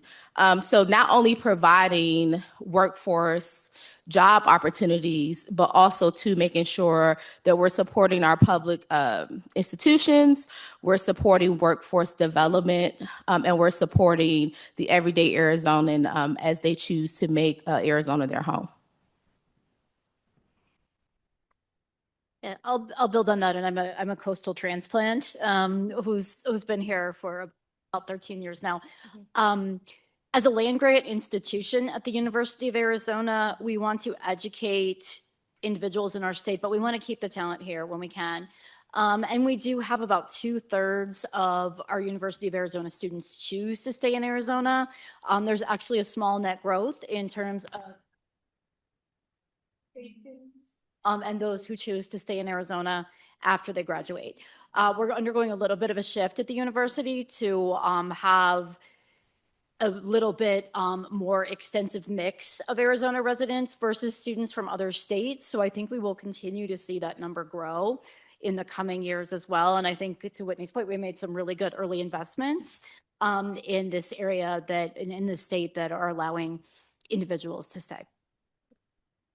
I would say I think we do an incredible job at the state of Arizona in really partnering across multiple entities. So we at the community college work really closely with the Arizona Commerce Authority, with the governor's office, with the Office of Economic Opportunity, our university partners, our local partners on economic development, the Chamber of Southern Arizona, our county and city economic development, to really work to make sure that we have good quality jobs here that have family sustaining wages and can support our community, and that we have those jobs to keep those people here. And again, good paying jobs. And AI is a big part of that, of training for that, being ready, being on the forefront. But it also means for us is, especially at the community college level, is ensuring we're not just training for those future oriented jobs, but we're mindful of what we should stop training into. What's at risk for going away from AI? What is already going away now? And being really mindful of ensuring that we are reaching to Whitney's point, to really make sure we're reaching our community and serving our community. There's certain numbers and statistics that keep me up at night, and those are things like our labor force participation rate. How many adults in our county are in the workforce? It's not good in Pima County. It's not. About 40% of opportunity youth, those 16 to 24 that aren't working or going to school. Those are the things that when we're looking for economic development across our state and our community, that business and industry, they know those statistics better than we do. And if we don't have the labor force they need, they're not going to come here. And if they don't come here and we're not growing our businesses that are already here, then we will be losing that talent from the U of A going other places. So it's something that we have to stay on top of very hard every day and come at from a whole lot of angles. But, you know, going back to the topic of this panel, it really takes that public-private partnership with business and industry and government. We can't do it without government being there supporting us. And we heard from Ferris earlier from Office of Economic Opportunity, and they're doing some incredible data work. And one of the things that they're really getting into that he was mentioning was really looking at those jobs that are being at risk to being lost to AI.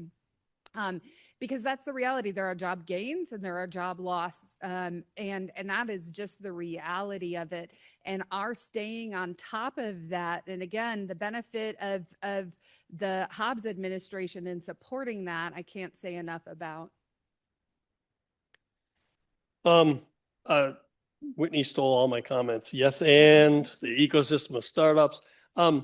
So to answer your question directly, there's always going to be, well, maybe not always, more money on the coast. There's just a lot of money there, and that draws people.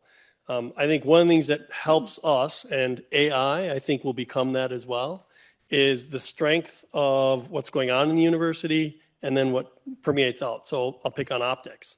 You know, we're the top optics university in the country, and optics is growing in this area. We're spinning out optics companies. I mean, it's partially due to a combination of the strength of what's going on here and then the desire to be part of that. Who all here thinks that starting a company is risk-free?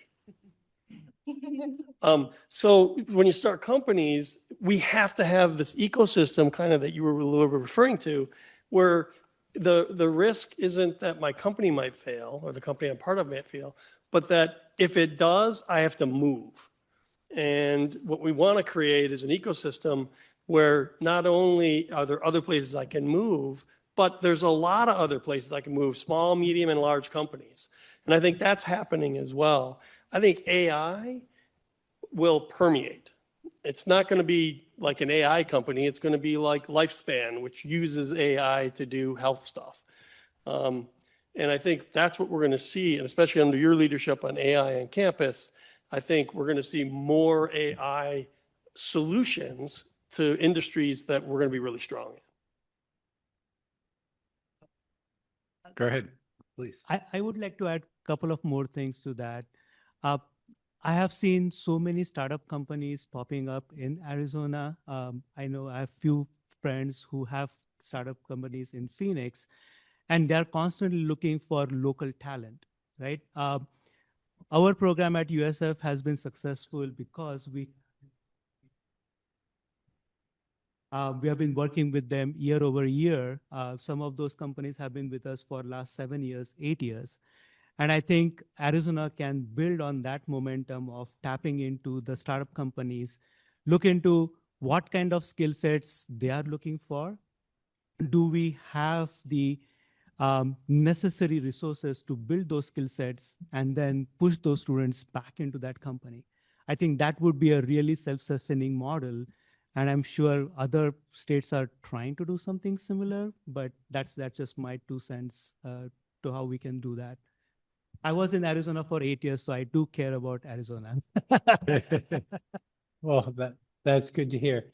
Do we want to open it up for questions for this great group of panelists?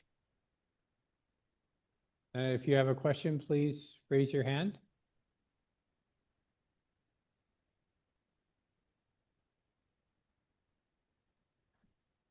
Oh, okay, well.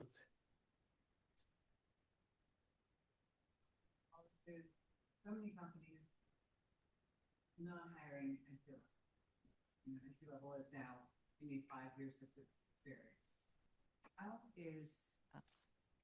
How are you dealing with the students that are graduating with AI changing so quickly over the past month, 6 months, and the students not really feeling prepared to go into the workforce?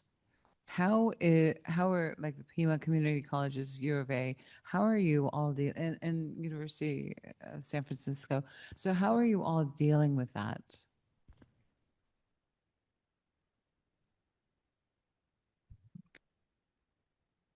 So it is everything that we do is about preparing our graduates to be able to work and work in their field. And part of it for us is really about teaching to real world experiences. So a lot of what we do is hands-on. We have a lot of labs. And so it really is infusing that as much as we can into the academic programming and really infusing our engagement with business and industry in all of our programming. We have our career services department is called Employer Engagement and Career Services, very specifically, so that we do have employers that are engaged as much as possible from day one when somebody starts. And we're having those conversations. And when I say we, faculty, advisors, our employer engagement and career services department, everyone across the college, really starting that culture piece of how is it that you are thinking about the skills that you're learning in terms of real world jobs? How is it that you're able to communicate that? And how are we connecting you with employers long before you graduate so that employers are coming onto campus and engaging with our learners, that our learners are going out and doing work-based learning experiences as well. We also are doing a lot of reskilling for employers. So a lot of employer partnerships and also apprenticeships and other earn and learn models for us. We're doing our best, especially we're living in a community of poverty here in Pima County. And as much as we can, we look for our learners to be able to have jobs in their field while they're with us at Pima Community College, being able to earn a living to sustain their families while they're going to school. So we come at it from a whole lot of direction and ways, and then work with them in similar fashions to what my colleague Emily was sharing in terms of how are they communicating and sharing that through their resume, through interviewing, that they can get past the AI screening and all of those pieces and things. But it's also the other flip side of that is really working with employers so that they're not having that 5-year experience piece, that we're really working with employers to be realistic and come and see our graduates, come and see the places where they're learning, come and see what it is they're learning so that they feel confident hiring them as a new graduate and don't put that requirement on them as well too. So we've really we come at it from all of those aspects and pieces. I would echo everything. Really to be a career development office, you need to have employers as part of that equation, from day one. We've actually seen an increase in employers recruiting on campus this year. We're not seeing that decrease, even though we've been in an uncertain economy. Certainly the industries have shifted as they will, but we've been really excited about that. We really emphasize experiential learning in our department. And we know that if we have a student who completes and paid internship or research experience, their chances of having a job offer prior to graduating are about 1.5 times what they would have been had they not participated in that experience. We really try to emphasize the importance of those experiences, certainly through our employer partners. We also have a lot of more micro level experiential learning programs that we offer. We offer a fast track program. Our fast track PM is actually in the audience with us today. Hello, JJ. And that's a 6-week program to rapidly teach in-demand skills as a complement to curriculum. We also offer micro internships that are 10 weeks in duration, where students are working with an actual employer who's a community partner and helping them solve a real-world problem. Those teams are interdisciplinary, which is also a really exciting thing about that program, because you have to learn how to work with others with different perspectives and different thoughts. The world is an interdisciplinary experience. So we want students to start thinking in that manner while they are still with us.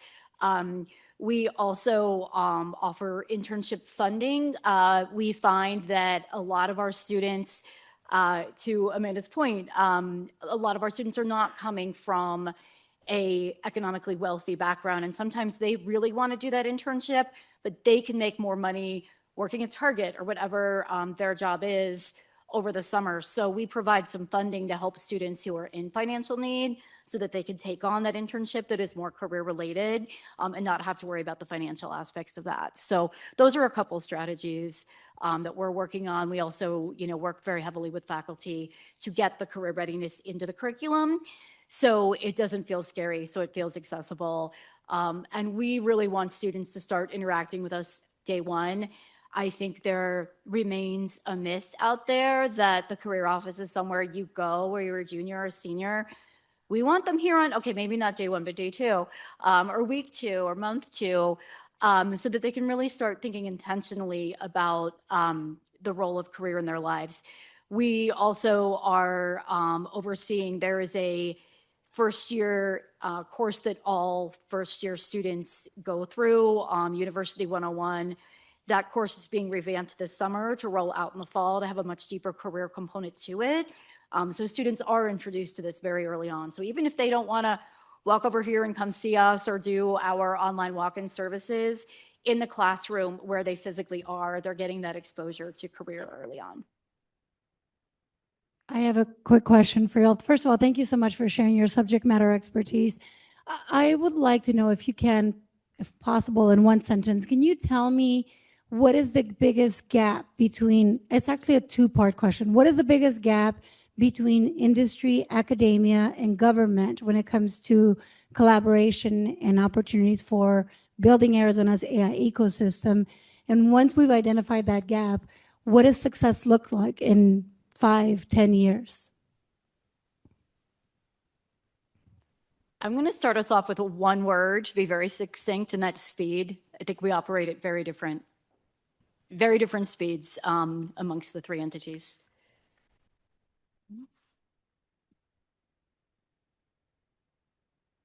Who's the slowest? Government. Yeah, I reserve the right not to answer that. I've worked for all 3 over the years. But yeah, I do think in government, perhaps yeah, perhaps the pace is a little bit different. And there's that level of change, governments change just by nature of our democracy. And, so sometimes there's a lot of progress and then the new leader comes in and priorities change. Ditto. Yeah, I would say one of the biggest gaps would have to be from the government perspective, especially an elected office, will be the competing priorities that exist. And what I mean by competing priorities, those tangible, real world experiences that people face Monday through Monday, right? So if you are, a family of 4 and you see rising costs and things increase, you're much more likely to call your elected official pertaining to those impacts versus impact of emerging technology, right? Or if you are in a heat desert, or if you're facing a housing crisis. Those are the things that unfortunately sometimes come as a priority versus addressing very complex issues that are imminent or in the near future, but not happening right now. And due to democracy and due to all of us having the right to vote, we have the autonomy to basically say and dictate what our elected officials would like to focus on and solve first. And so those are the biggest gaps I think I will see from a government perspective. What I think success looks like, these 3 entities coming together and thinking more intentionally about collective impact. Looking for things where we have the different resources and the different talents to make sure that we're building a workforce that focus on public interest technology specifically to provide services that better benefit everyday Arizonans. But I think for me, it's just the competing priorities that exist right now that we have to respond to for Arizonans. I think the biggest gap is data information sharing. There's so much data that we are missing, and there's a lot of work that is being done on it, but a lot of that is really folks volunteering to join it. We at Pima Community College have volunteered and have our data in it. We don't have K-12 data. We don't have all the community colleges. There's a lot that we're missing. And I think the future state really is, we have a beautiful utopia of seamless data information sharing, folks working together and learning how to be very flexible, leaving their own really personal needs at the door to come together to what does our state collectively need with shared goals and outcomes that is all working together, sharing without concern about wow, this doesn't benefit for me, but it does benefit you, and really work seamlessly together for shared goals. Do you want to leave things on a positive note, Doug, or you're sort of looking over, or are the two of you there sort of thinking, well, you're going to come up and sort of take the tone? Yeah, I was going to respond with, a lot of our policies and sort of way we're set up are very human centric, right? So in other words, stuff like data sharing or stuff, I'll just give you examples at the lab, right? They want all the labs to work together. Well, they were made as FFRDCs that are not supposed to work together. They're not supposed to data share. They're not supposed to, and so the notion that in this utopia, it's going to require the speed particularly stops because the policies are oriented to a different way of doing things. It really is. And this is the challenge. The states are the places that are able to sort of get together quickly and work on things and come up with rules that allow you to do things. Protection, I'll just say data sharing with protections is an NSA thing, right? Because we're not just, giving it out to the world, but we need to share it in a way that's useful for AI without causing problems. So I would just caution the notion that, there is this notion of if we just had more data, but we have to have the data in ways that we can, appropriately share and not have a problem. I don't know why you looked at me for a positive ending. Well, I just saw the two of you sort of looking like, do I want to come in after that? Yes. Well, And ours say we're all something. piling on, I think. No, and actually, What happens when you wear black? that's right. Whitney and I rehearse a lot of our stuff together. So, yeah, the competing priorities is beyond just like, I'll pick on the governor. In the governor's office, they have competing priorities. But then within all the constituents, we have my priority. I want government and companies to support high-tech startups, figure out ways to get the money to them, give them tax breaks, whatever, and really support that growth. Whereas there might be my neighbor who says, I really don't want to see much change because I like where I live. And there may be another group that's an eco-conscious group and saying, well, that change is going to be bad for my environment and not, I don't want that to happen. As far as what could help, and actually you and I talked about a version of this recently, is talking, is getting groups together, the chamber. Of Southern Arizona. Yeah, I know. You got to make sure I throw out the, Yeah. a little bit like Ohio State. So the reason he says that is because I actually, in my technical writing class as an undergraduate, got A- because on my resume, I was getting my degree at Ohio State University, and I didn't have a capital THE. And this was decades ago before they tried trademarking that. Yeah, they tried to trademark the word the. Yeah. I of course am from Michigan, which I just make fun of that. So. Anyway, I think we're talking about, we should get groups together talking about what are our priorities. How can we focus on things that provide benefit to all of us to move forward? And I think that's one of the things that's kind of positive. Okay, good. That was great. So let's thank this great panel for all their insight. Okay, team, our next panel is Communicating AI to Society, Trust, Ethics, and Public Understanding. Today, our moderator for this panel is Dr. Diana Daly, Associate Dean for Graduate Academic Affairs, University of Arizona. Diana, thank you.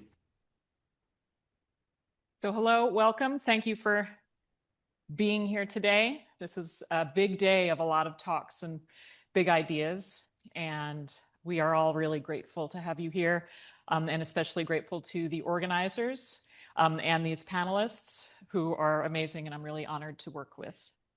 I am the Associate Dean of Academic Affairs in the College of Information Science of Graduate Academic Affairs. And I'm actually coming into this role from two places. And I thought I'll tell you a little bit about that first, and then I will introduce our panelists. So I get involved in the College of Information Science.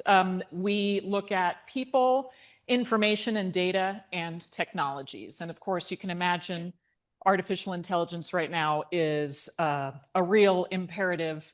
We are creating programs as quickly as we can. We've created an AI and Society minor. We are revamping into an emerging technology and society major, and those are the BA programs. We also have machine learning and neural networks are things that have already been involved in our programming, but now we also have AI emphases more strongly.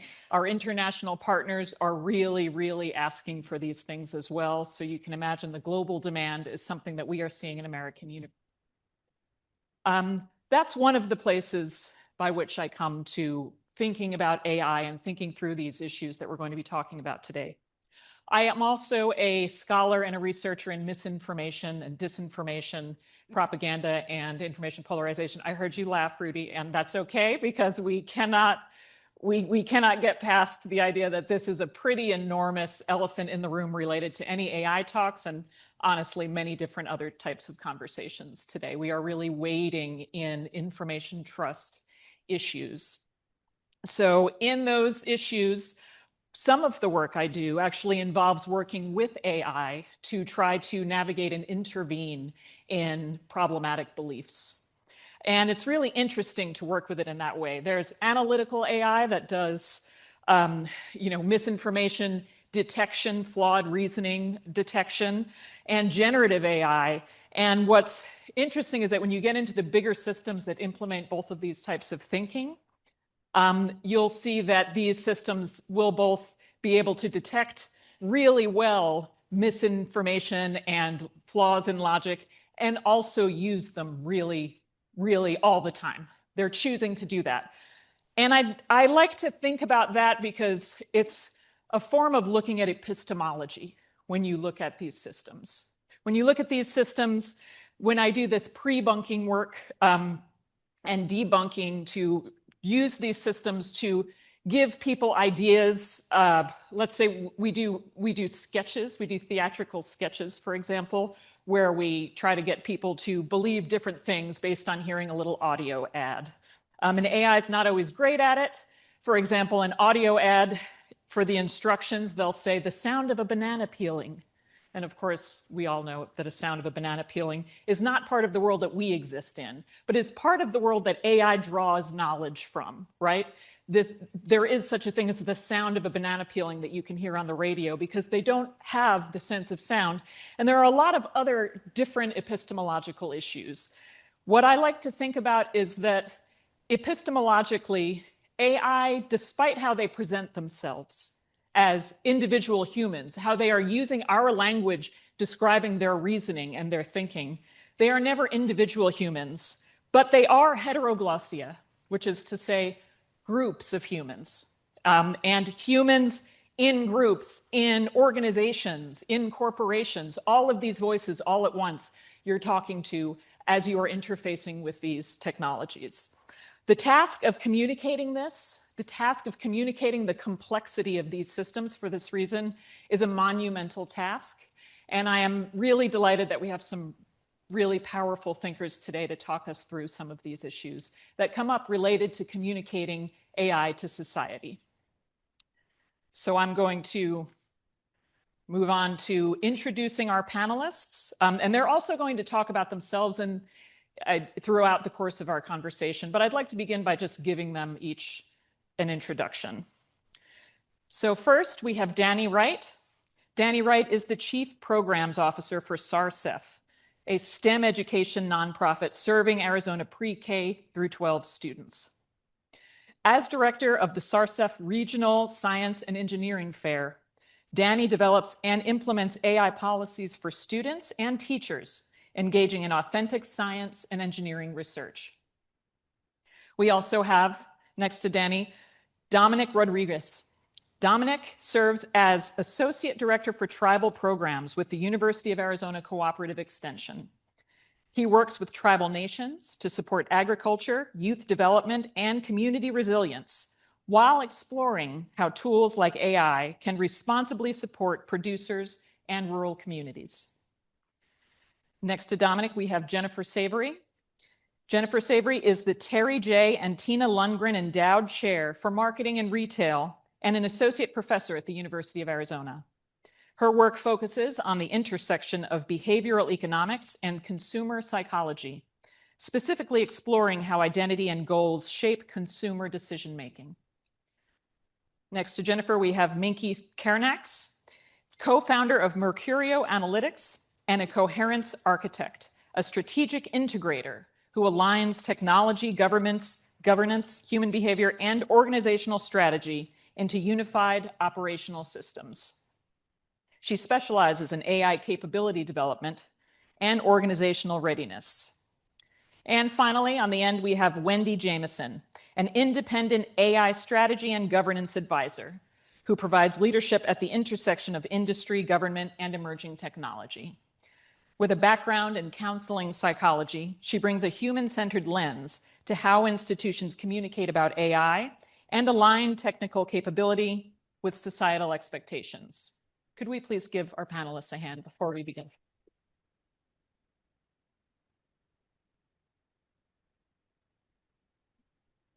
So to start, I'm asking a question that everyone will answer.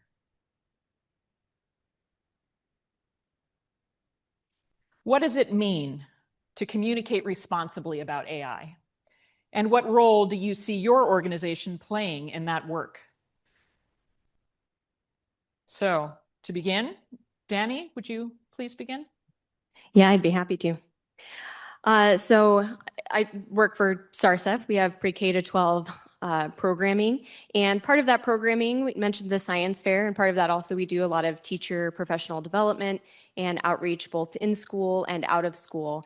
And so we understand that we are engaging with the next generation of critical thinkers and problem solvers here in Arizona. And we do that through science and engineering programming, bringing authentic research opportunities into the classroom. Part of that in bringing authentic research into the classroom and developing those critical thinking and problem solving skills is engaging with emerging technologies. So as we since 2022, everyone, from the conversations throughout today, we've all have our own journey within our relationship with AI. And so as an organization too, we've been looking at our relationship with AI and our responsibility in the space of pre-K-12 education, both in our interaction with students and then also in our interaction with teachers and educators, administrators, and partners in the industry.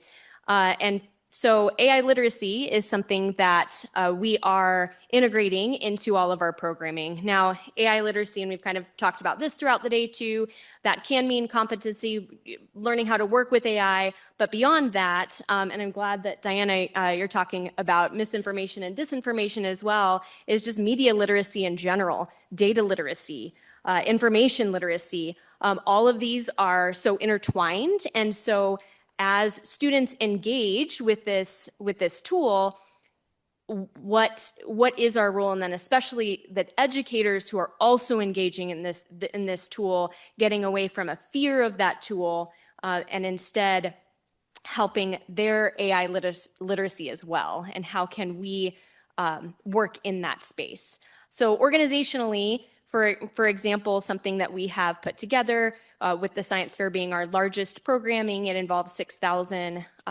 children in Arizona, creating AI policy, not just to say what has scientific integrity and not, how not to cheat. Certainly that's part of it, but really from the foundation, educating on what generative AI is, what are large language models, what data is being pulled from, what are AI hallucinations, and so working with caregivers, with parents, with teachers, with students, so giving that base level of that understanding of how then someone can responsibly engage in that. As far as personally how I approach a phrase that I loved from the very first panel that we had today was that ethical anchor. And so I've been thinking about today, I hope to be an ethical anchor when it comes to this space. In general, I hope to be an ethical anchor in all the communities I work with and with all the people that I work with.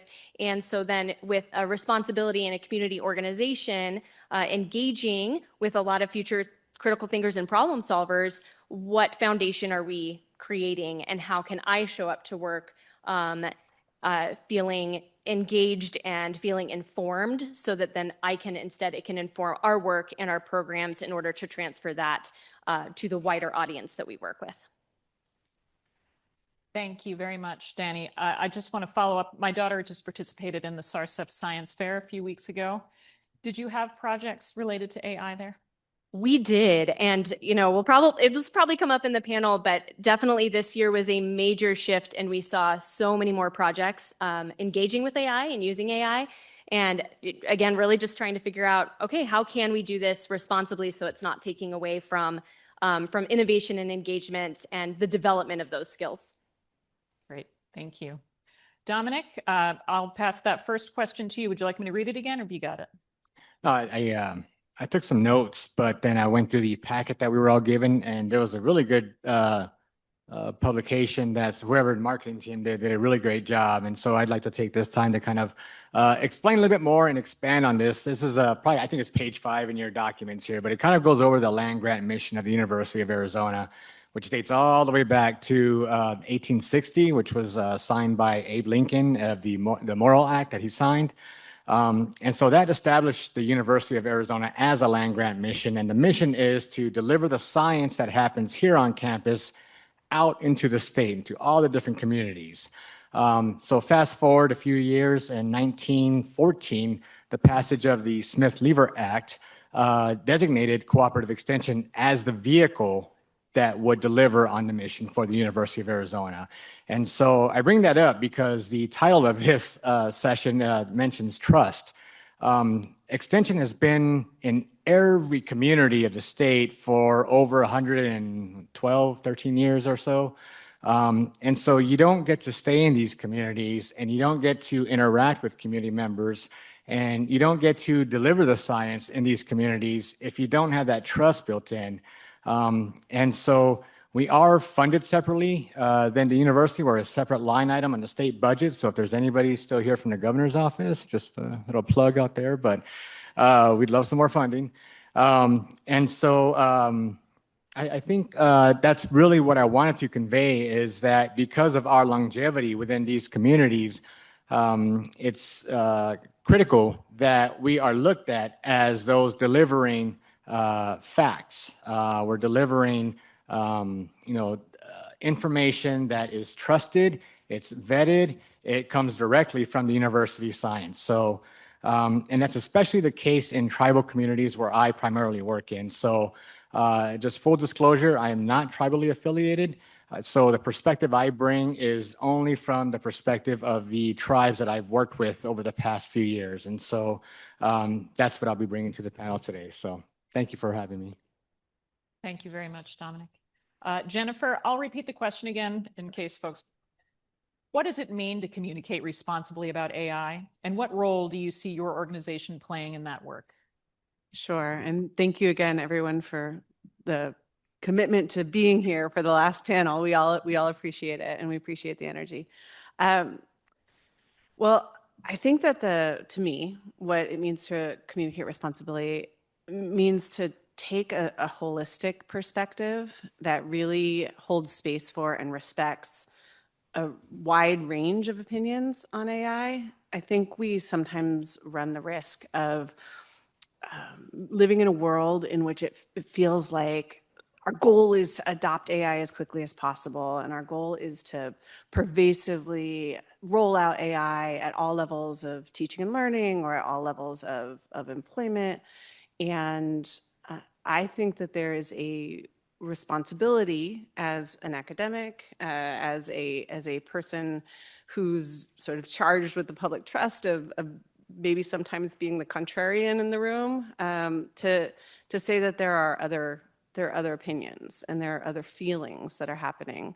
And so I believe we have to keep communicating about this, because there are a lot of people who are scared right now.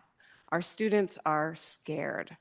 The instructors I work with are scared. They don't know what the world's going to look like, and we can't help them with that because we don't know what the world's going to look like. And I think that responsible communicating is acknowledging that we don't always have the answers, but we're working on it, and here's some ways of thinking about it. And when I talk to students, I try, and the role that we can play at the college is to continue to hold space for those conversations, to validate those feelings, to not let them get paralyzed with some of those fears, maybe to take an optimistic take when it's available, but also to be realistic and not put rose-colored glasses on and say, you brought up a great point about employment, and that's what these kids are staring down. And they're looking at employment opportunities that have sort of evaporated for them, and life skills that they worked really hard to develop that are sounding less relevant than they ever were. And so I think that responsible communication that builds on trust accepts all of those opinions into the conversation and holds space for them. Thank you, Jennifer. Minky, can you respond to the same question? Is this working? Can you hear me? I don't know if it is working, actually. Try this. Okay, great. Oh, it works for her. That's all yours then.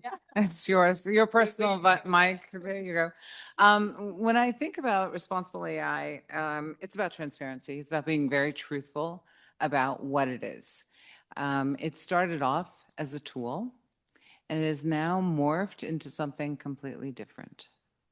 And this might be very controversial for some, when I go out to organizations, and one of the reasons I became the chair for the Arizona Technology Council's AI Ecosystem Committee is to really make the today's AI adoption, easier and understandable for people that are not technical. We are very fortunate. I'm talking to my peers. We understand the power of it. We understand the limitations of it. Majority of the people don't. They have no idea what it is. They have no concept. And I have started anthropomorphizing AI completely because that is what it has turned into. When it thinks like us, we've all heard today about fear, adoption, how it thinks, how it's doing tasks. When someone is told this is simply a tool, and then on the other hand is told it's going to take your job, people don't know how to compartmentalize it. They don't know how to interact with it. Not one idea. So we have the young college kids thinking, oh, this is a great cheat sheet. Then we have the other aspect of it of, oh my God, it's going to kill me. When you start anthropomorphizing it, people can then compartmentalize it and say, okay, I now understand how to interact with it. When you're looking at leaders saying, I want to bring AI into our organization, but have no idea why they want to bring AI into that organization because everyone else is doing it. When you anthropomorphize it, now you can say, this particular solution is going to do X, Y, Z for this company, increase the ROI, increase performance, whatever it is. They're also going to be able to put security around it. They're going to understand, do we need to actually think about it? Because during the implementation process, this is what most people don't understand. When you bring in an AI solution, you have now increased your security footprint significantly because you have that AI agent that everyone in your organization can interact with. And if it's accessing sensitive data, now you have a bigger problem. And so when you tell people that, that is where they start understanding and really knowing how to work with it. And that to me is the responsible way of these tech companies have done a fantastic job and brilliant job, but they probably use their own product to create their marketing programs because the hype around AI is amazing. And they've also created a fear of missing out. And they themselves don't know what their solutions can do. And they've got chains on their solutions. And so whenever I hear someone say that they're an AI expert, I kind of chuckle to myself because when the companies making and programming and training these agents have no idea what it can do, how can someone else say that? And AI is just, whenever I hear that, it's like, oh, I'm a medical expert. Medical expert in what? Putting on a Band-Aid, right? So that's what I think is the responsible way, is really being transparent about what we're talking about, including people that don't understand what it is and sharing with them in a way that they can make up their own decision on how they want to interact with this powerful thing, because it's not going anywhere. So, oh, you have your own mic. I do. Thank you. Can you hear me? You guys, okay. Thank you, It's Binky. weird up here. You can't hear yourself. It doesn't sound like it's on. So the stories, what we've already heard, it's already, I mean, people have pretty well addressed everything. And by the way, thank you all for being here at this late hour.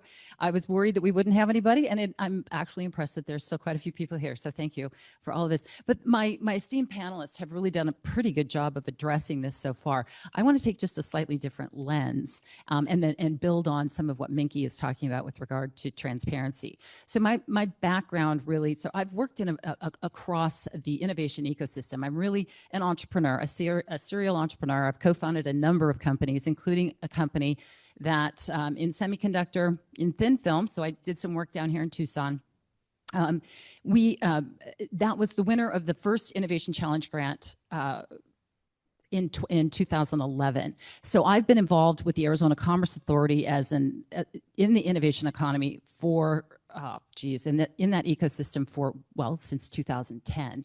So I've seen a lot of different changes, and my lens is very entrepreneurial, very innovation, very pretty risk forward, in fact. But it's also really focused on leadership. I've also worked in government for the last year. Prior to what I'm doing right now, I was at the state as a deputy director in digital solutions, and I was part of the team that was building the AI governance platform for the state of Arizona, for the agencies. And we were trying to establish how are we going to implement this and govern this across the state. And so what I've seen is that responsibly communicating to me is really all about leadership decision making. It's leaders making decisions and being transparent. So you've heard that a lot of times today, being transparent about what it is we're doing, about the trade-offs, being honest about what we can, what we can't do. And additionally, things like taking the human-centered approach. At the state, we were trying to say, you know, we have a tendency to think we push data out based on our experience as opposed to the human-centered experience, your user using that. And it's really important to take that approach, think about and have empathy. So it's part of the communication is having empathy in that communication as a leader and being consistent in that communication. So when you think about even just in building websites, you're trying to communicate, because that's one way that we communicate what we believe, in consistency in style, in format, in the data that we present people and the results that they get. So if somebody was interacting with the state, you create some kind of a chatbot or something, and if they're getting inconsistent results, it's going to affect the trust they have in that agency and protecting their privacy. So consistency and reliability are also really, really important. Part of the problem with what we're doing is leaders are over-promising capability. They tend to come out and say, we can do all these things without being, again, honest about that. They are also under-communicating the trade-offs, which is why I said it's really important to talk about some of those trade-offs. And finally, they're avoiding the accountability language. We need to really focus on setting decision escalation paths, setting decision plans, and showing that we are accountable. So for example, if someone submits some feedback to your website about what they're experiencing, are you actually doing anything about it? Are you demonstrating that you're accountable to what occurred in that, and so forth? Thank you, Wendy. Just back for a moment to the anthropomorphism of AI. I know we're talking about many systems beyond ChatGPT, but have you ever asked ChatGPT to draw itself? It looked like Steve Jobs when I asked. I'll just, whatever you want to pull from that. Okay, let's go to some questions that get a little bit more specific about some of the issues that we'd like to include in communicating AI to society. I will start with one. Danny, Dominic, either of you can answer this. You can take turns answering it. But this one's about bias and cultural responsibility. AI systems reflect the data and assumptions fed into them, including biased training data and other layers of assumptions from their human social stack. How do we communicate about bias honestly? And what does it actually look like to build and deploy AI in ways that are culturally responsive rather than just technically compliant?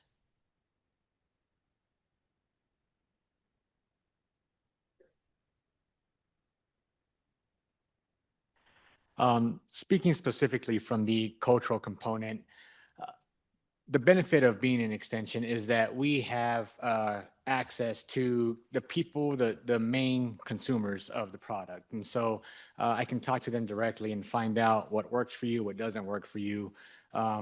What's relevant, though, is really the big question that I focus on, because we tend to fall in love with a particular tool to solve a problem. I take it from the lens of falling in love with the problem before we start thinking about a tool. So I used to coach youth sports and, having to keep track of a roster, and I'm thinking right away, it's a good good use case for a spreadsheet, right? You know, it's the kind of the first thing we go to. Kind of the same thing with AI. Sometimes the first thing we think of is, let me go to AI and find the tool to solve the problem. A lot of the issue with that is we don't even understand the problem. And so we're trying to solve a problem for a tribal rancher or producer, and we're introducing things that are just not relevant to them. We know it can possibly solve the problem, but it's not something that they are going to adopt.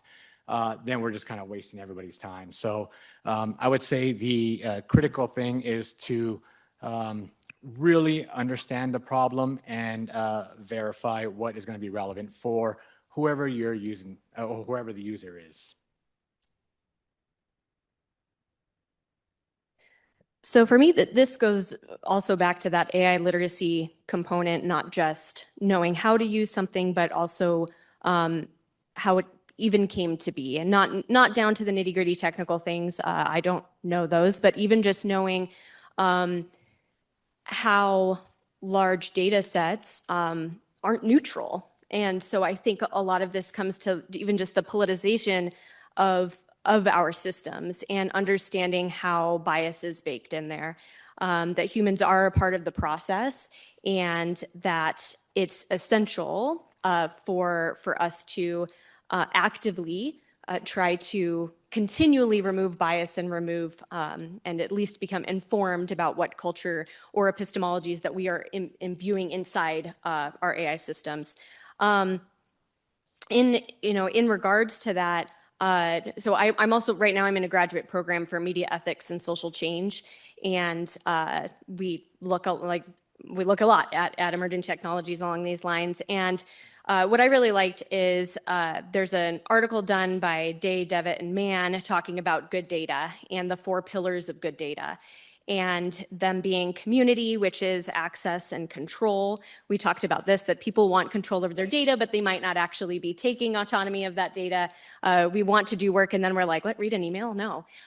So I understand that there are complications there, but ethically, we should be able to know where our data is and who has access to it. And how it does help systems. We've talked about some of the solutions would be if we had more access to different systems and data, it would make things more efficiently. So knowing what those pluses and minuses are there. Rights, putting rights into good data, human rights, animal rights, stewardship of the environment. Usability is the 3rd pillar of that it's open, published, consensual, fair, and transparent. And then politics, understanding the relationship between power and privilege and the data sets that we're working with and the systems that we're creating. And so I think through that, of course, this is a tall ask for everyone, everyone in our society to really have a deep understanding of that. But it's also why I work in pre-K 12 education, trying to teach critical thinking to anyone who, anyone who will listen, so with that, and through that, whether the students that if we all work with students or wherever we're working, both ourselves and others who are working with us can become more data-informed citizens, whether they become scientists, engineers, whether they become leaders, working whatever industry they work in. And that through that, to me, that's what transparency is. And it's essential that more every variety of human is part of that conversation, because that's going to be the way that we can continually iterate to try to remove bias, even though it's probably impossible because we are ultimately all humans. So, yeah. Thank you both. So for the next question, I come from a little bit of a performance art background and also from a water conservation. I previously worked at a Water Conservation Alliance of Southern Arizona, and if I were being a performance artist right now, I would first make 20 people go outside and either dump out their water, or preferably there'd be a tap that we could just turn on and make everyone uncomfortable while we did the rest of the talk. Because what we're going to talk about next has been brought up a little bit, but let's talk about the environment for a moment. And we don't only have to talk about the environment because this is a broad question, but both building and using AI have significant costs, including environmental costs in energy, water, and land use. Why, nonetheless, is there such a strong push to adopt AI quickly and comprehensively? Are there valid reasons to push back on this strong pressure? How do we communicate honestly about the many trade-offs involved in AI adoption? And what does responsible advocacy actually look like? I didn't say it in the beginning, but I was hoping Jennifer or Wendy could address this question. Also, we can always take a volunteer if someone has strong thoughts. Hi, thanks. Yeah, I would say the costs are even greater than that. I think that we have a solid, I'm a professor here, so we have a focus on teaching and learning. And I think we have a pretty solid set of empirical findings now that use of AI during skill acquisition can undermine skill and knowledge acquisition and critical thinking. And there are still these massive unfolding social and economic costs to our society. I woke up this morning and saw that Meta is laying off 20% of its workforce, and that is one of many, many organizations that are looking at fundamentally restructuring their workforce. And while I love the narrative that new jobs are being created at the same rate, these high-value white-collar jobs are simply being cut. And we don't have good answers for what people are going to do. So it's a good question.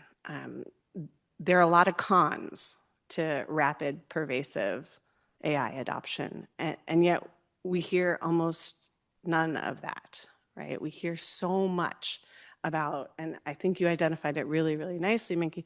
We hear this fear of left behind, and everyone else is doing it, and everyone else, ASU is doing it, so the University of Arizona has to do it, but if America doesn't do it, China's gonna do it. There's this fear and this push to adopt at so many levels, and I am not sure why there's not very many voices standing up and saying, hey, maybe we should think about this a little bit more. I mean, there are little voices here and there, mostly writing in the Atlantic, as far as I can tell. But it begs this question. So why? Why are we seeing such a push to adopt as quickly as possible? And where's that coming from?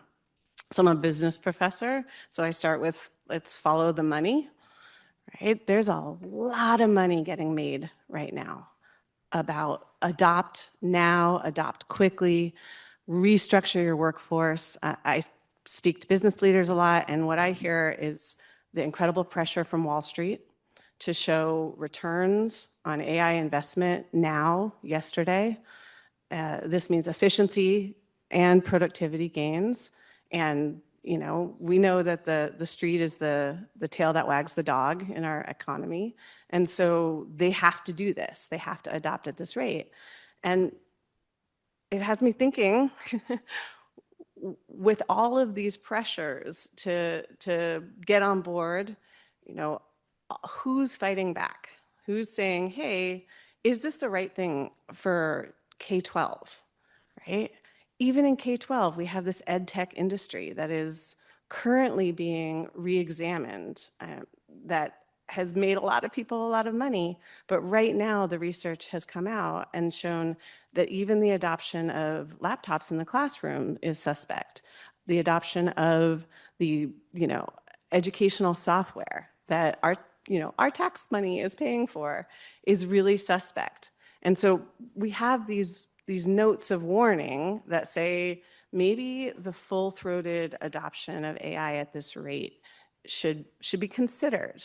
Maybe regulation could occur. I mean, we don't live in a time where regulation is very popular, but that is an option for us as society. And so I think that there is a valid reason to push back, and there is a valid reason to think through these things and to maybe slow down the conversation. I think it's writ large, but especially true for education.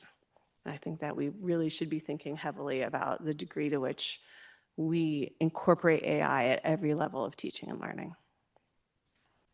Just a quick, I guess, just to follow up on that. I completely agree. It is the money. It is literally, there are hundreds of billions of dollars that are being invested in AI, and these people have to make quarterly reports, right? They have to show ROI. So when we look at the trajectory of how we all have been kind of adopting or learning AI, I think about my own trajectory. So I was first exposed in 2022, but by 2023, that was the year that I began really kind of like, what is this? And this is what industry was doing as well. What is this? We had to explore, like, let's go figure it out. Let's like at least get access to the tools. Then in 2024, it was like, well, maybe we should do something with this. Here it is. I feel like I'm already behind. We better put together a quick policy and get it into the hands of people. And then in 2025, we're thinking, well, we got to build adoption. The metric was adoption. Let's get this thing out there. We need to get the adoption metrics up and make sure that everybody's using it.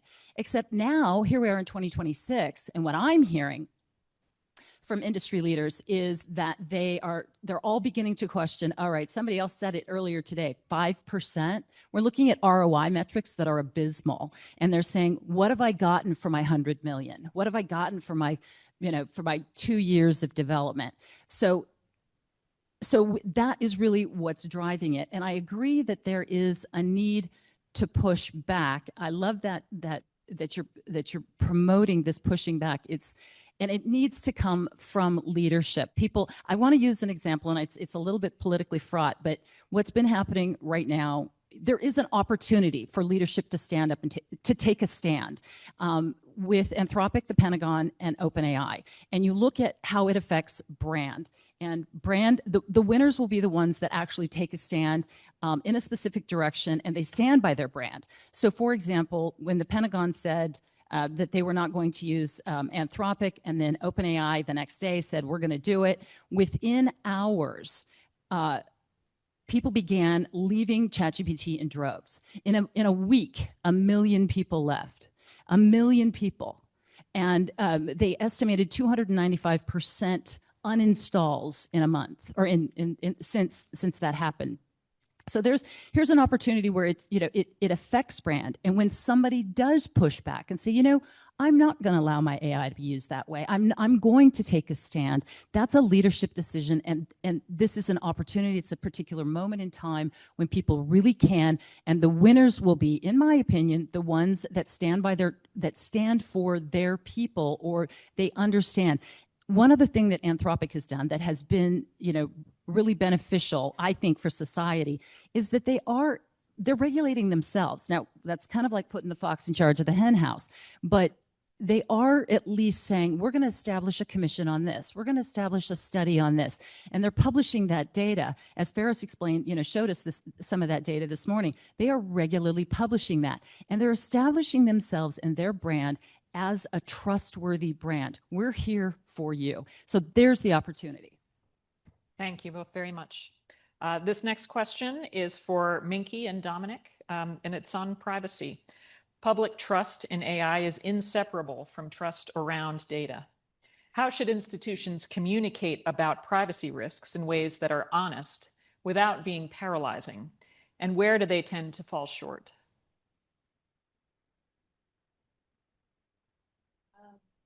When it comes to it's too close though.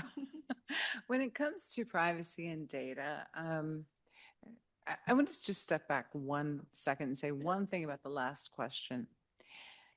Have you ever seen a product where you pay to create that product? Because that is exactly what we're doing. We're paying $20 a month minimum. And that actually leads into this response to your question. We are treating these models and the data that we share with all of these models, majority of the people think they pay $20, they're not going to be able to use my model. Facebook, same thing. You share data with Facebook. They're not supposed to use it. And every so often, you have to go fix everything in Facebook to keep your data safe. Whenever you put anything on the internet, in a model, anywhere, Instagram, social media, there is no privacy. We in my generation, I try not to put anything out there that's personal or can be used. today with the fakes that are coming out, with the AI videos that are coming out, personally, I cannot tell an AI video is fake. I looked at something the other day and said, oh my God, look at what this child is doing. My daughter, who's 31, and I swear to God, that generation can spot a fake like this. I cannot. And she looked at me and she said, it's fake. But they used someone's likeness to create that. And when it comes to privacy, I don't think that we have it anymore until we can actually control the data that we share, be it healthcare data, financial data, personal data. Until we can actually wrangle that back into our control, we don't have privacy. So I would not expect privacy from any organization because, again, it comes down to follow the money.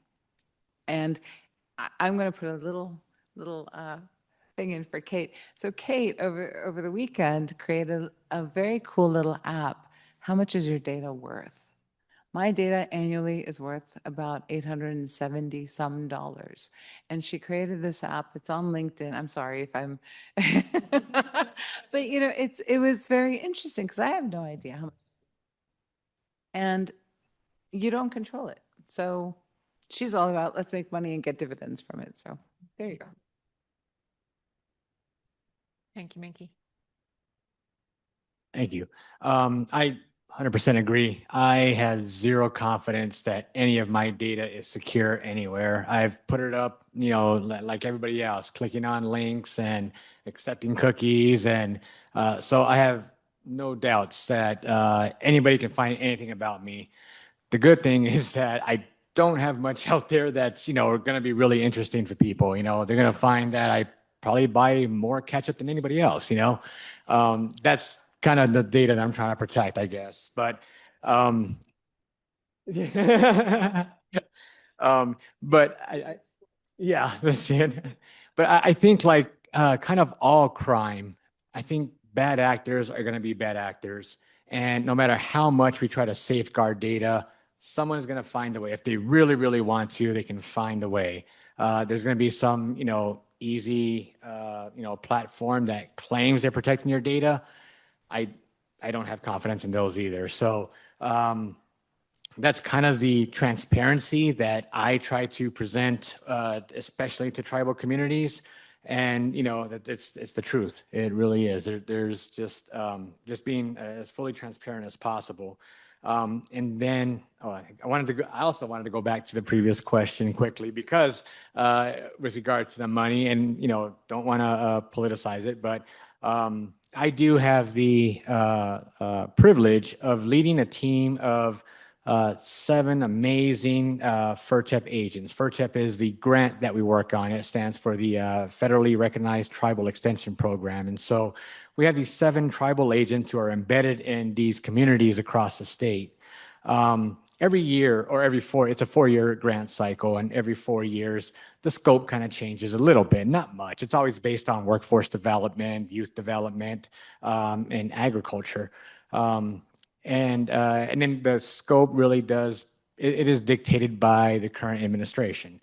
This administration, because we're up for the next cycle this year, has incorporated AI into the scope. And so, again, not trying to politicize anything, but when you talk about follow the money, there has been, you know, some wealth that has been redistributed to certain areas because of like things like AI. And so, but anyway, I just wanted to throw that out there.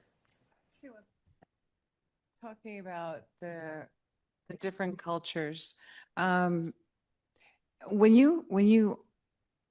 know that when I hold back my data, it is part of my voice that's not actually being shared with AI and training the models.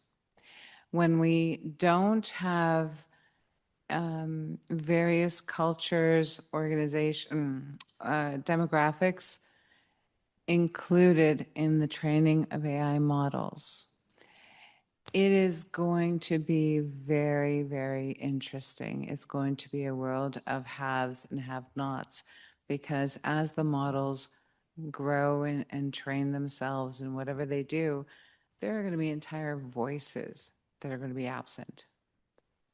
And that to me, and that's why I joked just now and said, is that cultural? Because it truly is, we have our American culture. If you take one agent, put it over in India, Africa, Europe, any other country, in actually put an AI agent that was created here in Arizona in Alabama, you will have complete failure without having the cultural voice. And that is a key issue that when we as developers are putting things out, how do we capture that entire voice? How do we get rid of bias? How do we get rid of anything that would harm another individual because their voice is not included? Thank you. You've made excellent points. And I just want to draw everybody's attention to the idea, just back to privacy for a moment, about collapsing privacy risks as, we have no privacy left. I think we all both feel that, and it's important, as educated people in this domain to recognize, right, that there are levels and differences. Europe's AI Act that's just coming into effect now actually breaks things down into risk levels, for example, and there are different regulation levels based on risk levels. And I think what you will find is when you break things down in a way that's actually palpable in terms of how they're going to need to respond, you find that suddenly it's very easy it's much easier to uncollapse privacy risks. And I just think that's something that could be an entire other conversation. These were excellent points.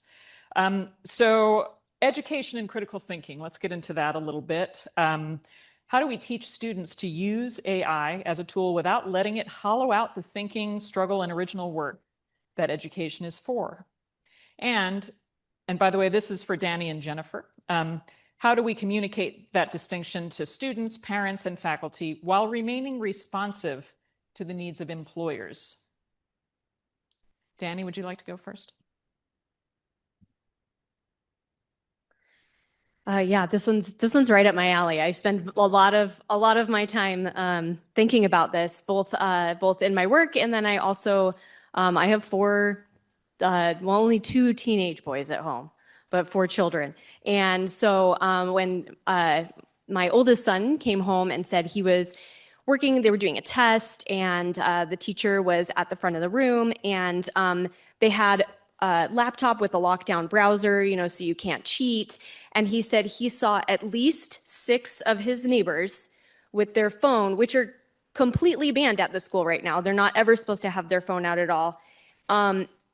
Literally just copying from ChatGPT into it. And he was like, what am I supposed to do? I don't think that's right, but how can I even compare? My essay isn't going to be as good as that. And I'm like, just rely on your mind, Calvin, and it's hard.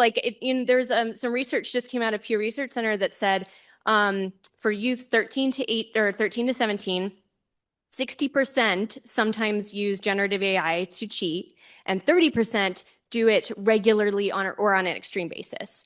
Now, we give youth a lot of flack. I also think we could expand that to adults and we see some similar percentages about us outsourcing potentially some of our critical thinking and problem solving. And, when we get writer's block and we have to do, okay, well, here's this easy answer. Now, I do think that AI is a helpful tool in the same way that, as any major shift in technology, there is this fear that, humans aren't going to think anymore. I am a child of the 80s, and I remember when the internet started. I remember that it used to be that if you wanted to see a picture of a raccoon, you better know someone who took a picture of a raccoon or go to your Encyclopedia Britannica to look it up, right? There wasn't any other way besides a book or someone who maybe took that photo to find that information. So then when things could be easily looked up online, it's like people aren't going to read books anymore. People are reading books still. You know, it was okay, and we're grateful for the internet. I mean, it's a good tool. It's a great thing. And so I think that having that same balance between the fear, the uninformed adoption, you know, like all of these things, there's trade-offs that we've talked about like on this panel, and the same I think is in education. For how SARSF approaches it in our programming is ultimately this meeting between engagement and disengagement, or curiosity and just shutting down. You know, so if I you know, with the raccoon picture, right, I could see, not only could I look up a picture of a raccoon, but honestly, with generative AI, I could create a video of a raccoon attending my birthday party and stealing my cotton candy, you know? And you know, you were talking about recognizing AI videos and things. And I found a tendency with my kids and even myself that instead of even trying to figure out if a video is AI or not AI, there almost is a default of, it's probably not real. And then there's this disengagement with something that would normally be really interesting or funny or offensive or angering or a rally cry. You know, there's a disengagement. And I think that's where the danger happens, is a lack of curiosity or a lack of wonder or a lack of questioning. And I think that that's not necessarily completely, I mean, it's considering, but it's not embedded in AI in general. It's with any new convenience, or like we talked about, something being frictionless. Learning is frictionful.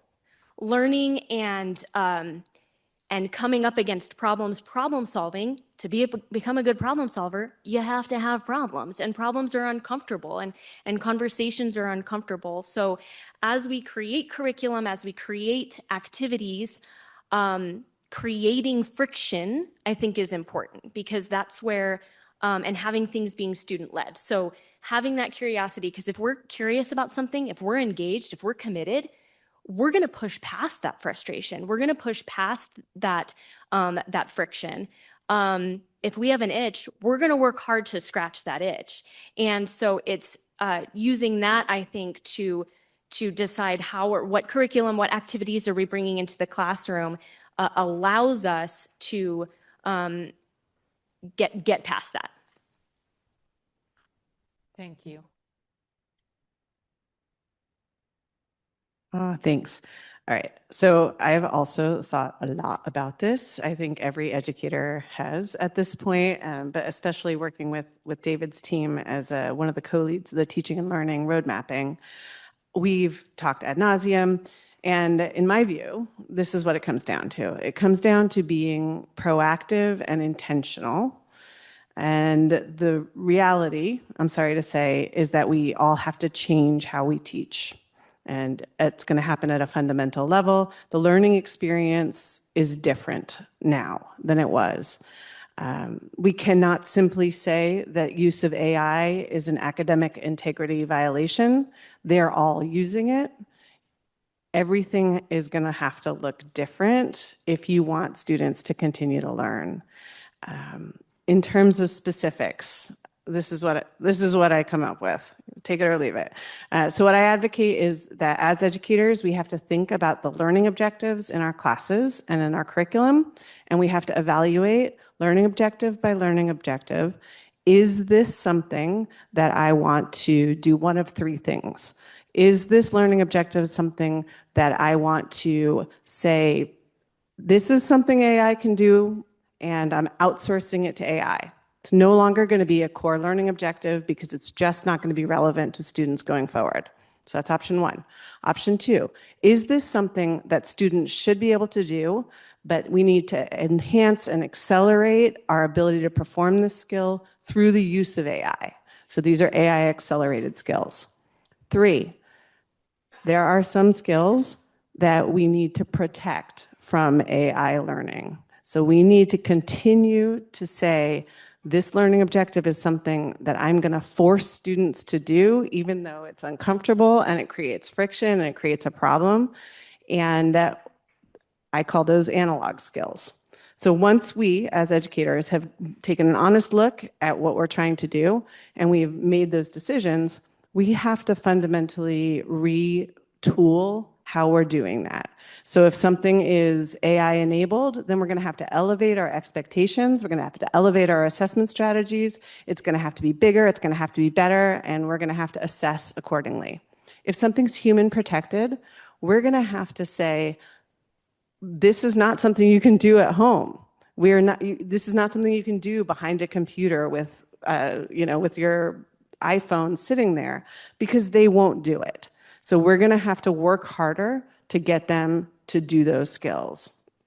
Now, each assessment, each assignment has to be reevaluated with that lens.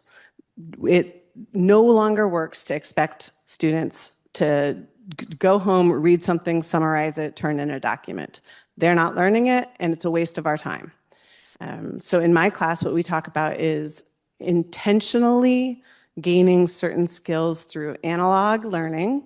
So I have the first slide on the first day. I say, these are the analog learning skills. I want you to be able to do divergent thinking. I want you to be able to interview people. I teach product innovation. So I want you to have these analog skills. Then we're going to come back and we're going to talk about what AI tools can be used to supercharge at specific points. And overall, so far, that's working for me. But I will say that the challenge is that we're all teaching more, we're all doing more with less, we all have more students. And so we cannot just pass this off to instructors and say, you should do this, as some sort of unfunded mandate that expects people to find an entire extra semester in their life to retool the 4 classes that they're teaching. So this specific, and sorry for my passion, this specific area is something where we need our colleges and our departments and our deans to get out there and say, you have to teach differently, and here are the resources and the time and the skills that you need to retool your course. So that's what I think we got to do. Thank you. So we have, I was hoping, of course, for time for audience questions, but we still have one more question that was for Minky and Wendy that we didn't get to. So actually, I'll leave it up to you, Minky and Wendy. We only have 5 minutes left of the panel. It's about misinformation, or you can take an audience question. You can just maybe say a couple minutes of your thoughts around misinformation and AI. It's up to you. I think it's one of those things that you have to apply critical thinking. You have to engage with AI to understand. And that's why I say that anthropomorphizing AI is so important, because we are trained to believe that anything we read or see from credible people is true. And that has changed completely, especially with deep fakes. And we have to start understanding the platforms that we're looking at. How many people get their news from the National Enquirer? Exactly. Yeah, it does. I look at it when I go to the Walgreens. So yeah, Twitter now. TikTok, right? And so that's how we have to start looking at what is the source of this information that we're consuming, because we are bombarded. And you're right, I think someone said it, we're just not going to believe anything is real anymore. So a majority of the people, I go to Google as soon as I hear, and it'll tell you right away, yeah, this did not happen. I think the latest story is the man who got abducted by dolphins. Okay. So I know we opened. I like How that do you as an follow ending. that? I don't know. I don't know the story about the dolphins. I missed that one. I guess all I would say is the real problem. So we've got misinformation, which is the accidental sharing of bad news or fake news, and then the disinformation, the intentional. I'm more concerned about disinformation, which is where people are just being intentional about telling false stories and promoting that, and the bots. But the problem really is the velocity. So I don't know how we deal with this outside of just continuing to push back, because the velocity at which these these mistruths can be spread. And I mean, it's a game of telephone. If you all remember playing telephone as a kid, and by the time it gets to the end, it's like, what? This doesn't even sound anything like the original story. So like Minky, I go to Perplexity to get that information, which I probably shouldn't, because I know there's cyber people in here, and I've been told that it's not a great idea, but nonetheless, it's still a pretty good source of information. So how do we deal with, there are ways that we can deal with the misinformation or disinformation, and it's probably going to involve regulation. It's going to involve somebody at the top making a decision about, we're not going to settle for this, or somebody coming up with something in the private sector that can deal with it. We have, PolitiFact, we have all these different fact-checking organizations, but they can only work so fast, and things spread like wildfire. They spread so quickly across the internet. So maybe we just need to come up with another means. I'm also advocate for what I just discovered Gemini is doing, which is they're putting a little Gemini logo at the bottom of every AI-generated image. I can cut that out, and I probably have, but I try to give attributions as well.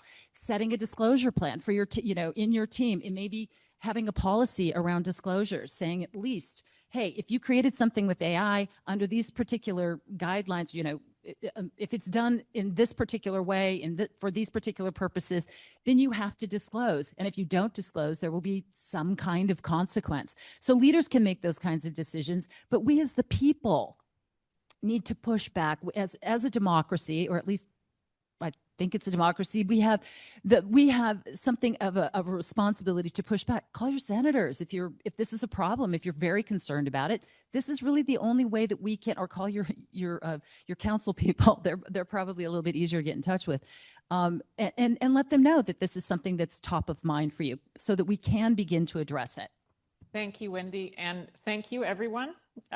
This is the conclusion of the panel. This QR code will direct you to more information about all of the panelists and myself, all the participants today. We are really appreciative that you stuck around for this. Is it the last panel, Rudy? This was such a beautiful day today. Maybe there's still snacks and other things happening. Yeah, some popcorn. The dregs are out there. Anyway, thanks very much, everyone. It was really wonderful to speak with you, and have a great day. I just want to thank you all for all your participation today, the hard work of all of our speakers, the people who have traveled here. And I want to give a special thank you to the team that helped put this event on, because they did a great job. I mean, for instance, panelists, I've already heard panelists thank Amanda for her guidance and bringing things together. This was a team effort, a collective effort of a lot of people really trying to figure out active participation of the moderators of who makes sense, how can we do this, and really start a good discussion, right? We consider this a starting point, not a place to consider ending. And I heard time and time again today this idea of the importance of responsible, sustainable, transparent AI, and the importance of human creativity and thinking throughout all of this. These are things that we all care about. I believe you're all very passionate about. We had great discussions about public trust. And this is something that, I think has become a common topic as opposed to something you think about every few years if you're not in public office. But this is something that's really important. And, I hope you all get inspired by this, have taken away a lot of good varying opinions, made you look at things from different perspectives and consider the different groups that everyone's working with. And, really thinking about the fact that we heard time and time again is thinking about the people when you're making these decisions, right? Whether it's your neighbors, whether it's the next generation, your family, and the impact that all of this does. And we saw here great examples of convergent approaches to things, right? Getting people from all these backgrounds, all these perspectives, all these job choices, working together, talking about this important problem, because we're all facing a change. And, as people are talking about industrial revolution, people are talking about automation of factories, people are talking about the digital technology age. but this is happening extremely quick. We need to be proactive. We need to really think about what we're doing, and we have an opportunity to really actively help shape this and not sit by. I mean, those of you who are academics, of course, all you do is ask the question why and never take anything for granted. So keep doing that, and hopefully enough of those other of yours. And I think that must be why I went into this profession, because my mother would always put up with those questions that I asked. It didn't stop me from asking why something was the way it was. But, I think we have the opportunity, and you all are great examples of responsible leadership as we undertake this mission. And thank you for your dedication. At the university, it's clear from my first conversations here, and it's clear from every interaction with people I meet, that everyone is committed to doing this responsibly and to taking this seriously, and really making sure we support our students, we support our communities, we support our nation, and really, taking a look and seeing how everything we do impacts our world, because we are just shepherds for this, and we are trying to help move things in the right direction. So I consider us a resource. I consider the office that was stood up to be a service organization for the campus and the community. Please connect with us, work with us, and help continue this discussion and all the great work that you're doing as we move forward. So thank you again for sticking out throughout the whole day.